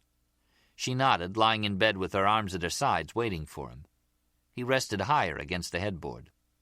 He said in Italian, Do you see that suit? It hung over the back of a chair in the bedroom. She raised her head to look and said yes. I have 20 suits, each one costing at least, 1,200,000 lire. Do you know why I came to Rapallo? He waited for her to say no. I came to kill someone, a man also from Miami Beach. He saw her eyes and how afraid she was, trying not to move. He said, When I went to America, they gave me a shotgun and $5,000. That's 6 million lire to kill someone. He watched her eyes again as he told this girl who didn't know him that he had killed people, and saw how it frightened her. He said, I'm not going to hurt you. I was married to a woman like you from the country, huh? Perhaps I'm still married to her, I don't know. He said, I found out $5,000 wasn't enough for killing someone, so after that first one I got more. Once I got 30 million lire. Then, this is funny, I tried to give the same amount to a man so I won't have to kill him and he wouldn't take it. Can you understand that? He waited, but could see she didn't know what he was talking about. He said, I have all the money I want, but I work for a fool. So the time will come I'll pay someone to kill him. Maybe bring someone over from here and give him $5,000. There's always someone who'll do it. Did you know that? She stared at him with her frightened eyes, brown ones, without blinking. Now she blinked. It was hard to find someone who wasn't in his life to talk to. Almost always it was a woman. This time a whore, yes, but still not someone in his life. He told her again, Don't be afraid of me. I'm not crazy. I won't even ask you to do something you don't like. All you have to do is listen to me, all right? Do you want some wine? She shook her head no, barely moving it. He said, Do you believe there are people who want to kill me because I kill other people? She didn't move or nod or shake her head. There's always someone who wants to kill me. I get new ones all the time. The fool I work for I think would like to have me killed, and a punk who works for me would like to do it, but he doesn't have the nerve that it takes. You know the word punk? A young guy who acts tough but has had no experience? I used to ridicule him in front of others, and then they would start on him. You know. But I see now it's a waste of time. If he's nothing to me, why should I bother? Do you agree? She seemed to nod. He looked at her pale, comfortable body, a pillow to lie on, red marks on her stomach from tight elastic bands. Her breasts lay flattened, sagging to opposite sides. He moved his head down and over her until their brown centers were staring at him, unmoving, the woman and her breasts waiting for this to be over. She would come to life later, telling the other girls about the man who killed people, rolling her eyes, saying how afraid she was, and maybe exaggerating, making him vicious, the kind of guy who scared whores to death and enjoyed doing it. When he was on her again, moving, and she was moving, he said, I was kidding you, I don't kill people. He said, Really, I was joking. He watched her, trying to smile. While they were eating, Nicky thought of asking the Zip about the whore. How was it, any good? But decided to keep quiet, and neither one of them said much. When they were finished and the Zip was having an espresso, Benno came in and they talked to each other in Italian for a few minutes. Nicky watched the Zip looking at him as he said something to Benno, still in Italian. Right after that, Benno left. This is the most I've spoken the language in 10 years, the Zip said. I think in it most of the time, but don't get a chance to use it.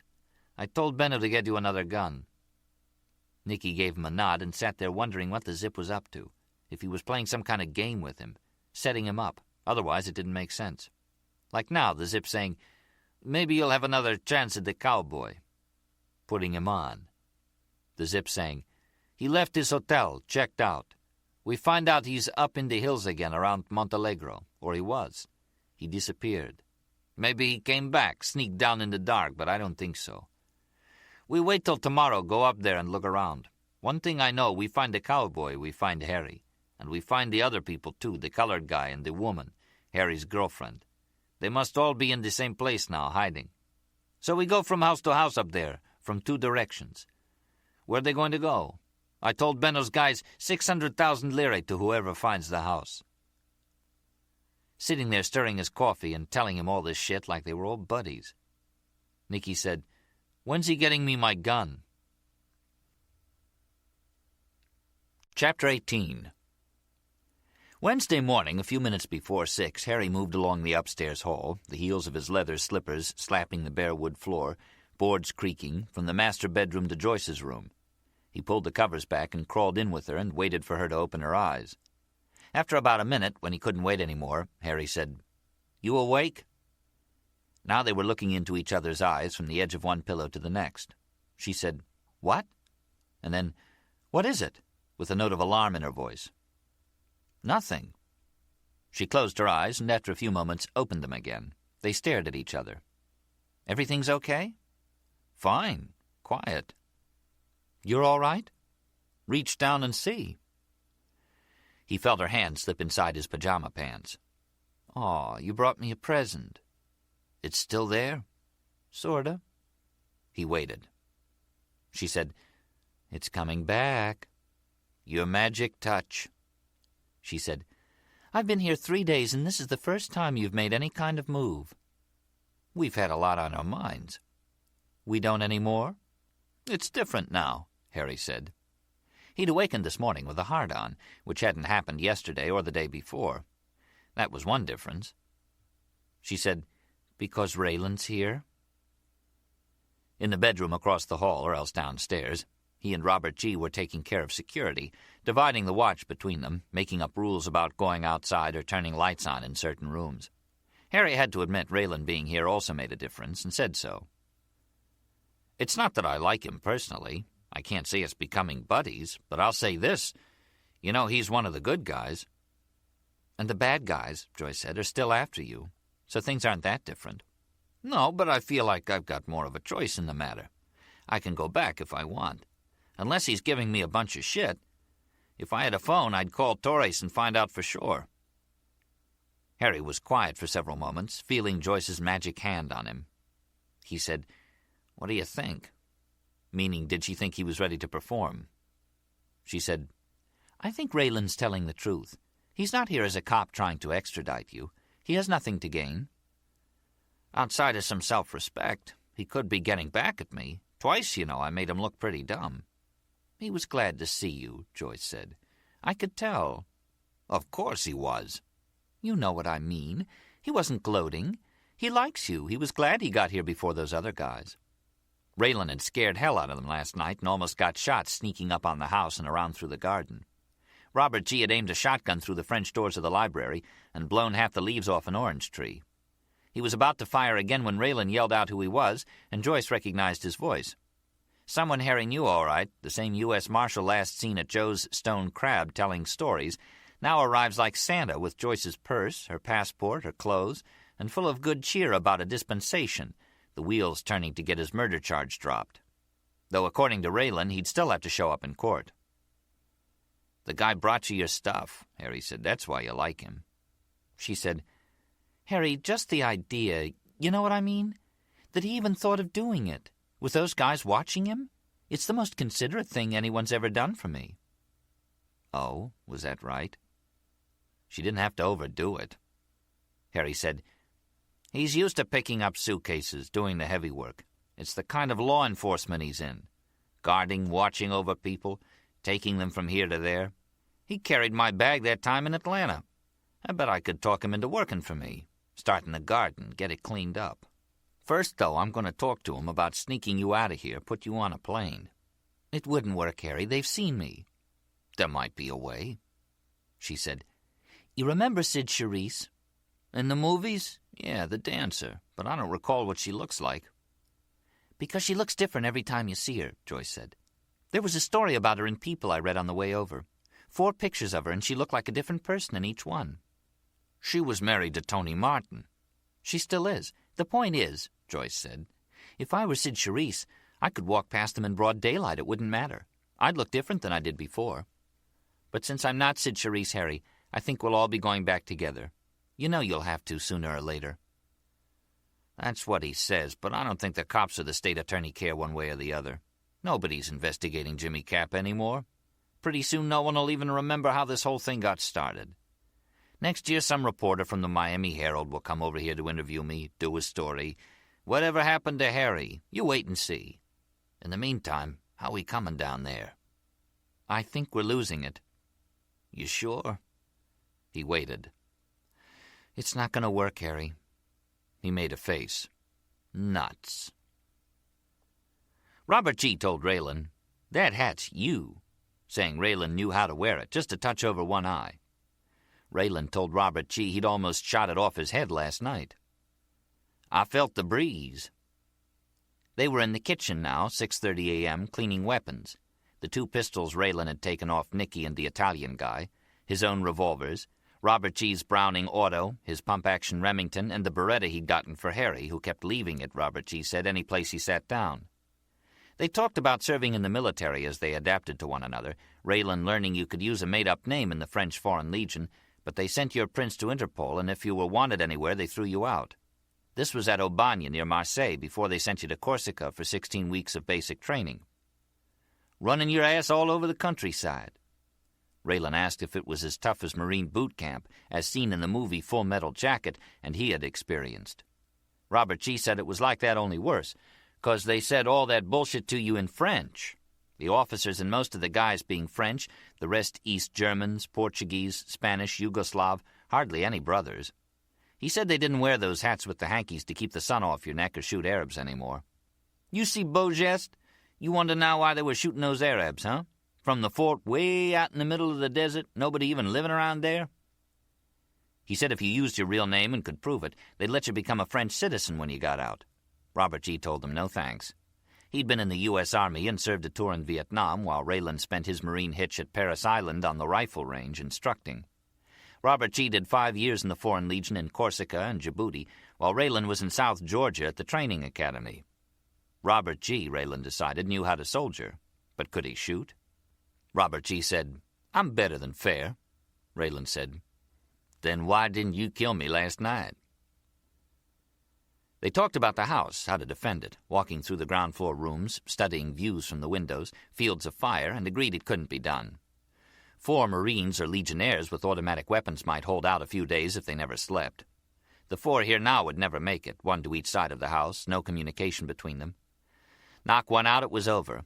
The Zip could bring a gang of people, put the place under siege. Feint coming in the back and drive a car through the front door. There were all kinds of ways in. Robert G. said, "So what do you think?" Raylan said, "We got no choice, have to make a run. What's on the other side of Montalegro?" "Nothing, goat trails.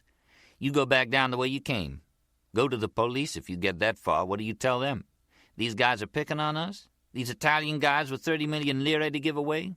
The police won't move till a crime's been committed, you know that." "They might have already been contacted by Miami Beach PD," Raylan said. And they might not have. So think of something. Work out a way to make a run. In the meantime, try to make the place look vacant. Keep the shutters closed. No smoke coming out of the chimneys. Try to keep Harry from going outside. Make a run, or before you know it, the Zips people would be by to check, knocking on the front door or poking around looking for the cars, a gray one and a blue one. It would happen within a few days at the latest. There weren't that many villas up here that a wealthy bookmaker might lease. Raylan had found the house asking around. The Zip could do the same. Check real estate offices in town, find the one Harry used. That wouldn't be too hard. "The first thing we'd have to do," Raylan said, "is get a different car. Trade the Fiat in on something bigger and faster." Robert G. said, "Get a Mercedes like they have, case they want to race." He said, "Why couldn't I do it? They don't know me." Raylan said, "You sure? Walk over to Montalegro and take the Funivia down. Nothing to it. Get the car, Davis, and drive it up here." Raylan shook his head. "They've seen you before." "When? The only time would be when I picked up Joyce at the cafe. You were there. They wouldn't have even noticed me till she got in the car, and by the time they turned their heads, we're gone." "You met Joyce in Milan." "That's right, but I didn't see anybody follow her. I checked to make sure." "How'd they know to come here?" That stopped him. "They must have followed you, or they saw her get in the car in Milan." "Maybe, but it don't mean they got a good look at me.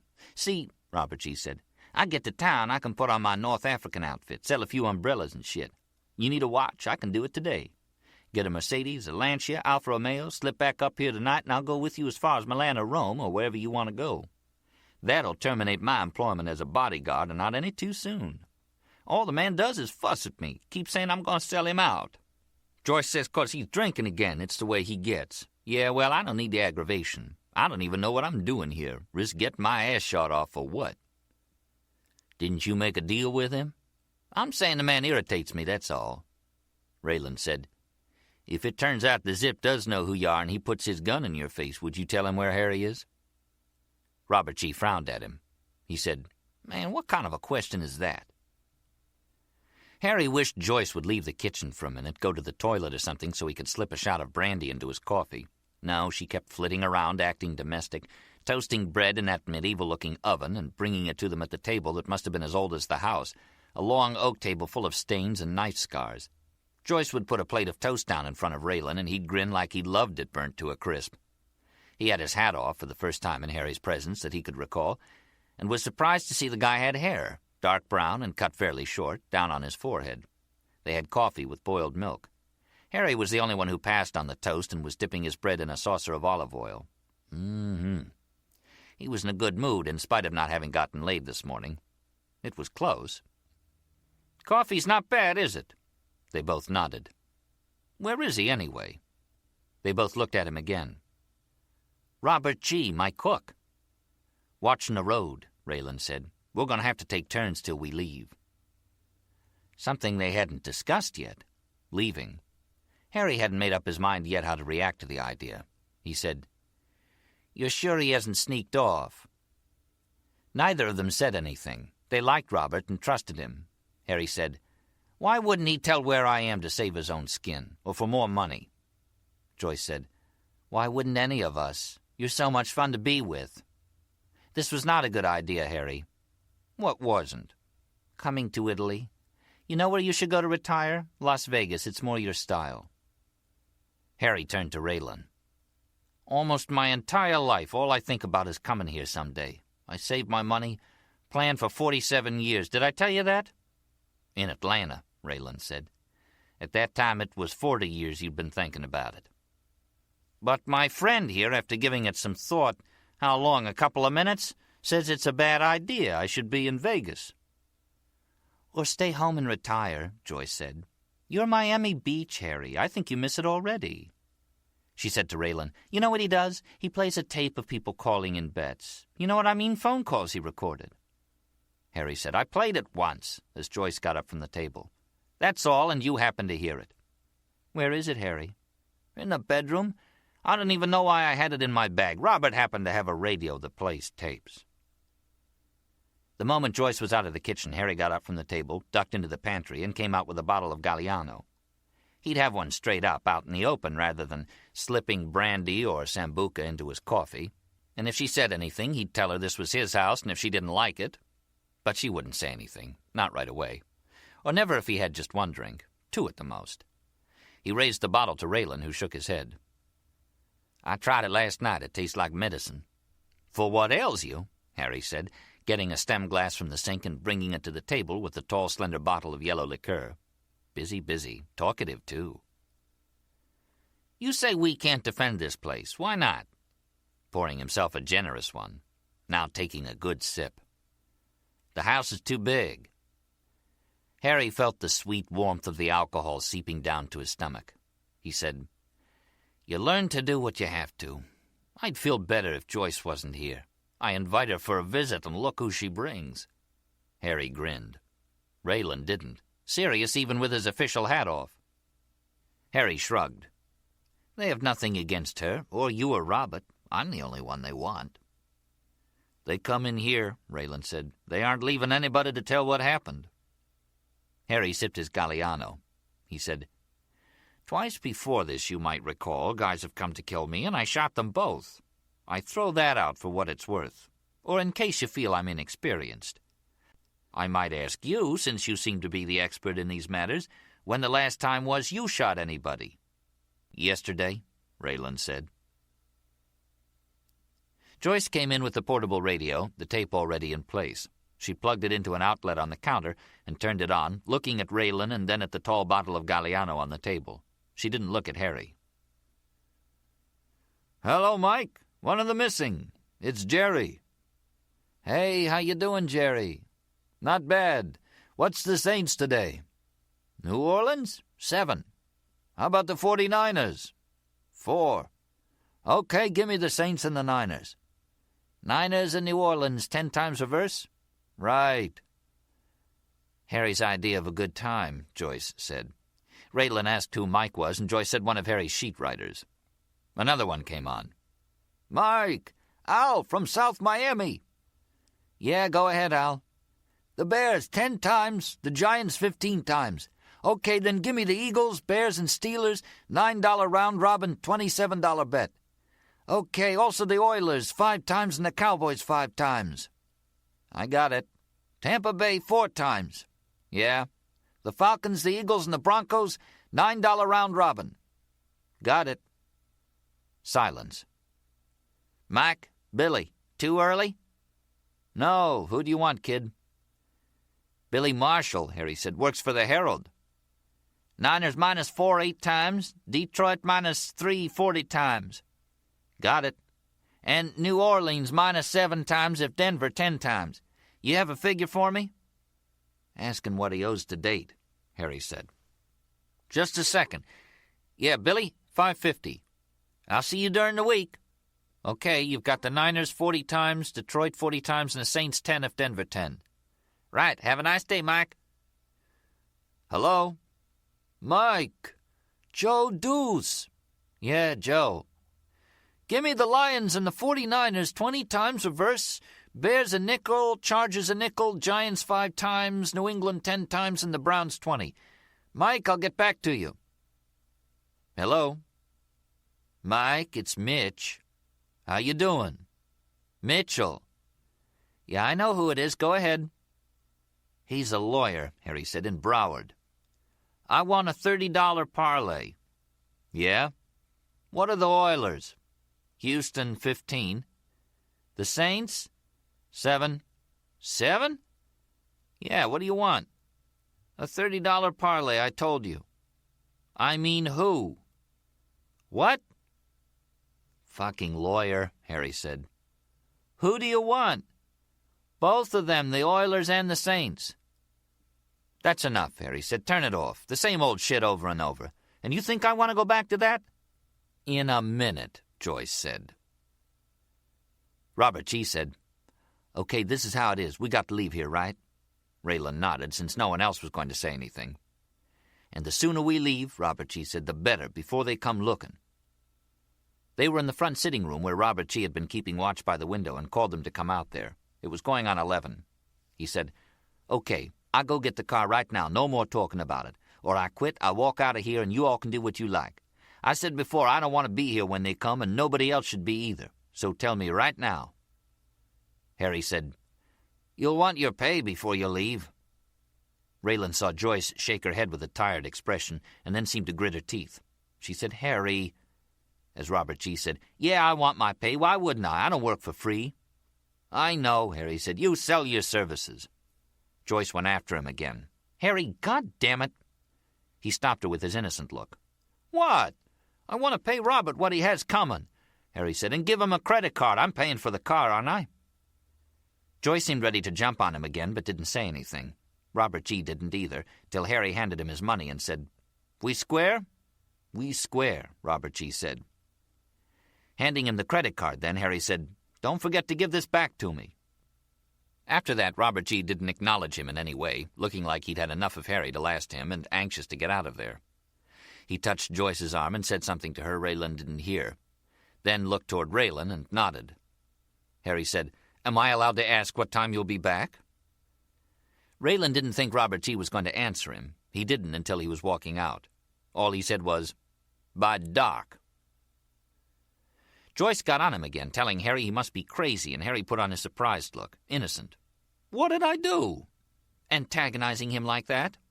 Raylan got into it, saying, It isn't how you treat a man that's going to help you out of a spot. Joyce said, If Robert takes off, I wouldn't blame him. Harry didn't seem to care what they were saying. He walked over to a window on the south wall of the sitting room that offered a view, standing close to the panes of glass and looking west, of the green countryside sloping away from the villa. His back to them, he said, I told you about Ezra Pound and his wife living with his mistress, Olga Rudge, in San Ambrogio over that way. The Germans kicked them out of their apartment, and they had nowhere else to go, no money. He only got 350 lire for his radio talks, the ones that got him in trouble. He claimed they were critical of Roosevelt and Truman, but not pro-fascist. He did think Mussolini was a good guy, though. When Mussolini and his girlfriend, Clara Petacci, were hung up by their heels in Milan, Ezra Pound called it the enormous tragedy of the dream in the peasant's bent shoulders, in a poem he wrote. But can you imagine a man living in the same house with his wife and mistress? The three of them were together almost a year, until our army came through here on the way to Genoa. Ezra Pound went down to Rapallo looking for an officer to give himself up or volunteer his services, I'm not sure which. He couldn't find anyone who knew who he was or cared. A colored enlisted man tried to sell him a bicycle. Harry turned from the window, Raylan and Joyce watching him. The next day, Harry said, Italian partisans picked him up and handed him over to the army. By the time I saw him, he'd been arrested for treason, giving comfort to the enemy, and was being held in a cage. And that's why we're here, Joyce said. You believe it? Chapter 19. A few days before Ezra Pound tried to give himself up or offer his services or whatever he was doing, Harry passed through Rapallo with a recon platoon from the 473rd Infantry Regiment. It was April 26, 1945. He said they took some German prisoners in Santa Margherita and went on to Genoa, where about 4,000 Germans surrendered the next day. Harry said he had been trained as a tank crewman at Camp Bowie, Texas, and went to Italy to join the 2nd Armored Group as a replacement. As soon as he got there, the group was disbanded and reformed as part of the 473rd. Harry was assigned to the Intelligence and Reconnaissance Platoon as the lieutenant's driver. He was 20 years old. The war was almost over, Harry said, so during the next couple of months they had us rounding up deserters. There were some famous ones like the Lane Gang, a bunch of guys that stole all kinds of army supplies and sold them on the black market. Clothes, trucks, jeeps, everything. Others were soldiers who'd committed serious crimes and were wanted fugitives. Any deserters we caught we'd take to the Army Disciplinary Training Center, a military stockade they had not far from Pisa, between here and Viareggio. We were here in Rapallo looking for deserters working for the black market when we picked up the guy from the 92nd, the one I shot, but didn't find out till later he was wanted for murder. He'd raped a woman and cut her throat. Temporarily, we had him locked in a storeroom in the hotel we were using as headquarters on the Piazza Garibaldi. This one time, because I happened to be standing there in the lobby, the sergeant picks me to relieve the soldier guarding the storeroom so he could go to chow. I'm going down the hall, and who do I see coming toward me but the guy, the deserter, with the carbine he'd taken off the guy I was going to relieve. Coming fast to club me with the gun rather than shoot me and let everybody know he'd escaped. Coming at me as I'm reaching for my sidearm, clearing it, around already in the chamber. I know that because it was the way I kept it. That guy in the parking lot last month? Oh, no, it was in October, wasn't it? He stopped when I pulled the gun. This one didn't. The deserter, he kept coming, raising the carbine to club me with it when I shot him, and it stopped him. I shot him again, and that one knocked him down. He'd killed the guard, so we never found out how he got the carbine away from him. A couple of weeks later, on May 29th, we delivered a deserter to the Disciplinary Training Center, and that was the day I saw Ezra Pound for the first time. Scruffy-looking, like a Skid Row bum inside one of the maximum security cells, where they kept the violent prisoners and the ones condemned to death. They had reinforced the cell Ezra Pound was in with steel wire mesh. He called it a gorilla cage, and it did look like one. It sat on a concrete slab about 6 by 10, had a slanted roof, and was open on 4 sides, so the rain could come in from any direction. Other prisoners had pop tents inside their cages. All Ezra had the first few weeks were a couple of blankets. They kept a spotlight on him at night, and no one was supposed to talk to him. You see, Harry said, hardly anyone there knew he was a world-famous poet. The camp officials were told he was a traitor and to keep a close watch so he didn't try to escape or commit suicide. There was also talk the fascists might try to rescue him. Finally, after a while, they eased up and moved him to the medical compound. They let him use a desk so he could continue writing his poetry. His cantos, Joyce said. He spent 40 years writing a poem that hardly anyone in the world can understand. No man who has passed a month in the death cells, Harry said, believes in cages for beasts. You don't understand that? Joyce said, once in a while he made sense. He was a genius, Harry said.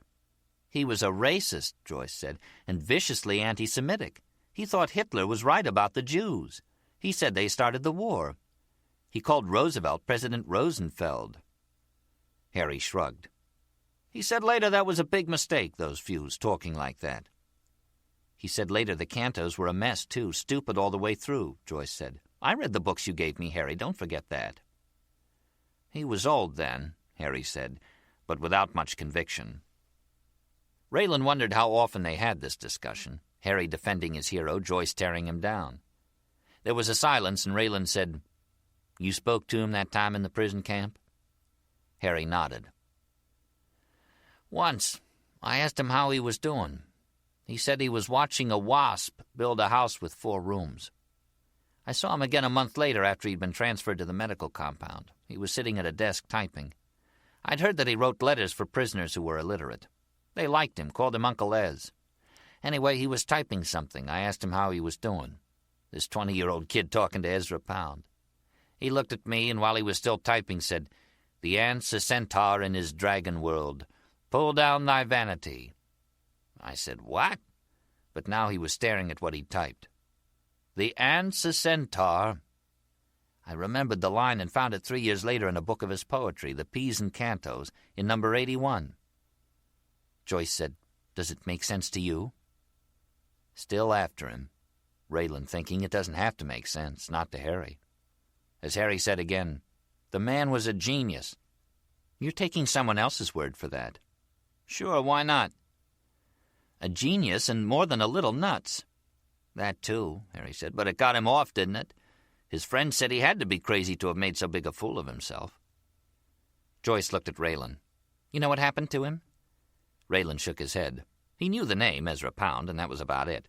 Following the trip to Atlanta, he tried reading some of the man's poetry and had given up, telling himself he was too dumb. He was glad to hear hardly anyone else understood it either. He was declared insane, Joyce said. Instead of doing time for treason, he was sent to St. Elizabeth's Hospital in Washington, D.C. 12 years in St. Liz's bug house, Harry said. No way to treat the old darling of the U.S. expatriate intelligentsia. I think it was Time magazine called him that.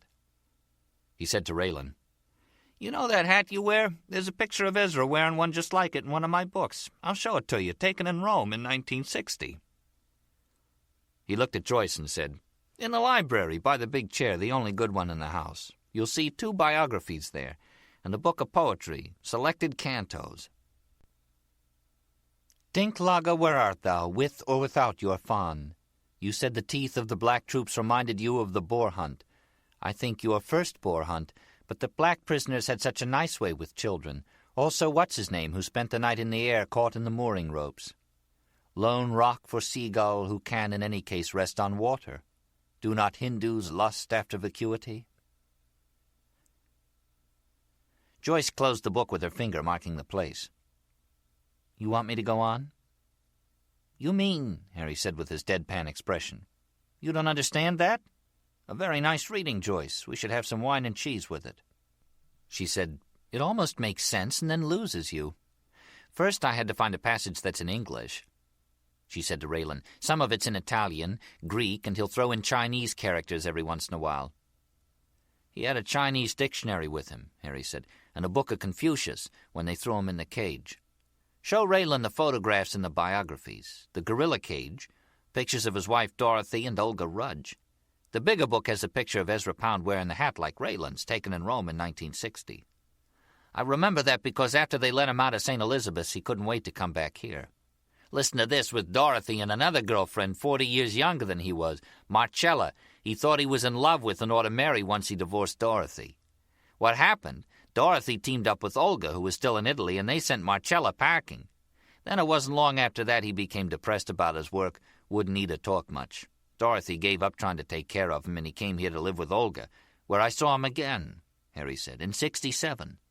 3 days in a row, in fact, I saw them at the same cafe, Ezra Pound and his mistress, always with a group having lunch. Any time I saw him, there were people with him, friends or writers getting interviews. Poets flocked around him. There always seemed to be a party at lunch, everybody laughing and talking. One time when I was at the next table, he had some kind of fish and complained about the bones the whole time he was eating it. That same day, I followed him to the men's room, got ahead of him, and held the door open. As he reached me, I said, The ant's a centaur in his dragon world. He looked at me and walked right past into the can, didn't say a word. So that was okay. He had people bothering the shit out of him all the time. They'd come and ring the bell, tourists, and Olga Rudge would tell them, If you can recite one line of his poetry, you can see him. She'd turn a hose on them if they wouldn't leave. He said to Joyce, We should be having lunch, isn't it time? She said, We have cheese and sausage, some kind of cold pasta Robert put together. Harry was going through one of the biographies. He said to Raylan, Here, this is what he looked like when I last saw him. He was 82 then. Look at the hat. You ever see a brim like that? The coat and the walking stick. The coat's like a cape. The guy had style right up to the end, 87 when he died in Venice the night of his birthday. Olga was there with him. Here's a picture of her. Good-looking woman, huh? They were together 50 years. Here, this is the one. At his wake, Olga touching him, I guess, for the last time. Born in Haley, Idaho, died in Venice. He said to Joyce, We gonna have lunch or not? He handed the book to Raylan and watched him turn to the photographs of the gorilla cages and the military stockade. I went back there on one of my trips, Harry said. You know what's there now? A nursery where they grow roses. Another time in Rapallo, you know who I saw? Groucho Marx. They left Raylan to go out to the kitchen and fix lunch. It was right after that, alone by the window, he saw a dark-colored Mercedes sedan drive past. Black or dark blue, he wasn't sure. The car slowed to a crawl, Raylan watching it until it was out of sight. He waited a while before looking at the gorilla cages again. Joyce came back with the sandwiches. Harry had 2 glasses of wine on top of the Galliano and was taking a nap. She said, "You'd think if he was going to recite poetry, it would be someone more like, well, I was going to say Edgar Guest, and it reminded me of that Dorothy Parker line. I'd rather fail my Wasserman test than read a poem by...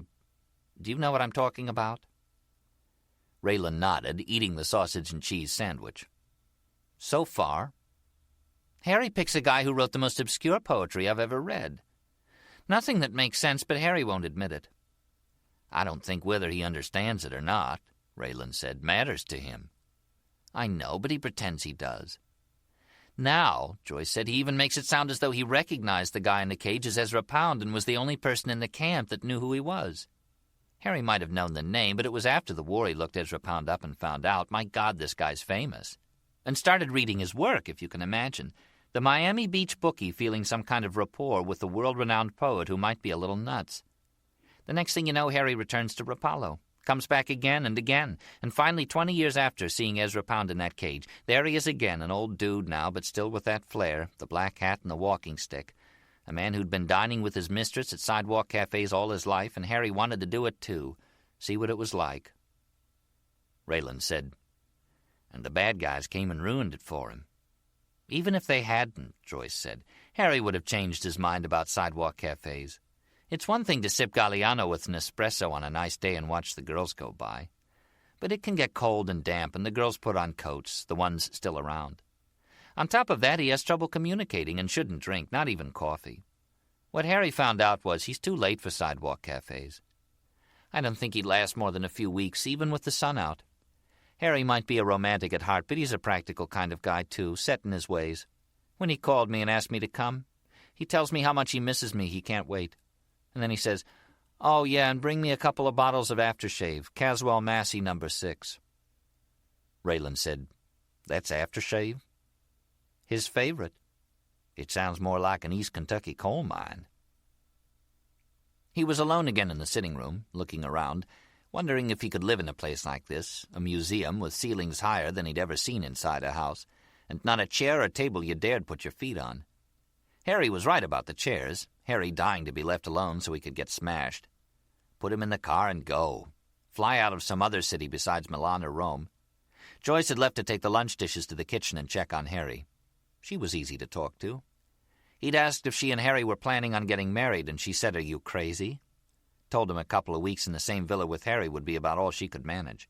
She'd been married to a real estate salesman less than a year when he divorced her. Raylan had said, "Well, we have something in common," and told about his wife Winona divorcing him for a real estate salesman.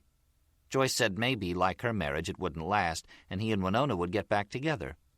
He told her it would never happen.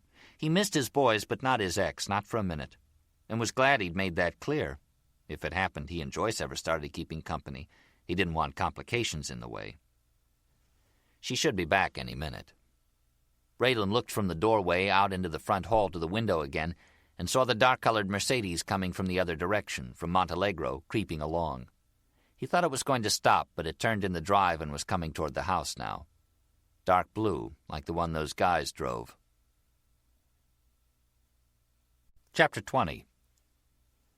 The time Robert G. quit working for the Kuwaiti Sheikh, they were in Cannes during the film festival, the Sheikh looking to meet movie stars. Robert G. finally had enough of the man's shit and left him sitting in his stretch in the middle of traffic. Said fuck it, got out and walked away, the Sheikh calling him nasty names as he joined the crowd that was causing the traffic jam, everybody wanting to see the starlet who'd taken her shirt off. It was the Sheikh telling him how to drive that got to him. To do what the man said, Robert G. would have had to kill people walking in the street. He looked at the rearview mirror thinking, "You want to drive, raghead?" But only said fuck it out loud before he quit. The man was abusive. Treated Asian girls working for him like slaves, liked to beat up on them. Robert G. was afraid he might let go and deck the man sometime and end up in a Kuwaiti prison. So he'd walked away and felt good, even though it was dumb to leave without getting paid first. This time he had money, he had Harry's Visa card, and if he walked away it would serve the man right for acting nasty to him. If it was just Harry up there in the villa, he might even consider doing it. But not with Joyce and Raylan there. They never did anything to him. He didn't owe them his life, though, if it came to that. Like, tell us where they're at or we'll kill you. That kind of situation. He wasn't going to die for them. They wouldn't expect him to anyway. Raylan would know that if he wasn't back by dark, then something had happened to him, and they'd better move their asses out of that house quick. Robert G. settled all that in his mind, riding down from Montalegro in the Funivia, getting an aerial view of the town and then some close looks into apartment windows as the cable car neared the station. The room he rented was on this side of town. He thought of looking in to check on his umbrellas and jewelry and shit, stuff he'd bought off a Tunisian leaving the wannabe business, going home. And then thought, check on it for what? It was still there, it wasn't all that junky stuff. Selling it was more something to do than a way to make a living. He sure couldn't live off the proceeds like the African dudes did, happy to have a chunk of hash to smoke and that sticky sweet tea they drank. Maybe give all the wannabe shit away and go home, back to Houston, Texas, where all the northern people had left when the oil business went to hell, and the ones that stayed were living under overpasses in cardboard boxes. He thought of that riding across town in a taxicab over to the Avis office on De La Libertad. Kiss his mama, hang around the house a while and be gone before she got used to him, off across some ocean to offer his experience. He could drill to French with a German accent and field-strip Belgian FNs, Austrian Steyrs, versions of the AR-15, both the Soviet and Chinese AK-47s, the Valmet, the Sterling, name an automatic weapon, and was certain he could find a war somewhere that would accept him. 2 Avis men behind the counter, Robert G. their only customer, and it took them close to a half hour to get a contract ready for him to sign. They said they weren't sure they had a Mercedes. Robert G. said, what was that out front, the white one? They had to make a phone call in the office. They said to check on the credit card. Robert G. hoped to God the man wasn't talking to who Robert G. suspected he might be talking to. By the time he walked outside with the keys ready to go, 2 guys were leaning against the car with their arms folded, trying to act cool. Robert G. said, shit, as the one unfolded his arms to show the pistol he was holding, and the other one said to the Avis guys, grazie. Raylan stood by the front door putting his hat on, getting it to sit lightly where it felt good, down some on his right eye. He put his hand on the doorknob, still not sure if he wanted to meet them outside or in the house, and heard Joyce in that same moment call to him. Raylan? From the front stairs. She was about halfway up. A car just pulled in the yard. Raylan nodded. I saw it. You're going out? I was thinking about it. He wanted her to stay calm. So far she sounded more surprised than excited. Where's Harry? He's asleep, she said. Raylan, if we're quiet, they won't know we're here. No, lest they come in. She said, stay with us, and it sounded like a better idea than going outside. He watched her rear end go up the stairs ahead of him in blue jeans, a nice compact one he had noticed before. Upstairs in the hall, she said, you were really going out there? Still having trouble accepting it. Try to come up behind them, Raylan said. I think since we're going to have words, it'd be good to get a position on them, some kind of advantage. She stopped at an open doorway. Have words? Show them they can't win. Or shoot them? I don't know. She said, I have to get my gun, and went into her bedroom. Raylan went on to Harry's room. He was stretched out on the bed with his mouth open, not exactly snoring, making a wheezing sound. Harry's pistol was on the night table next to the bed. Raylan moved to a window. They were in the side yard, out of the Mercedes now, going toward the garage, the structure with the 3 heavy wooden doors, all padlocked. He watched the 2 guys pull on the locks and then look this way toward the house. Joyce came in, saying, There 15 shots in this? Making it sound like a simple question. He glanced over his shoulder at Joyce holding the Beretta he'd given her, Nicky's or Fabrizio's, inspecting it closely, a foreign object to someone who'd never fired a gun. 15 in the magazine and 1 in the throat, that's 16. Raylan said. When it's empty, the slide opens, and that's it, you're done. But I doubt you'll have to shoot. Don't, okay, lest you have no other choice. How do I know when that is? You see, if you don't shoot, you're going to die. Then squeeze the trigger, don't yank on it. Take a breath first and let some of it out, Joyce said.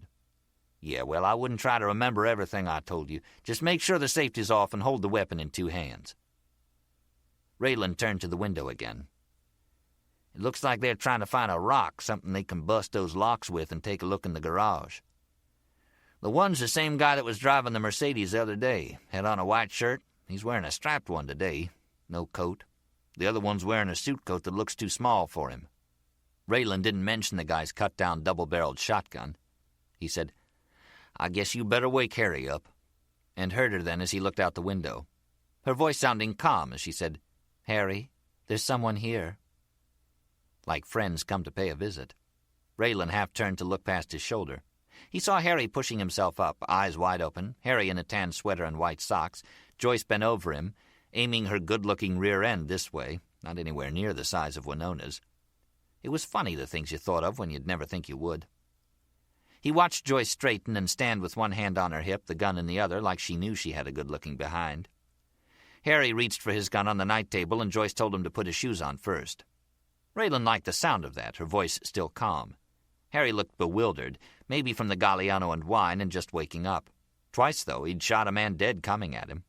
One more than you have, Raylan thought. Harry could do it again if he had to. But then had to ask him, "Harry, you okay?" "I'm fine." Raylan looked out the window and turned back to them. "They're coming toward the house." He looked again and said, "Now they're out of sight. I imagine going around back. All the doors are locked." He stopped as they heard the sound of glass breaking, a window or one of the French doors. "I was going to say, but if they want to come in, they will, without bothering to knock." "As soon as they look in the kitchen," Joyce said, "they'll know we're here." "We could have left," Raylan said, "but you're right, they'll have to search the house." Both Joyce and Harry were looking at him. Joyce said, "So, what do we do?" They came in through the library and strolled from room to room. The one with the shotgun was called Marco. Like Benno, he was from Naples. He didn't think much of the North and had never been to Rapallo before. He thought the sea in the North looked different, a gray color without life in it. The food was bland and the houses were dark, the ones they had searched. He said to Benno, "There's no one here." But then had to change his mind when they strolled into the kitchen and saw the bottles on the table, plates in the sink. The stainless coffee maker was unplugged, but when Benno touched it, he jerked his hand away. So if the people weren't here, they had just left. Harry Arno and his people, Benno believed, because the woman in the real estate office said the Villa Signor Arno leased was on this road near Maurizio di Monti, and showed them a photograph, an old one, of the place when it was a farm, and this could be it. The reason they weren't entirely sure, they didn't have the photograph with them. Benno had phoned from the car after passing the villa twice to say he believed he had found the right one, and was told the African had been taken, the one who drove for Harry Arno. They said to Benno wait and they would find out the location of the house and call him back. But Benno had a feeling this was the one, so they came inside. Once they left the kitchen, they no longer strolled, but moved carefully now, thinking of the one in the cowboy hat and remembering Fabrizio sitting in the car with his head against the window, his eyes open, 2 bullet holes in him. It was Benno who said, "The one with the cowboy hat." Marco said, "If he's here, I have something for him." So when they came to the front hall, Benno motioned to the stairway, and Marco, with his double-barreled shotgun, went up ahead of him. Joyce heard the floor creak and knew they were in the hall now, approaching Harry's bedroom. The door was open, so they'd look in there first. Look in and see Harry sitting in a chair, waiting. There, it was happening. One of them speaking Italian, surprised. Then silence. "It has to be Harry sitting there," Raylan had said, "because these two have never seen him before and won't know it's Harry." They'd look in and it would stop them, hold their attention. See, Raylan said, then he'd come from across the hall, where he and Joyce were now, the room with the door closed, creep up behind the 2 guys talking to Harry, wanting to know who he was, and disarm them. Getting their attention and holding it, Raylan had said, was the key. Otherwise, where were they going to hide? Raylan opened the door and Joyce heard the voice again speaking Italian. Now another one, in English with an accent. The 2 guys talking to Harry as Raylan crossed the hall, stepping over the board that creaked. Joyce stayed close behind him, entered the room with him, and stopped as Raylan said, "Put the gun on the floor, right now." Joyce moved to the side, holding the Beretta extended in both hands, the way he had shown her. The one with the shotgun, the short barrel across his forearm, didn't move. The one in the striped shirt turned enough to see them pointing guns at him from about 10 feet away. Raylan approached him and took the automatic the man had stuck in his waist. Raylan said to the one with the shotgun, "You hear me? Put it on the floor, now." He still didn't move. The one in the striped shirt said, "Marco don't speak English." Raylan reached over with his combat mag, held the revolver pointed at Marco's ear, and cocked it. "He understand that?" Marco stooped and placed the shotgun on the floor as the one in the striped shirt said, "He knows a few words." Harry picked up the shotgun, dug his pistol out of the chair cushions, and came around past the two guys. Joyce thought he looked a little sweaty, but he was still Harry, glancing out the window at the Mercedes and saying, "I see we've got a car." Joyce said right away, "We have to wait for Robert," and looked at Raylan. He didn't say anything. The one in the striped shirt said to Joyce, "You mean his driver, the African? The one you brought here from Milano? You waiting for him. You going to wait a long time." Joyce looked at Raylan again, expecting him to say something. All he did was stare at the one in the striped shirt, who stared back at him and seemed at ease, as though he had the advantage now. He said, "I hear on the telephone in my car they find the African. Looking for a Mercedes, huh? Like the one I drive. So I hear they take him someplace." Telling it in a casual way, acting almost indifferent now, it got to Joyce. She said, "What do you mean, take him someplace?" "Someplace quiet, nobody bothers them." She said, "For what, goddammit?" "Why do you think for what? You want to know something he knows? What do you do?" She said to Raylan, "Jesus, you hear what he's saying?" and waited. Raylan still refused to say one fucking word to the guy, staring at him but not even pointing his gun now. Joyce was pointing hers, holding the muzzle of the Beretta centered on the striped shirt. "If they have him," Harry said, "then he's told them where I live, and that's it. We better get out of here." The one in the striped shirt was shaking his head, confident. "You too late. Take my word." "Right now," Harry said. "It's time to leave." "What we have to do," Joyce said, "is find out about Robert." She saw Raylan look at her and then turn to Harry and take the shotgun from him, Raylan saying, "Whatever you want to bring along, get it ready," and looked at her again. "Can you pack in 5 minutes?" She said, "I haven't unpacked, but I'm not leaving without Robert." "I'm going to talk to these fellas about that," Raylan said. "See if they can help us out." He said to the one in the striped shirt, "Is that okay with you?" The man shrugged, indifferent. "I don't know what you're talking about." Raylan said, "What do they call you?" This time the man hesitated. "My name's Benno." "And he's Marco, huh? I think you said?" "I'm Deputy Marshal Raylan Givens. You know what you two remind me of? Company gun thugs. People the coal operators hired during a strike to cause trouble. Benno, huh? I knew a gun thug in Harlan County, Kentucky, looked just like you, named Byron. Always had a speck of tobacco juice in the corner of his mouth." Raylan touched his lip. "Right here. Well, I'm going to ask you boys to step outside with me, if you will." He turned to Harry, saying, "I need a key to the garage, that door in the middle." Harry found it in a little box on his dresser and handed it to Raylan, no questions asked, Joyce watching, curious, as Raylan motioned to the two men now to come past him. Benno seemed to stroll toward the doorway, hands in his pockets. Marco didn't move until Raylan poked him with the shotgun. Joyce said, "You're going out to the garage?" "Someplace quiet," Raylan said, "where nobody'll bother us." She saw Benno glance around to give Raylan a look, not as confident as before. When they were out of the room, Joyce moved to the window. She said to Harry, already taking his clothes out of the armoire, "I think I know him, but I don't at all." Chapter 21. She heard Harry say, "I don't even know where we're going. I don't care either. I think you're right. I should have gone to Vegas, someplace like that, Tahoe, or stayed home. You hear what I'm saying? Don't tell me I never admit when I'm wrong." Harry, busy, animated, saying, "I didn't think it ever got this cold here, you know it?" Saying, "Come on, we have to be ready." Joyce didn't move from the window. Finally, there he was in the side yard, herding the two gun thugs past the Mercedes parked there, moving them toward the garage. She had never heard that expression before, company gun thugs, but knew what they were, strikebreakers in Kentucky, gangsters here or in South Florida. He'd waited until he had something to say before speaking to them. Now he was handing something to Benno. The key? That's what it was. She watched Benno remove the lock from the middle garage door and with an effort swing it open a few feet. Raylan waved him out of the way then and motioned for Marco to go inside, into the empty middle area of the garage between Harry's Lancia and Raylan's rented Fiat. He was in there now, and Raylan was talking to Benno, Benno posing, standing in a slouch, one hand on his hip, gesturing with the other, and now Raylan was pointing the shotgun into the garage, holding it with one hand. He would have to be aiming at Marco, though she couldn't see him now. Benno gestured again. Raylan cocked the shotgun. Joyce said, "Harry, come here, quick." Benno was shaking his head. "I'm supposed to say what? Oh, please, no, I do whatever you want. Like I believe you gonna shoot him? Or I say, okay, go ahead. But if you gonna do it, then I want to see you do it. You don't shoot in there and I'm supposed to think you killed him." Benno gestured again. "So go ahead." "I can't fool you," Raylan said. "Can I?" "Anybody can look at you know you won't shoot him like this. You don't have the coglioni." "I don't." "You think I'm a fool, threatening me like that?" "I felt it was worth a try."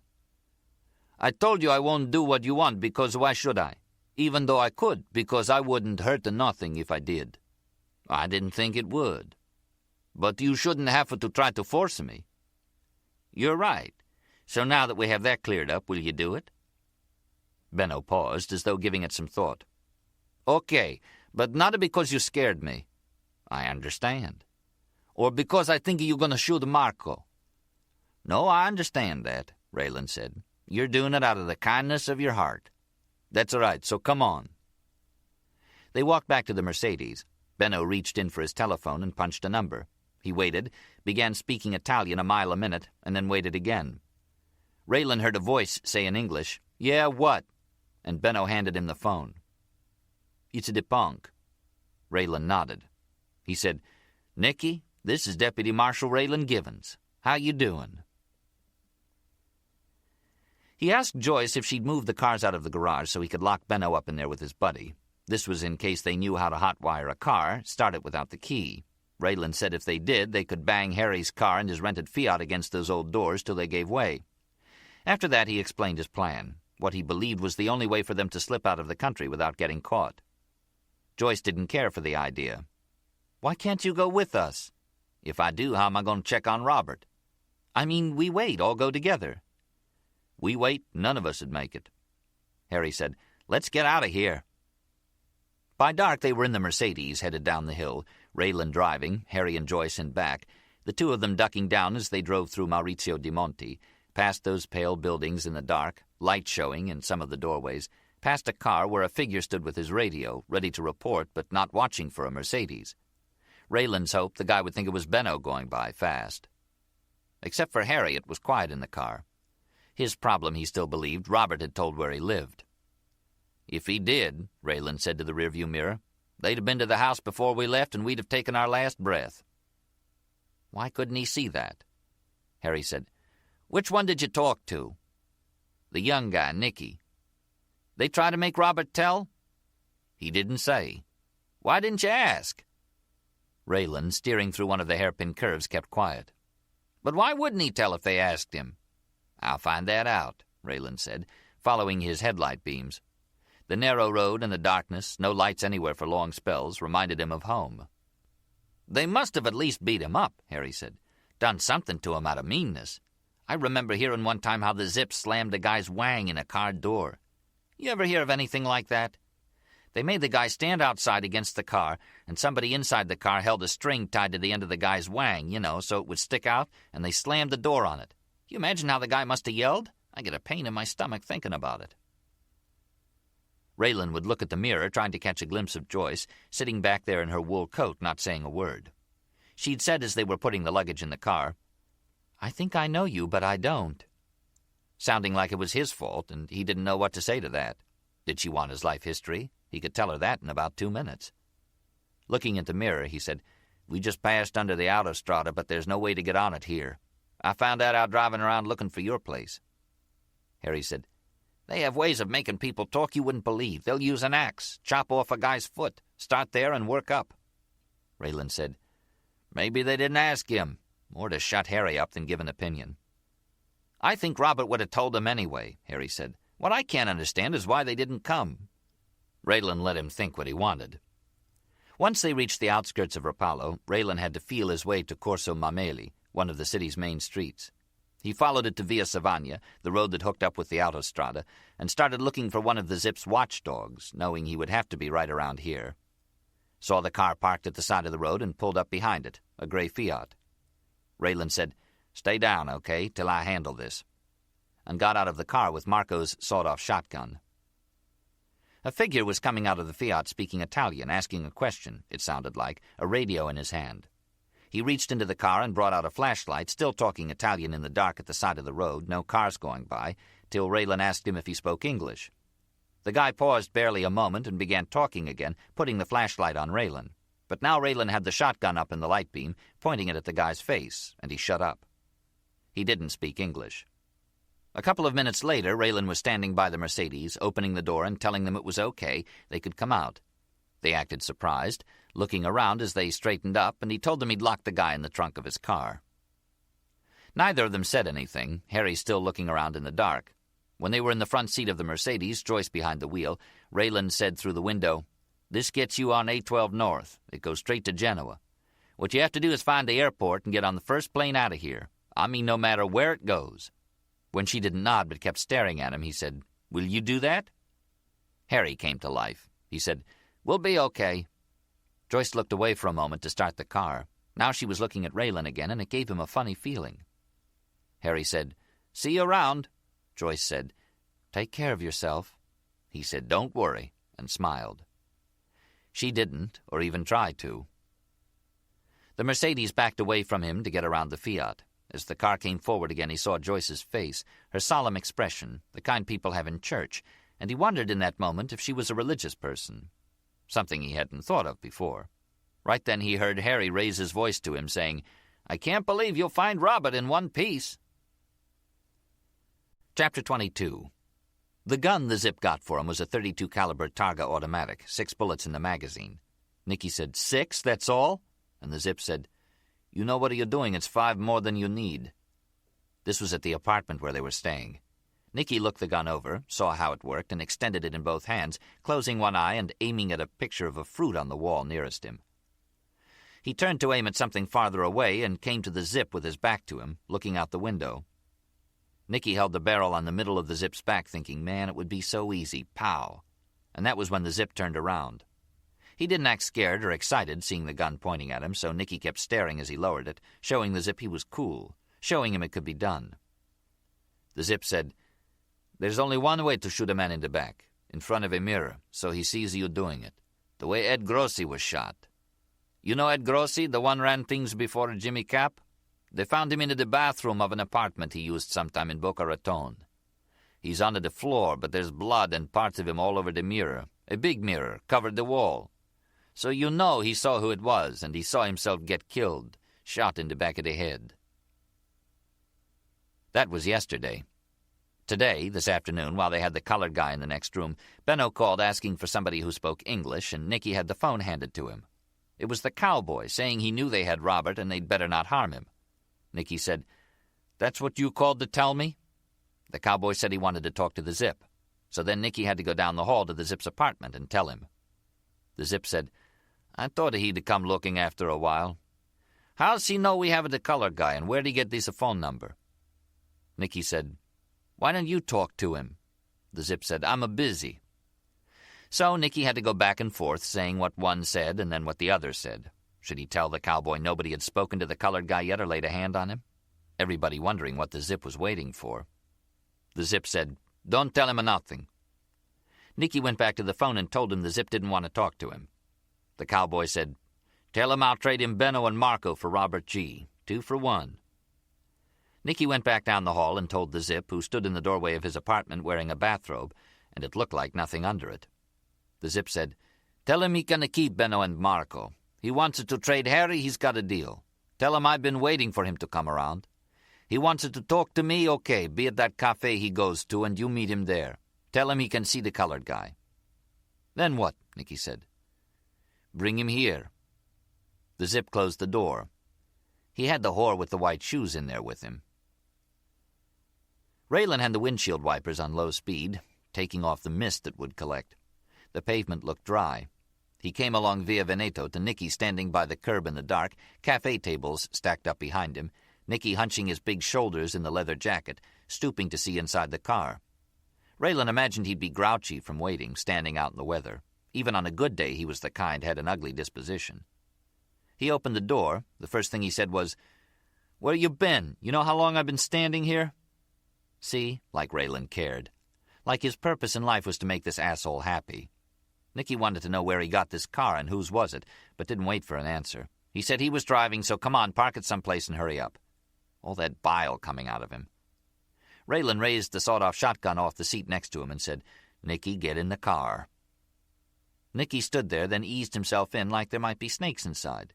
He closed the door and Raylan threw the shotgun over his shoulder into the back seat. Nicky didn't seem to know what to make of that. They were moving now. Raylan said, "All you have to do is tell me how to get where we're going. Can you do that?" It turned out to be an apartment building up above town, newer than most, with balconies, but small, only 3 stories, across the street from red clay tennis courts. They got out of the Fiat and Raylan said, "Just a minute," walked back to the trunk and opened it. The guy climbed out, looking around, maybe not sure where he was. Raylan asked if he was okay, but didn't get anything from the guy except a bewildered look, about the same as Nicky's, watching him. 2 other guys came out. They took Raylan's guns and brought him down a hall through the ground floor to the back of the building, unlocked a door and shoved him into what looked like a utility room, bare except for storage lockers and a single light in the ceiling. Robert G. sat on the floor with his legs stretched out, his back against the concrete wall. "They haven't touched you? They haven't even looked mean at me? Or asked you anything? Nothing? Where'd they get you, on the road?" "I never got in the car." "Brought you here? They feed you?" "Some pasta. It wasn't bad." "Let you go out to the bathroom?" "Have my own, that door over there." "Nobody else is around, other people?" "I haven't seen nobody else." "What's his game?" "Man, I'd like to know." "I thought by now they asked and you told." "I would have, too." "I know, and I wouldn't blame you." "But they never gave me the chance, you understand? I even said to the man, 'Hey, ain't there something you want to ask me?' I don't know as maybe they're going to hurt me first, you understand, and then ask. I said, 'Listen, you don't have to rough me up any, pull my fingernails out. I'll tell you anything you want to know.' Trying to explain this ain't any of my business. The man walks out. This is when they had me upstairs. I only saw him a minute. He walks out. Dude type of man, had a sharp suit on, but kind of old-timey. That's the Zip, Tommy Bucks. The other one has a leather coat on, Nicky, the one I spoke to on the phone. He said either he knew I was going to call or I was going to get in touch with them. But I think it was the Zip knew it or had a hunch. See, Nicky's the kind I believe likes to brag on himself, or he'll tell you something another person said and make you think it was his idea. I know he don't have a say in this deal. The Zip's the one decides things." "And he knew you were coming?" "Or thought I might." "The man knew." "Well, if you didn't get back, you'd have come looking for me?" "I was going to say, I'd have thought of some way, I suppose, to get in touch." "And the man knew it is what I'm saying, so what does that tell you?" "If it's true, then I think he wants to ask me the question," Raylan said, "instead of you. Wants me to be the one tell him where Harry is, like it's a personal thing between us." Robert G. said, "So you going to do it?" Raylan stood up when they came in, not out of any kind of regard, but so the Zip and Nicky wouldn't be towering over him. As soon as the 2 were in the room, someone outside in the hall closed the door. Robert G. stayed where he was until the Zip looked at him and said, "Get up." He did, taking his time, Raylan hearing him groan as he pushed himself up, stiff from sitting on the floor. The Zip said to Nicky, "Watch him," before turning to Raylan. "I've been waiting for you. I know soon as you figure out I got this guy, you're going to come try and make a deal. Give me Benno and Marco. Where are they?" "Locked up in the garage." "Yeah? Where Harry is?" "At his house." "And Harry's there?" "He left," Raylan said. "Yeah? Where'd he go?" "He went home." The Zip kept staring at him. Raylan heard Nicky say, "Let me have him," and looked over to see Nicky holding a gun now, some kind of automatic. "Come on," Nicky said, "just me and him in here." The Zip raised his hand as if to shut Nicky up without looking at him. He said to Raylan, "When was this Harry went home?" Robert G. answered. He said, "While you're fooling around waiting for Raylan. You could ask me where Harry lived. Man, I'd have told you in a second. But you rather wait and have him tell you. Well, that's what he's doing. He's telling you. Robert G. getting a kick out of this. The Zip's face, listening to him, was made of stone. He didn't take his eyes off Raylan. When there was a silence, he said, "Harry left when you did." Raylan didn't say anything. "That wasn't too long ago. You come here and the car belongs to the guy we put by the autostrada. But no one's seen Harry's car or the one you had. So you came down in Benno's car, huh? And that's the one Harry's driving. Okay, that gives them a jump on us, but not much of a one. Where'd he go?" Raylan didn't answer. "He go to Genova with that woman?" They stared at each other. "Or to Milano, or south to Roma." "How about Turin?" Raylan said. "Or maybe Bologna?" That stone face stared at him. The Zip said, "Okay, tell me." Raylan shook his head. "I don't know." The Zip said to Nicky, "Put your gun on the jig." Nicky glanced over. "I got it on him." The Zip said to Raylan, "Where did he go? Tell me, or in 3 seconds this guy is dead." Robert said, "Hey, come on, I'm not in this." "He went to Genoa," Raylan said. "You're too late." "I don't believe it. Where did he go?" "To Genoa, whether you believe it or not." The Zip said to Nicky, "Shoot him." Nicky looked over, frowning. "What?" Raylan said, "I'm telling you the truth." The Zip's hand slipped into his suit coat. "I said shoot him, do it." The hand came out holding a Beretta Auto, the same one Raylan had at home. It came up in his face and stayed there. He heard Robert say, "I don't have no part in this man. It ain't any of my business."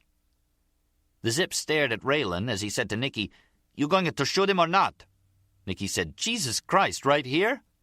The Zip said, "Right here, right now," swung the Beretta from Raylan to Robert G. and shot him again, and swung it back in Raylan's face before he could move, the sound of the gunshots ringing in the concrete room. The stone face stared from behind the muzzle. The Zip said, "Where did he go?" Raylan said, "He went to Genoa." Chapter 23. Buck Torres sat listening to Harry tell how overnight the Zip had more people working for him in Rapallo than he did here, real honest-to-God mafia types. Harry said, "Like the Zip, and these guys are the original cast, and Jimmy Cap's bozos are the road company. I mean, there's no comparison." Harry trying to be himself again, the authority, in his rooms on the 3rd floor of the Della Robbia, but moving to the window to look down at the street as he made his observations. "I saw it was time to get out, so we left. You want to know the truth? I was ready to go anyway." Torres said, "What about Raylan Givens?" "Yeah, he was there." "I mean, didn't he help you?" "Me, personally?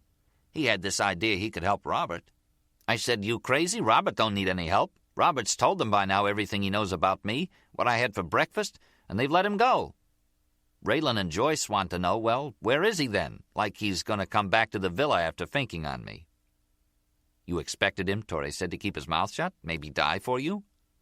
"He knew the score, who those guys are. If I'm paying him, I expect some loyalty." Torres let that one go.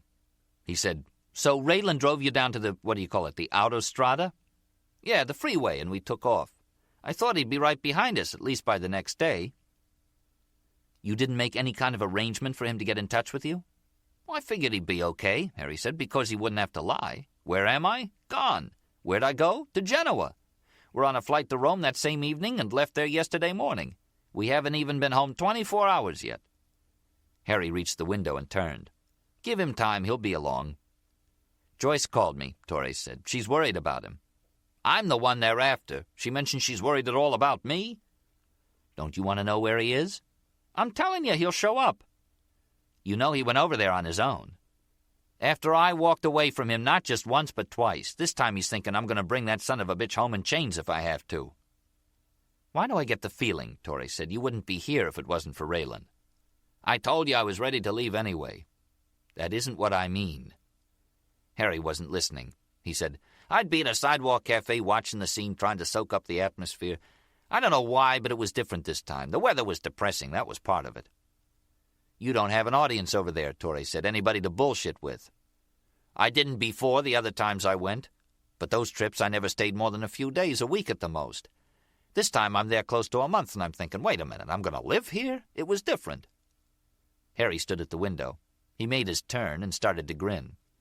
These two guys come in the house, Benno and Marco, I'm telling you, real honest-to-God mafioso, right out of The Godfather Part 2.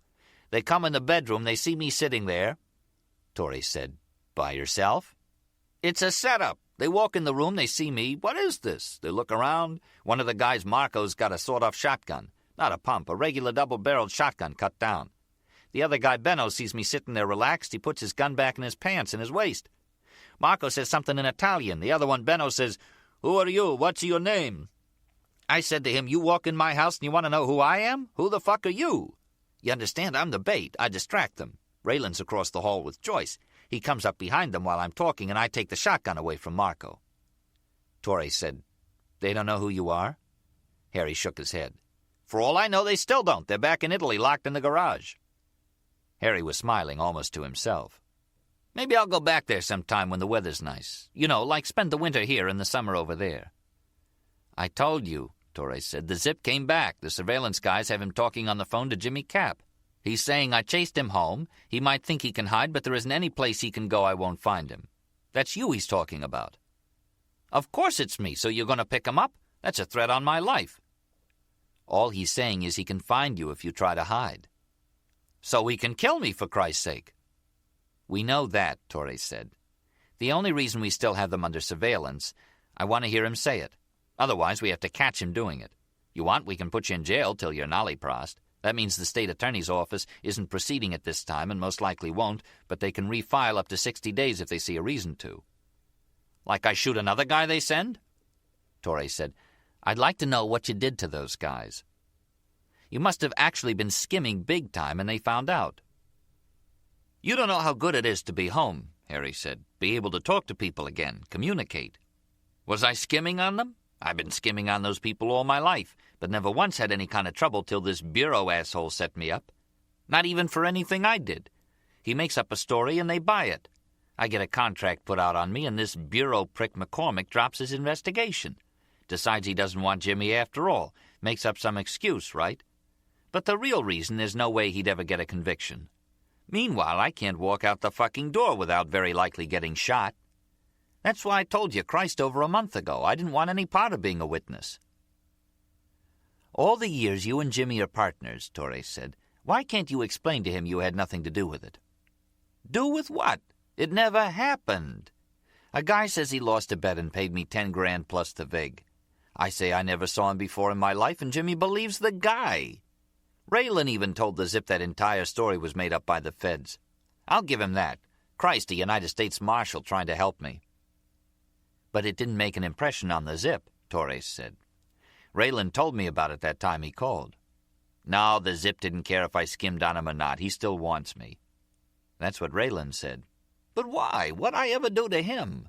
I mean that he knows about." Torres said, "I'm starting to think it doesn't have anything to do with you personally. You know what I mean? They shoot you to prove a point or to make an impression. Or because the Zip said he would and he's a man of his word. I don't know. They're your friends, Harry. If you can't figure out why they want to kill you, don't expect me to." Harry said, "Shit, I'm stuck here, aren't I?" He turned to the window and back again, saying, "You want a drink?" "The thing was," Nicky said, "they're talking Italian to each other the whole time, and I'm supposed to know what's going on. Like they all get up from the table and walk away. I'm still sitting there. Tommy Bucks looks at me. 'What's wrong with you?' Tells me to come on. They meet, they hug and kiss each other. Man, I couldn't believe it. I got to know this one guy, the one I mentioned was killed, Fabrizio. I asked him what certain words meant. I find out Tommy's been calling me an asshole all the time." Gloria said, "How about testa di cazzo?" Nicky was surprised to hear her say it. "Yeah, he calls me that. What's it mean?" "Dickhead." "Really? That's the only one I thought was okay, 'cause my name's in it, like Testa. Like he was calling me Testa of something or other." "It means dickhead," Gloria said. "What I want to know," Nicky said, "is if I have to take that kind of shit." He waited for a reaction from Jimmy Cap, but didn't get one. They were in the jacuzzi at the shallow end of the swimming pool, three faces in sunglasses above the foamy water. Nicky making his report, Jimmy Cap with his eyes closed, maybe asleep, and Gloria, Jimmy's girlfriend, running her toes up the inside of Nicky's thigh beneath the foam. Nicky said, "Am I?" and waited. Gloria nudged Jimmy Cap with her elbow. He said, "What?" "Am I supposed to put up with that kind of shit, calling me Stronzo?" "Who you talking about?" "Tommy Bucks. He's always calling me some name." "Stronzo," Gloria said, affecting an Italian accent, getting a lilt in her voice. "Hey, Stronzo." "What have I got to do with it?" Jimmy Cap said. "What he calls you?" Gloria slipped her toes inside Nicky's athletic shorts, and he jumped as he said, "I work for you." "Yeah, so?" "Okay, how about what he calls you?" "What are you talking about?" "With those guys over there, I hear him saying your name." "So, what'd he say?" "They were talking Italian, but I could tell by the way he said it, the tone of voice, he was disrespecting you." "Like what kind of tone?" Like he says your name and then laughs. One time he said something about you, and right away he goes like this. Nicky raised his fists out of the water and punched the inside of his left elbow. "Oh, what about, the whole idea you sending us over there to find Harry and whack him out. Okay, we get hold of this guy that worked for him I told you about, the colored guy. All Tommy has to do is ask him where Harry's at, where's he live. No, Tommy's too busy with this hooer. Spend all his time with her." Gloria said, "This what?" "This hooer." Jimmy Cap said, "Yeah? What'd she look like? Any good?" "You kiddin'? She was a fucking dog. You put a cat in the room, she'd go after it. He's with her when the cowboy called, and I had to go back and forth delivering messages 'cause Tommy wouldn't speak to him." Jimmy said, "What cowboy?" Jesus, he didn't listen to any of it. "The U.S. Marshal I told you about was there with his star."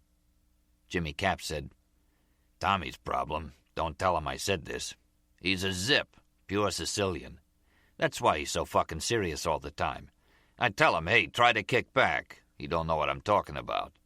"See, the thing is," Nicky said, "if it had been up to me, I'd have had the colored guy tell me where Harry lived, and I'd have gone to his house and whacked him out.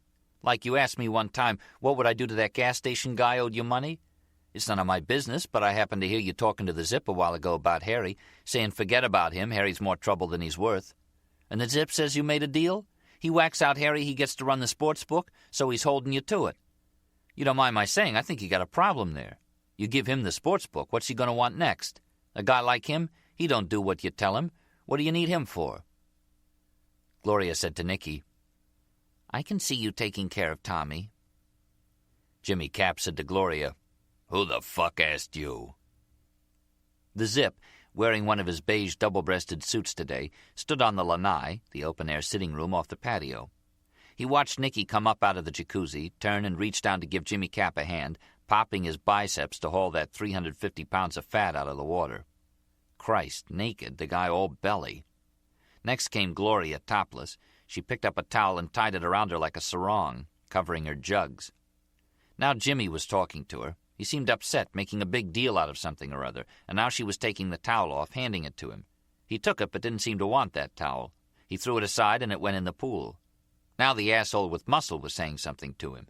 Jimmy Cap shook his head, put his hand on the asshole's shoulder, and said something to Gloria. She picked up her bra and came this way, putting it on.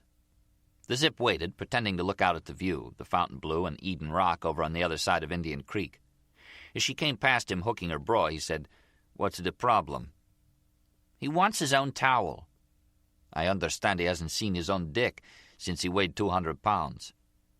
Gloria said, "He hasn't missed anything," and kept going. The Zip said, "Hey, come here. Wait a minute." She stopped and stood looking past her shoulder at him, giving him her profile. "What were you having out there, a meeting?" "Trying to decide," Gloria said, "if Nicky's a stronzo or a testa di cazzo," giving the Zip her idea of an accent. He seemed to like it. He said, "You know any more words?" Gloria said, "No, but I learn fast." Joyce sat in the dark, staring at the front windows. It was going on 7 when Harry called. She said, "You've been drinking." "I have, as a matter of fact." "All day?" "More like 50 years. Why?" She didn't hear resentment in his tone. That was a plus. But then had to give himself permission, a reason to drink, telling her, "I'm a little edgy being stuck here. I needed something, and that Xanax puts me to sleep. Torres came by. He said you called him." "To see if he'd heard anything." "He said you worried about Raylan." I said, "What about me? I'm the one they want." I'm worried about you too, Joyce said. Thanks. I asked Torres for a little protection since it's not my fault somebody wants to kill me, for Christ's sake. He says he'll have a squad car keep an eye on the hotel, like these guys would come in with signs on them saying who they are. He says they'll be ready to respond in case. That's supposed to be reassuring. And you ask me why I'm having a drink? If you keep it up, Joyce said, you'll end up doing something dumb. You know that.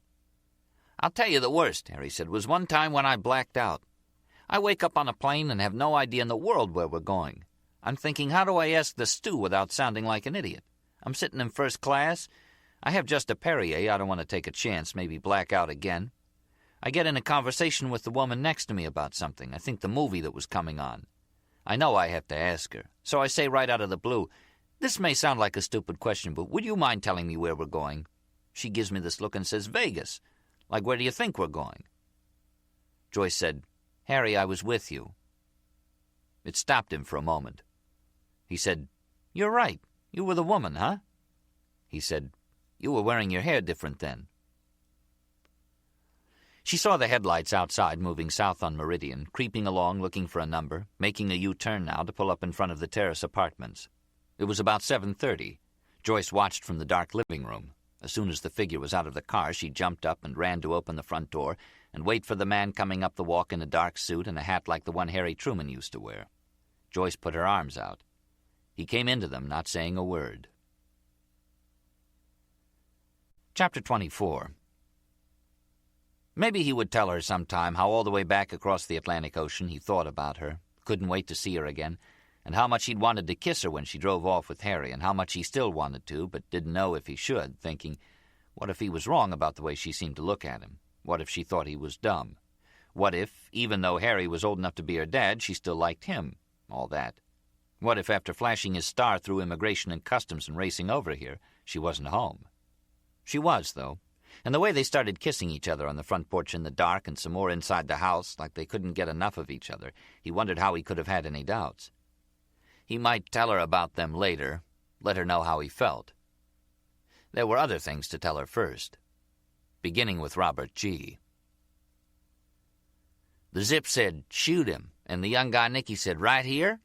I think he wanted to, but he couldn't just, do it like that. He wasn't ready. So the Zip shot him.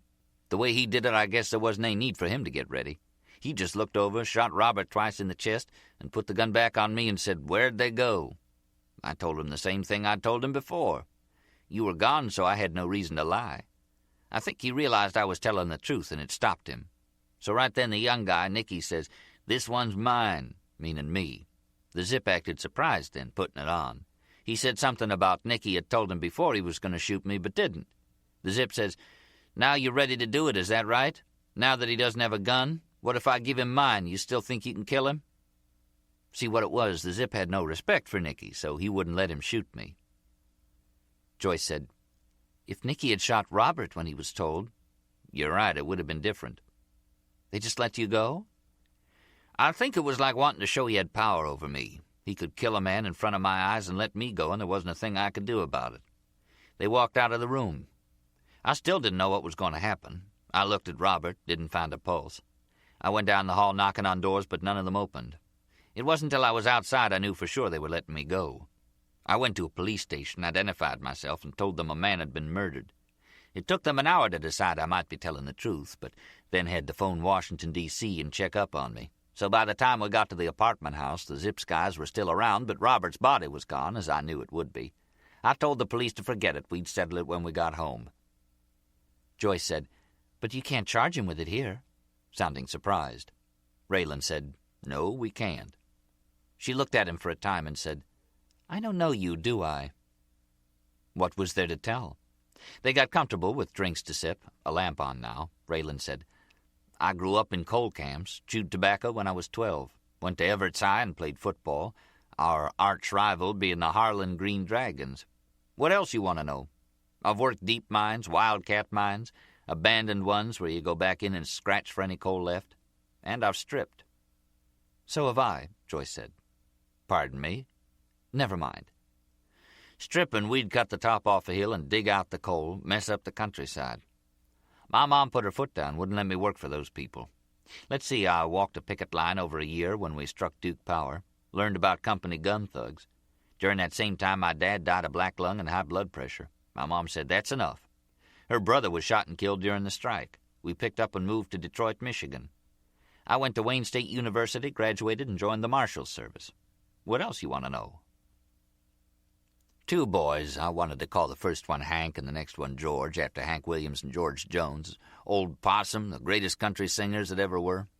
See, we'd agreed each time that if it was a boy, I'd name him, and if it was a girl, then Winona'd pick the name. But when the babies were born, Winona got her way as usual, named them Ricky and Randy. I attended the same church back home as the one where George Jones learned to sing, Assembly of God. I mean the same denomination. His church was in eastern Texas, the big thicket country, and mine was over in eastern Kentucky. Winona, if she had a girl, was going to call her Piper, Tammy, or Loretta. Her favorite song was Loretta Lynn's Don't Come Home a-Drinkin' with Lovin' on Your Mind. I don't know why, 'cause it wasn't something I ever did. Joyce said, you know what happens when you play a country tune backwards? You get your girl and your truck back, you're not drunk anymore, and your hound dog comes back to life. She said, I was born in Nashville. He wanted to know why she hadn't told him and asked if she'd ever been to the Ryman Auditorium and Tootsie's Orchid Lounge. It seemed important to him. Joyce was sorry to have to tell him they'd moved when she was 2. First to Dallas, then Oklahoma City, then Little Rock, and then here. She said her dad sold cars, any kind, and drank. Her mom smoked and played cards, and neither one was still living. Raylan asked if she was a religious person. Joyce said she seemed to be doing okay and hadn't yet felt the need. She said, are we going to tell everything there is to know about each other the first time we've sat down without looking out the window, waiting for something awful to happen? I guess we're still waiting, but taking time out and getting things said, is that it? Making up for lost time? You want to know what my favorite color is? What vegetables I hate? I won't eat stewed tomatoes. I like rock and roll, short of heavy metal headbanging. The highlight of my life happened almost 25 years ago. I went to Woodstock. I was there with all those people in the rain, the mud, nothing to eat, and at the time didn't think it was much fun.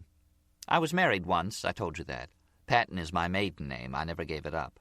I went to the University of Miami 3 years, majored in psychology, and I worked as a stripper for 3 years in topless bars in Miami, but not the grungy joints. I never took off my G-string or did private parties or got hooked on dope or got pregnant or had an abortion. What else do you want to know? There was a silence till Raylan said, What are you mad at? He touched her face, laying the palm of his hand very gently on her cheek. Harry said, You hear that? I sure did, Joyce said, right in my ear. I dropped the goddamn phone. Are you okay? Am I okay? That's not a hard question, Harry. You mean outside of being stuck here, not knowing what's going to happen to me or when? Yeah, I'm just great. How are you doing? I'm worried about you. Is that right? Torrey said you were worried about Raylan, but didn't know if you were worried about me or not. We covered that the last time you called. We did? Come over and keep me company, allay my apprehensions. Harry, you're drinking again, that's what I'm worried about. You're right back where you left off. Come over and I'll quit. You're acting like a child. Come over and I'll grow up before your eyes. I'm starting to feel horny. I'm not coming, Harry. Why not? I'm in bed. It's not even 10 o'clock. I'm tired. Why don't we talk tomorrow? Raylan's home, Harry said. When he paused, Joyce kept quiet. I thought you'd want to know. Torrey's called. He's been checking with immigration at the airport. That's how he found out the Zip was home. They said Raylan Gibbons arrived on a British Air flight around 6, so he made it. I knew he would. They're after me, not him. Harry paused. I tried calling him just now, but there was no answer. Harry paused again. He gave me his number that time he was watching over me. He said if I had the least suspicion anything was wrong, I was to call him, even if there was another marshal downstairs in the lobby. I thought that was kind of odd. Harry, let's talk tomorrow, okay? You haven't heard from him, have you?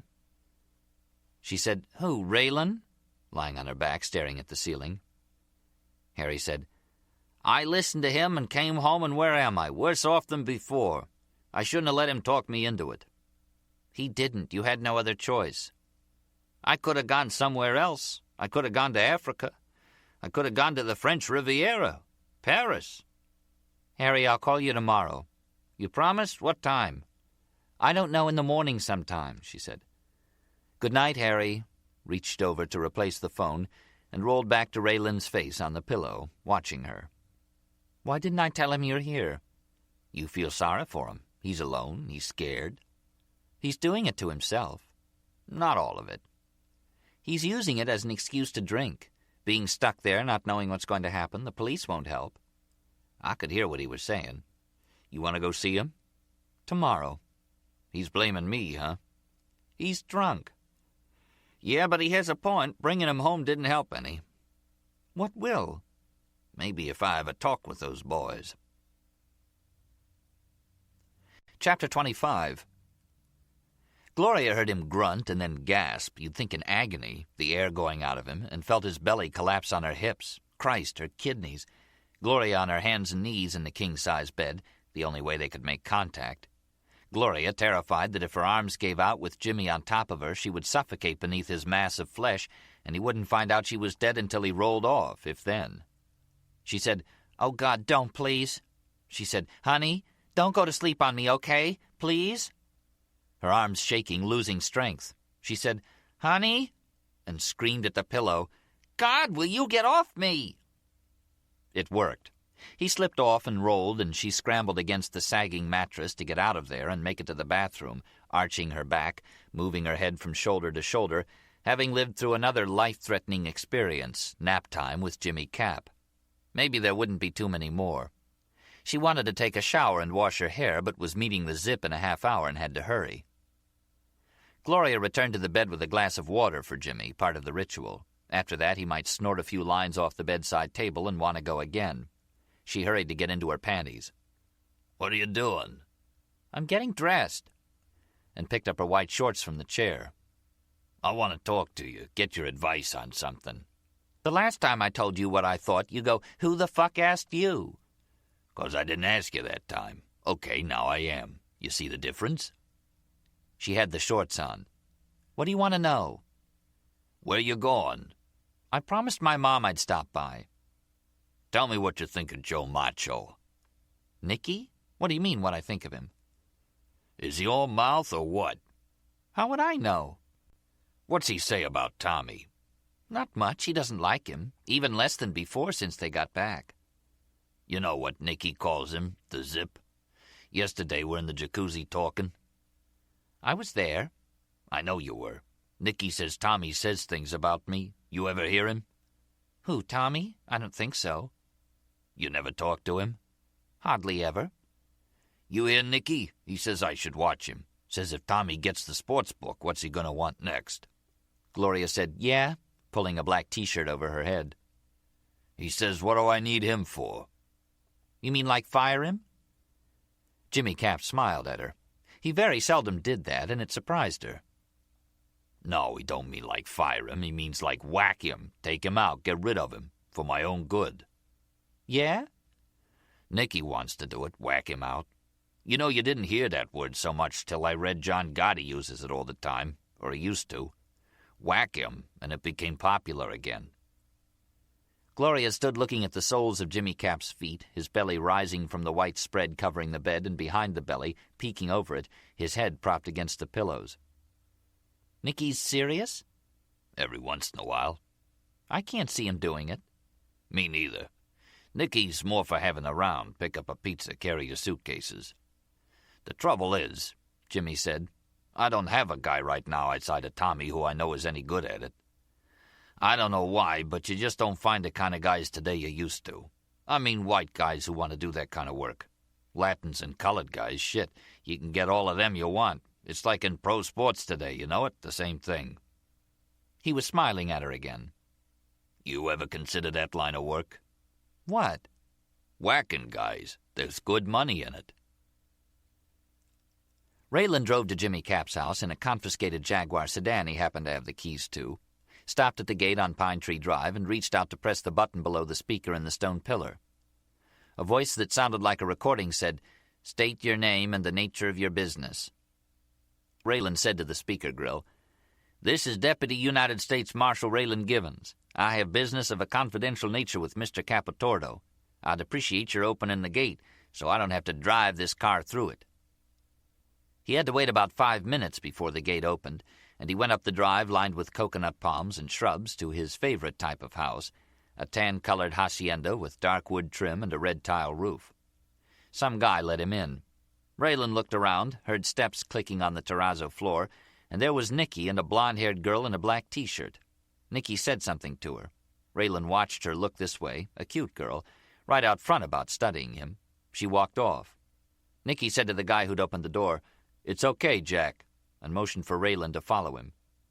They went down a hall and came to an open-air kind of room with white furniture, the pool and patio right outside. Jimmy Cap was sitting on the sofa, taking up half of it in a white robe. Nikki said, "You want me to pat him down?" Raylan had to smile.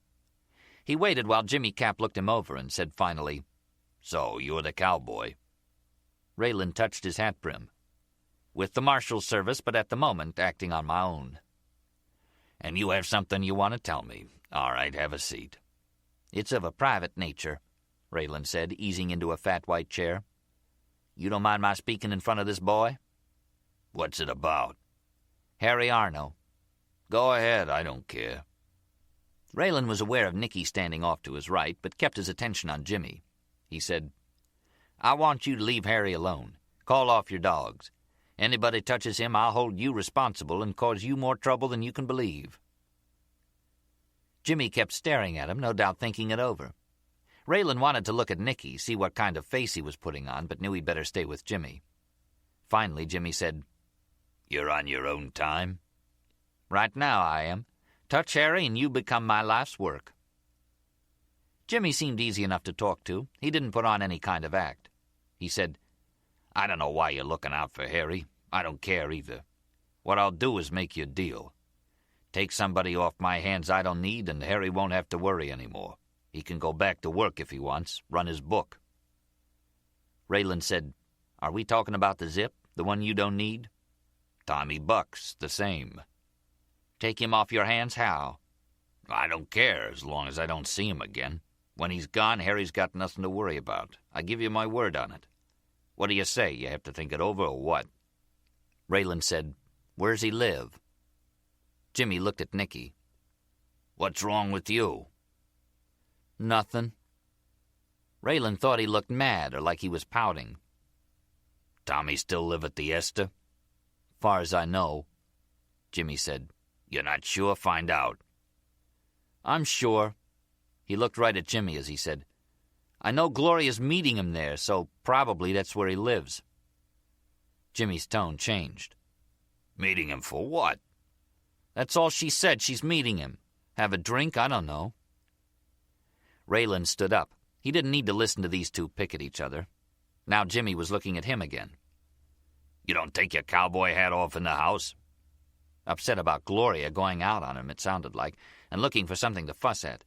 Raylan said, "Being in your house has nothing to do with it. My hat stays on because I won't take it off to you or anybody like you." He looked at Nicky again as he turned to go. "What was that, the Hotel Esther? Ocean Drive, about 14th? Nicky moved his big shoulders. "Around there," Raylan said. "Thank you." He knew where it was, 1 block up the street from where Harry lived. The Zip said to Gloria, "I got another word for you. See that guy, the one in his shorts, thinks he's a hot stuff?" Walking by in a tank top and tight athletic shorts. "Nice buns," Gloria said. "The word for him is froccio, a fag." "Froccio," Gloria said, putting on her accent. "There's one I want to ask you. How do you say fuck off?" "You say, va fa in culo." Gloria tried it. "I used to hear guys, I thought they were saying fangool." "Yeah, that's a close." The waitress came with their iced tea, and Gloria said, "Va fan culo," as though she was thanking her. She said to the Zip, "You want to see a lot of froccios? You ever been to the Warsaw Ballroom on Collins? The straights go to Egoist, but the Warsaw's more fun." She sipped her iced tea and said, "We're a little north of the action, Tommy," looking around at the tables on the porch and the sidewalk in front of the Esther. "All tourists, but none of the trendies from New York City. This is kind of the edge of nowhere." When she arrived, Gloria had walked up to Tommy the Zip, sitting at the table in his white silk sports jacket and black silk shirt open at the neck, the Zip casual this Saturday afternoon, and said, "Hey, we're twins." Both of them in black and white. He said now, "Okay, tell me what's going on." Gloria gave him a look over the rim of her iced tea glass. "What do I get?" "You mean if you don't tell me? What do I do to you?" "Let's see. Nicky wants to whack you out." "You're kidding me. He told you that?" "He told Jimmy, and Jimmy told me." "He's a joke, Nicky. I could stand with my back to him all night, off someplace nobody sees us. He could never do it. I believe he's Froccio. He jumps you so you won't get in your head he's queer and tell Jimmy." "Who says he jumps me?" "I just said it." "He'd like to." Gloria shook her head. "I got a 350-pounder likes to lay on top of me as it is. Can you picture that?" "How do you do it?" "Like the Bow Wows, doggy fashion. Man, it's a full-time job. I'm sure as hell not going to entertain this muscle-bound geek on the side. Those guys, those bodybuilders, they're always picking you up, flexing, looking at themselves. They won't fuck unless it's in front of a mirror. What I need is a normal guy for a change," looking the Zip in the eye. He said, "We get some time. I'll give you what you need. What I like is for you to help me kill a guy. I don't mean I want you to do it. That's my job. But you can help me." Gloria wasn't sure she wanted to. She frowned at the Zip as she said, "How?" "See, what I do is call this guy and tell him I want to talk to him, settle a dispute we have between us, a misunderstanding. He's going to think I'm setting him up, and he's right, that's what I'm doing. So I have to get him to trust me." She was interested and liked the Zip's accent. It was soothing. "How do you do that?" "I tell him he can choose where we meet, a public place like a restaurant, a lot of people around, so he'll think, sure, he can't do nothing to me there. And that's where I do it. Pop him, get up and walk away." Gloria hunched over the table. "But people will see you." "Yeah, what? Ask them, they all see something different. 1 or 2 witnesses, they can identify you. A lot of people there, you got no problem." "Jimmy's gonna freak. He's already scared to death of you." The Zip raised his eyebrows. "Oh, is that right?" "You know that," Gloria said, still looking right at him and getting some sparkle in her blue eyes. "Can I watch you do it?" "Sure, you'll be there." "What do I do?" Raylan saw them as he approached the Hotel Esther from across Ocean Drive. 3 stories of rounded Art Deco corners, cream and aqua. All the tables occupied, and the 2 of them at a table for 4 on the porch out of the sun. The little girl pressed against the table to get closer to the Zip, hear what he was telling her. Raylan walked up the 2 steps to the porch they called dining on the terrace and over to the table. The Zip had stopped talking and was looking at him. Raylan stood at one of the empty chairs and touched the brim of his hat to the girl looking at him now. He said, "Miss, your name's Gloria Ayres?" She seemed surprised. "Yeah?" "I'd like you to be a witness to what I'm going to tell this fella. Will you do that?" She looked at the Zip. "Is he for real?" The Zip said, "Listen to what he has to say," still looking at Raylan. "Is this official business? You have a warrant or something?" Raylan shook his head. "I've come on my own like the last time." The Zip was quiet, maybe trying to guess what was in Raylan's mind. He seemed curious. Finally, he said, "Okay, what do you want to tell me?" "Here's the deal," Raylan said. "I'm giving you 24 hours to get out of this county and never come back." Raylan looked at his watch. "That means you have until 2:15 tomorrow afternoon to clear out. If I see you're still around after that, I won't hesitate to shoot you on sight. You have any questions?" The Zip hadn't moved as Raylan spoke. He said, "The fuck you talking about?" "That's your question?" "You think you can make me leave?" "It's your choice," Raylan said. "You go of your own free will. If you choose to stay, then I'm coming after you with a gun. I won't give you much of a warning, if any, though I doubt I'd shoot you in the back. If for some reason I was to find you unarmed, I'd keep in mind Robert G. wasn't armed either." Gloria said, "Wait a minute," looking at the Zip and then turning to Raylan again. "Aren't you a cop?" "United States Deputy Marshal."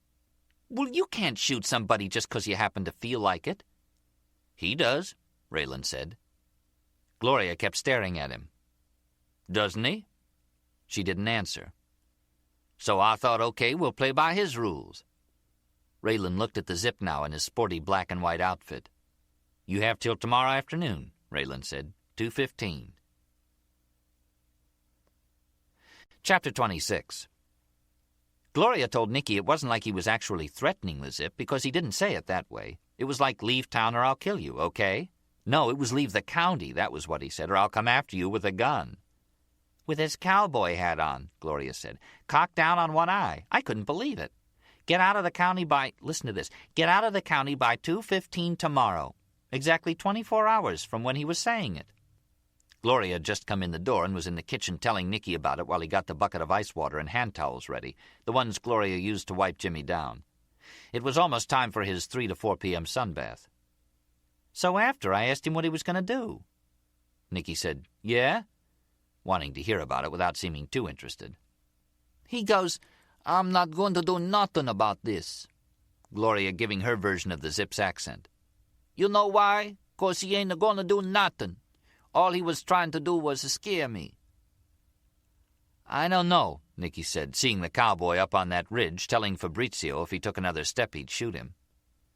Tommy goes, "You ever hear of a Fed walk up and to shoot at somebody? Sure, they might do it, but they don't tell you about it at first, ask you to be a witness to what he's a-saying. Like he did me. He even knew my name." Tommy goes, "I'll take care of this cowboy after." "He was here," Nicky said. "I know, I saw him." "Well, that's right, I forgot." "No, you didn't." "Nicky, what do you want to tell me?" "Nothing." "Come on, I know you, Nicky. What?" Like talking to a muscle-bound baby. "You told Jimmy something while the cowboy was here, didn't you?" She was getting close. She said, "You told the cowboy where the Zip lives. That's how he knew—" Gloria stopped. "What else? Come on, Nicky." "I told him that's where you went." "Oh, shit. It slipped out." "Thanks a lot, you creep. Now I have to think of something to tell Jimmy." "I couldn't help it." "Nicky, do you hear yourself? The guy who wants to whack out the Zip, you sound like a little kid. You know how you're going to do it?" "I'm working on an idea." "Well, if you want to see how it's done—" Gloria paused. "Don't tell anybody, but Tommy's going to take out Harry Arno tomorrow." Nicky said, "Come on, how do you know?" "That's what I went to talk to him about." "He told you he's going to do it?" "He wants me to help him." "You kidding?" It didn't make sense. "Does Jimmy know about it?" "It's going to be a surprise." "He'll freak." "That's what I told Tommy, my exact words." "He'll go hide in the closet. You going to tell him?" "No, and don't you either. I want to see his face when he hears." "You're helping him? What do you do?" "I give Tommy the gun." It was funny, Joyce asking him where he lived after they'd spent the night together. He explained he'd bought a house expecting his family to come once they sold the place in Brunswick, Georgia. It was a ranch in North Miami off 125th Street, not too far from the Broad Causeway, the one he took to get to Miami Beach. Joyce said she'd like to see the house sometime. When he told her all it had in it was a bed, 2 plastic lawn chairs, a card table, and a 12-inch TV, she said, "Are you going to show me the house or not?" It was way too early to discuss marriage or even the possibility, but Raylan had the feeling Joyce would like to set up housekeeping and try it again. He didn't know what would happen tonight, Saturday, if they were going to Joyce's or what. 6 p.m. they arrived at Harry's with Chinese takeout. He had told Joyce last night he couldn't think of anything he didn't like to eat, though in the Chinese food line he'd only had chop suey and the other one.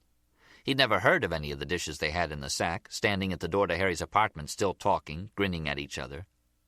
After a minute or so, they knocked again and waited some more. Finally, the door opened. Raylan said, "Harry." As Harry said, "Guess who I just got done talking to?" Sounding pleased with himself. He said those guys would never admit they made a mistake. What must have happened? They put some bozo in to run the sportsbook who didn't know the system, who owed and who didn't, and got it all fucked up. So they have the Zip call to suggest a sit-down, like there was a disagreement to discuss. That was the way those guys had to do it. The Zip referred to it as, listen to this, the dispute between us. Joyce said to him, "You haven't seen Raylan since Rapallo." I nodded. I acknowledged him. "Excuse me, but I got something on my mind here." Harry turned to Raylan to say, "How you doing?" And that was that. Joyce gave him kind of a worried look, and Raylan shrugged. They got ready to eat then, serving themselves out of the cartons on the table. Raylan liked the looks of the Mongolian beef. Harry said, "Sit where you want," taking his plate over to the sofa where a drink was waiting on the coffee table. Joyce sat down next to him, looking at the drink. Raylan stayed at the table with the takeout cartons. He tried the chopsticks and picked up a fork. He could watch Joyce using hers and not have to pay close attention yet to what Harry was saying. It sounded like he was taking credit for the phone call and bragging on himself. It was hard to tell how much he'd had to drink. Joyce was with him earlier in the afternoon, and she said he was fine then. "You have the urge," Harry said. "You want to tell him, 'You moron, this isn't a dispute. Somebody set me up and you guys bought it. You took the word of a colored guy you didn't even know over mine. Why? Because you won't accept even the possibility somebody skimmed you and got away with it. So I sit down with the Zip, the Sicilian hard-on, and act grateful to be there. Kiss his ass in front of 100 people, the contract's forgotten. And if I want to run the book again, it's like an afterthought. Fine. In other words, if I want, I can start skimming on them again Monday. Back in the saddle again. You know that one, Tex?" "Out where a friend is a friend," Raylan said. "Where's your hat?" "I didn't wear it this evening." "That was it. I didn't recognize you. You come in, I'm thinking, who's this guy with my girlfriend?" Joyce, sitting over there next to Harry, gave Raylan that worried look. He let it go. "Harry, where are you meeting him?" "The Terrace, the cafe at the Esther." "That's where he lives." "So? It's only a block up the street." "What time?" "1. Have a bite while we settle our dispute, as he calls it." "Phone him a few minutes after 1, Raylan said, "and tell him you'll meet him someplace else, like across the street, the Cardozo." "You think he's setting me up?" "Why take a chance? He let me name where we're meeting." "And you picked his hotel?" "We talked about different places. He mentioned that one. I said okay. I didn't pick his hotel." "Harry trusts him," Joyce said, "because he thinks they need him." "I'll bet money on it," Harry said. "I picked a place I can pat him down if I want. These are his inducements." "So you do trust him?" "Not ordinarily, no." "He wants to," Joyce said, "more than anything." Raylan said, "What about the guys that work for him? Or some gun thug he's hired to come by while you're talking? You outside there, they could drive by and do it." Harry started eating again. He didn't seem worried. "If you phone him at his hotel and he goes in to take the call," Raylan said, picturing it from across the street, "he could call whoever's doing the job while he's in there, tell his guy or this gun thug where to go. So you don't want to call. There has to be another way to do it." "Send somebody," Joyce said. "Yeah, with a message for the Zip." Raylan thought about it, Joyce watching him and Harry eating unconcerned. "Use one of the bellhops from the Cardozo. Give him $5 to run up the street. Wouldn't take him but a couple of minutes. Once he delivers a message," Raylan said, picturing it again, "if the Zip goes in the hotel where he could be making a phone call, then the meeting's off. You go home right away." "I'm at the Cardozo?" Harry said. "That's right." "Well, if he's up the street at the Esther, how do I know if he goes in his hotel?" "I'll let you know." "Yeah? Who invited you? I know I didn't."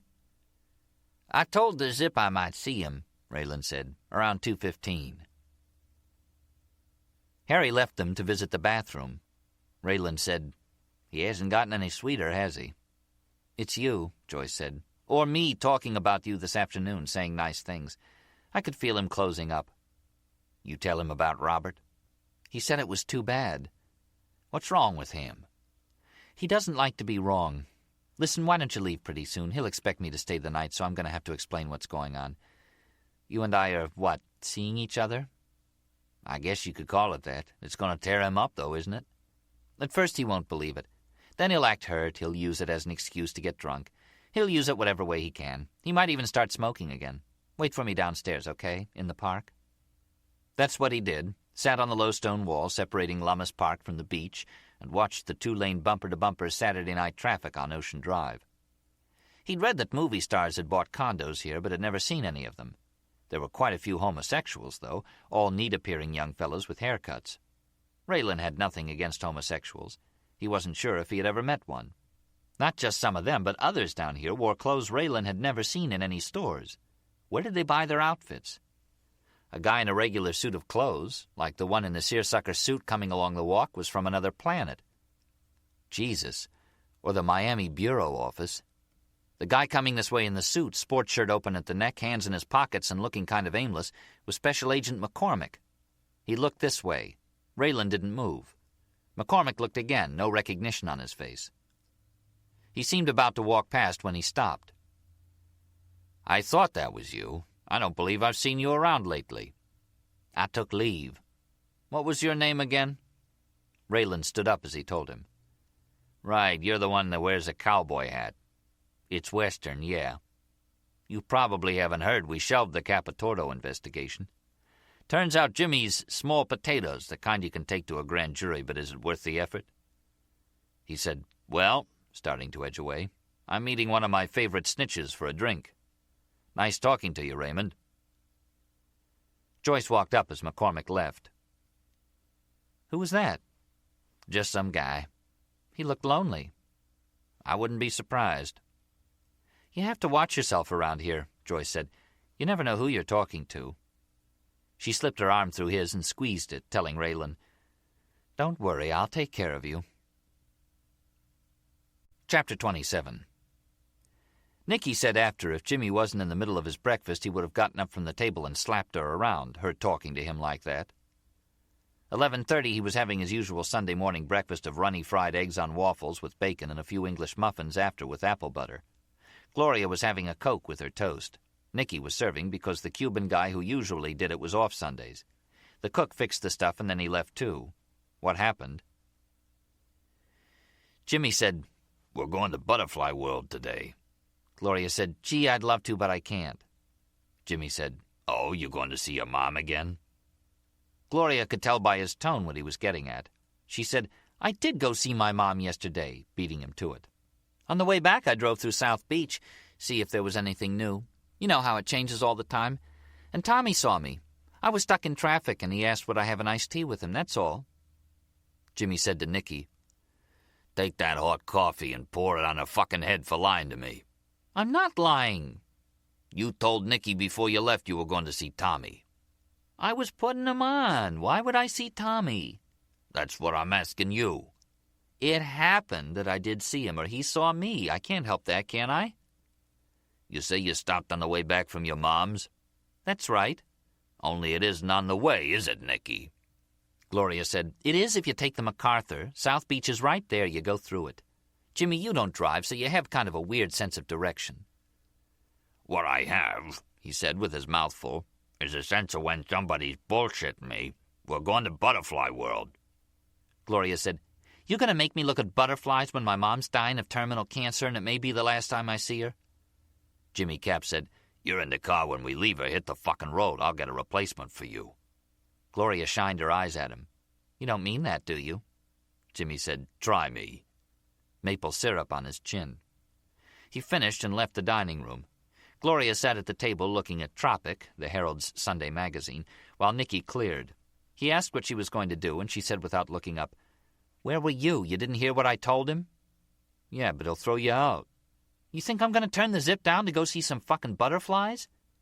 "You could have told Jimmy that." "The zip doesn't want Jimmy to know till after, so don't tell him. Look at the butterflies and keep your mouth shut." "I've never been out there." "You walk through like screened-in jungles, natural settings full of all kinds of butterflies. Jimmy's favorite, they have a giant moth that's about 6 inches wide and doesn't have a mouth. Jimmy kept staring at it. He goes, 'How'd the fucker get so big if it can't eat?' You could see Jimmy thinking, 'Jesus, not have a mouth.'" Nicky said, "Well, how's it stayed alive?" "It doesn't. It only lives a few days." "Shit," Nicky said. "I don't want to go look at butterflies. I want to see what the zip does." "So tell Jimmy you can't go," Gloria said. "Make up a story." She shrugged on her tank top. "Tell him you made plans. You're going to whack out the zip." He'd wear his hat today for sure, so he put on his navy blue suit. He liked the way the light tan Stetson went with it. Drew his Beretta 9 out of its holster and slipped the pistol into his waist, tight against his belly, and buttoned his suit coat. It would work. At 8:45 a.m., early enough to find a place on Ocean Drive, he parked the Jaguar across from the Ester and walked to Joyce's on Meridian. He had left there 2 hours earlier to go home and get dressed for today. Joyce fixed grits and hot biscuits for breakfast to please him, and they grinned at each other. He had worked out a part for Joyce in this business, but didn't plan on telling her about the deadline, 2:15 p.m., until last night they were in bed holding each other in the dark and he changed his mind. He told her, and she said, "But you can't do that." Was silent a few moments, and said, "Can you?" He said it made sense to him, telling a gun thug to leave town. She said, "But if he's meeting Harry at 1?" If he shows up, he doesn't think much of the deadline, that I was only trying to scare him.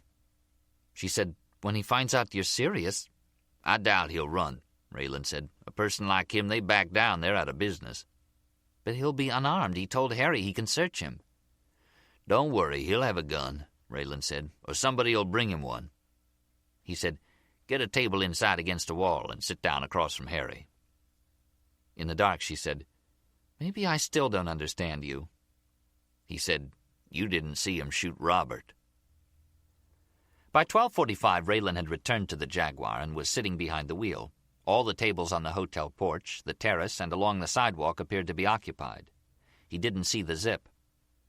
At 1:10, Joyce came up the street in a pair of white slacks, a navy top. She walked up on the porch looking around, was out of sight for a minute or so, and reappeared, the Zip with her, coming from the 14th Street side of the porch.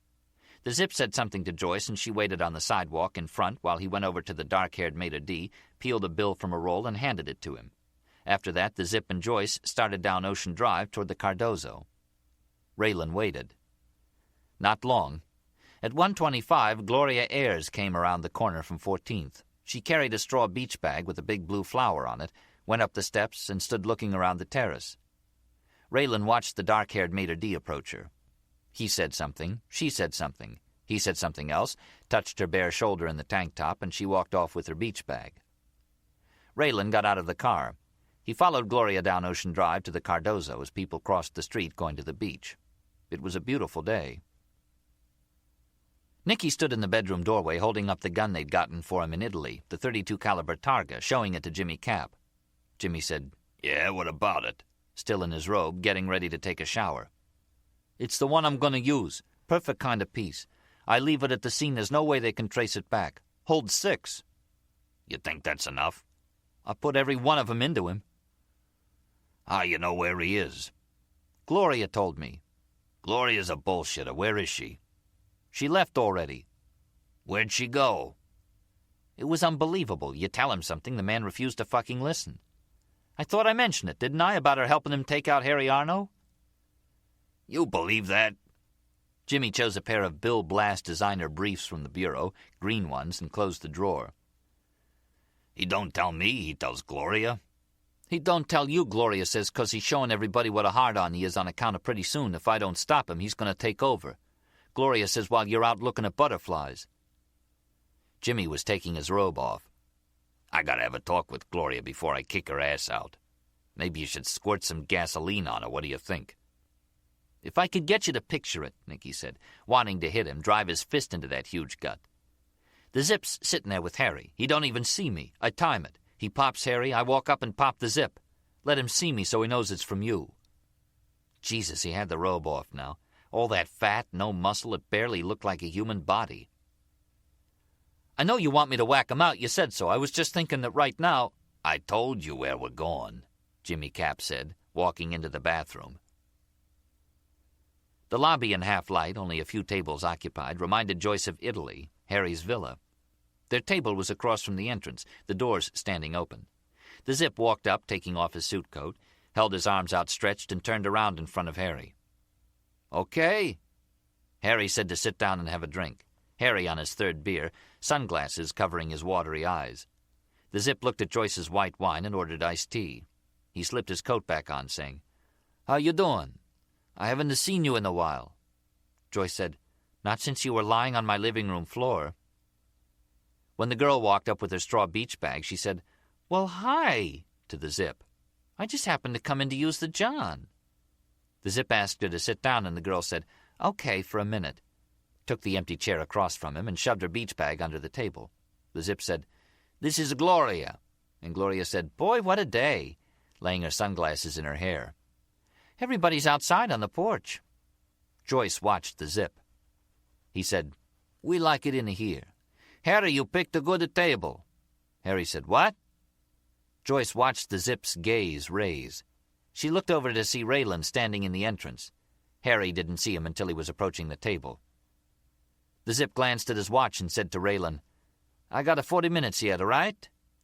Harry wasn't listening. He said to Raylan, You're late. I already checked him out and he's clean.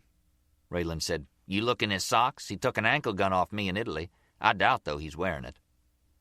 Not my style, the Zip said.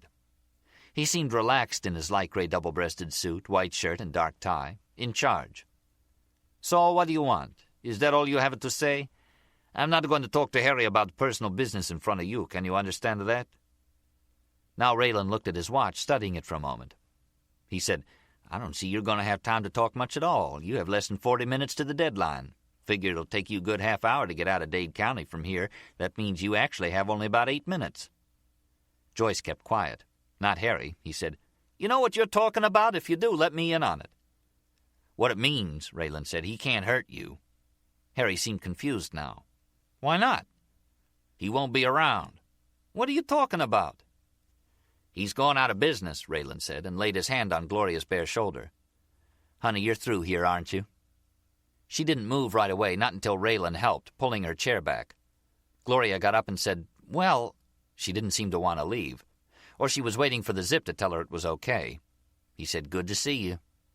Joyce watched her walk off across the lobby, in a tank top, shorts, and high heels, only in South Beach. Raylan was seated now across from the Zip. They seemed to be watching each other without staring directly, eye to eye. Harry said he had to take a leak and left for the men's room. Raylan said to Joyce, Would you excuse us for about 7 minutes, wait for Harry and take him into the bar? I need to get something cleared up here. She wanted to stay with him, not walk away now to put up with Harry, argue with him. There were so many things she wanted to say to Raylan. Joyce hesitated a moment and picked one from the front of her mind. I think Gloria forgot her beach bag. Raylan said, You bet she did. The Zip had it upright between his legs. All he had to do was lean forward on the table, slip his hand into the straw bag, and bring out the piece with the towel still covering it. Use it below the table. Gloria did okay, pushed it over as she sat down, and he got it in position right away. It would have been nothing to do Harry. It would be done by now. This cowboy was something else. Lays it out for you. This is how it is. He remembered Nicky telling how the guy had shot Fabrizio up in the mountain, and remembered Fabrizio's face against the car window with his eyes open. This time, though, it sounded like the guy was trying to fake him out, telling the broad, Excuse us for 7 minutes. That was bullshit. The guy was a cop, wasn't he? A fed? They had to have warrants and court papers before they made you do something. All that legal shit. Tell him I got news for you, I ain't going nowhere. Or don't tell him nothing. Wait him out. You got 5 minutes. The fuck you talking about? 5 minutes, Raylan said. It was weird seeing Jimmy Cap naked from behind. As big and fat as he was, his ass was a normal size. Jimmy was in there brushing his teeth in the pink glow of the bathroom. Nicky was still in the doorway across the bedroom from him. I don't see where you need me if all you're going to is this butterfly place. They got a moth there, a great big fucker that don't have a mouth. I heard about it. Can't eat. I mean, if Jack's driving, he'll be with you. You're driving. I gave Jack the day off. Nicky moved across the bedroom toward the pink glow, repeating what Jimmy said, that he'd given Jack the day off, but sounding amazed. He asked me last week. You could have changed your mind. Nicky was in the doorway to the bathroom now. What I want to do isn't way more important? Christ, whack a guy for you? I got the piece, the targa still in his hand. The perfect time to do it, and you give him the day off instead of me? Jimmy was shaving now. They got an insectarium there with bugs in it you wouldn't fucking believe. Grasshopper as big as a fucking bird.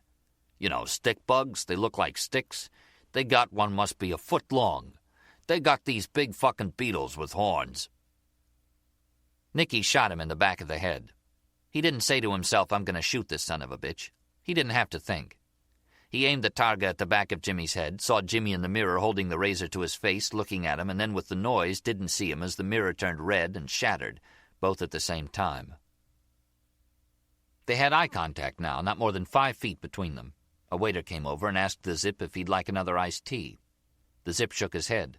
The waiter asked Raylan if he'd like something. Raylan said, Give me about 3 minutes and come back. They still had eye contact. You don't look at your watch, the Zip said. How do you know it's 3 minutes? I'm estimating. Now it's 2 minutes. You don't know that. Why does it upset you? You don't have the permission. What are you doing? The authority. An officer of the law tells an undesirable like yourself to get out of town? It's done all the time. If you don't choose to leave, then we have to play by your rules.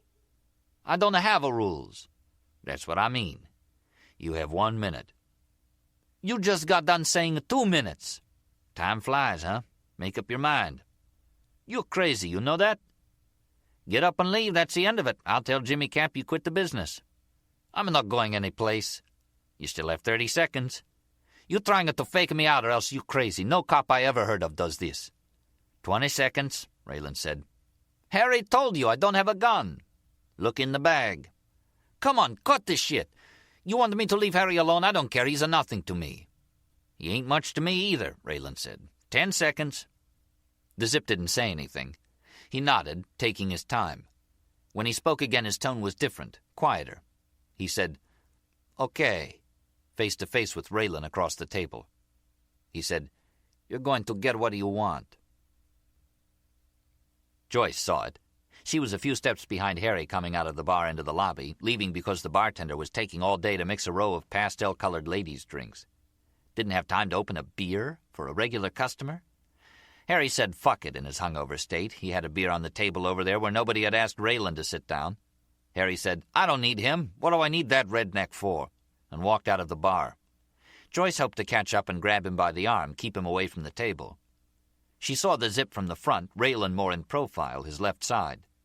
Just as she caught up with Harry, she saw the Zip pulling something red from under the table. A towel? That was what it looked like. Now his other hand came up and Harry stopped short. He yelled out, He's got a gun! Loud, but sounding more surprised than to mean it as a warning. Joyce saw it, dark metal and automatic, and saw the same kind of gun already in Raylan's hand, aimed point-blank at the Zip, butt resting on the table. She had time to wonder which one Harry meant. He's got a gun. What she saw then might have taken 3 seconds, no more, from the time Raylan shot him. Bits of glass and china flew, and the Zip hunched over with the sound of it, punched against his chair. Raylan had to bring his gun up again to lay the barrel on the edge of the table. Raylan shot him again, jolting him, causing the Zip to fire into the table, and more glass and china flew. Raylan shot him again, and this time sat waiting, the butt of his gun still resting on the table. The Zip looked at him, stared before letting his shoulders go slack, and appeared then to lower his head to the table. Joyce was aware of the sound fading into silence before she heard voices coming from outside, the hotel porch. Raylan had turned his head and was looking at her with a solemn expression in his eyes, beneath the cocked brim of his hat. She watched him lay his gun on the table before he rose and came over to her. Chapter 28. The last chapter. Harry said to Torres, I don't get it. This is a pretty sharp young lady we're talking about here, knows the score, right? I wouldn't have been gone with her all these years. She's intelligent, Torres said. She's aware, and bit into his pastrami sandwich. They were at Wolfie's, a bowl of cherry jello in front of Harry. Then why does she ride off with the Lone Ranger, somebody she's got nothing in common with? They're around the same age, Torres said. So they're not going to raise a family. She used to talk about her biological clock. Well, that stopped ticking some time ago. Raylan's got 2 kids who are going to stop off and see in Brunswick, Georgia, Ricky and Randy, named after a couple of country music hotshots. I said to her, what's all this you-all shit? You don't go for that. You like Frank Sinatra, Count Basie. She says, yeah, but I was born in Nashville, don't forget. She says she thinks that side of her is starting to come out like she's a latent redneck. She tells me he's taking her home for Christmas. I'm thinking Harlan County, Kentucky, Christ, they're going to have Christmas in a coal mine. No, it's Detroit, where they all moved to from Kentucky. I saved the guy's life, and he takes my girlfriend of long standing to Detroit to meet his mother.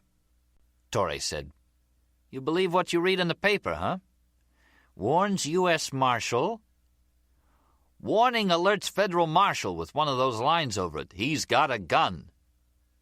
The last time in the paper I was South Beach resident charged in fatal shooting, page 3. I've moved up to the front page, but I'm still South Beach resident in the story. That was a weird investigation, Torres said. There's still some questions haven't been answered. We going to bring up this Gloria Ayres, accessory to attempted murder of a federal officer? Or was the Zip after you? You're not saying. What about this kid Nicky Testa? Is there some kind of connection? Says he's lifting weights when 2 guys come in wearing ski masks, pop Jimmy, and run out. McCormick wants to talk to him, somebody he thinks he can take. He says he might reopen the racketeering investigation. I told him Nicky Testa won't last 3 weeks running that show. Crimes persons talk to him. They say he's in a daze. Gloria's leading him around by his dick. I don't know him or want to, Harry said. McCormick mentions my name, tell him I'm leaving town any minute. I hear you're back running the sports book. Just till after the Super Bowl. Then what? I don't know. I may give Italy another chance. Find someplace a little farther south. See what Joyce is doing if she's still with the Lone Ranger. She wants to come along to Italy, fine. She doesn't, that's okay too. Just a sweet old guy, Torre said, aren't you? Harry shrugged, eating his Jell-O. Pronto, by Elmore Leonard, was performed by Alexander Adams. Copyright 1983 by Elmore Leonard, Inc. Production copyright 1994 by Books on Tape, Inc. We hope you've enjoyed this program from Harper Audio. For more information about the broad range of titles from Harper Audio, Harper Children's Audio, and Cadman, please visit our website at harperaudio.com. Thank you for listening.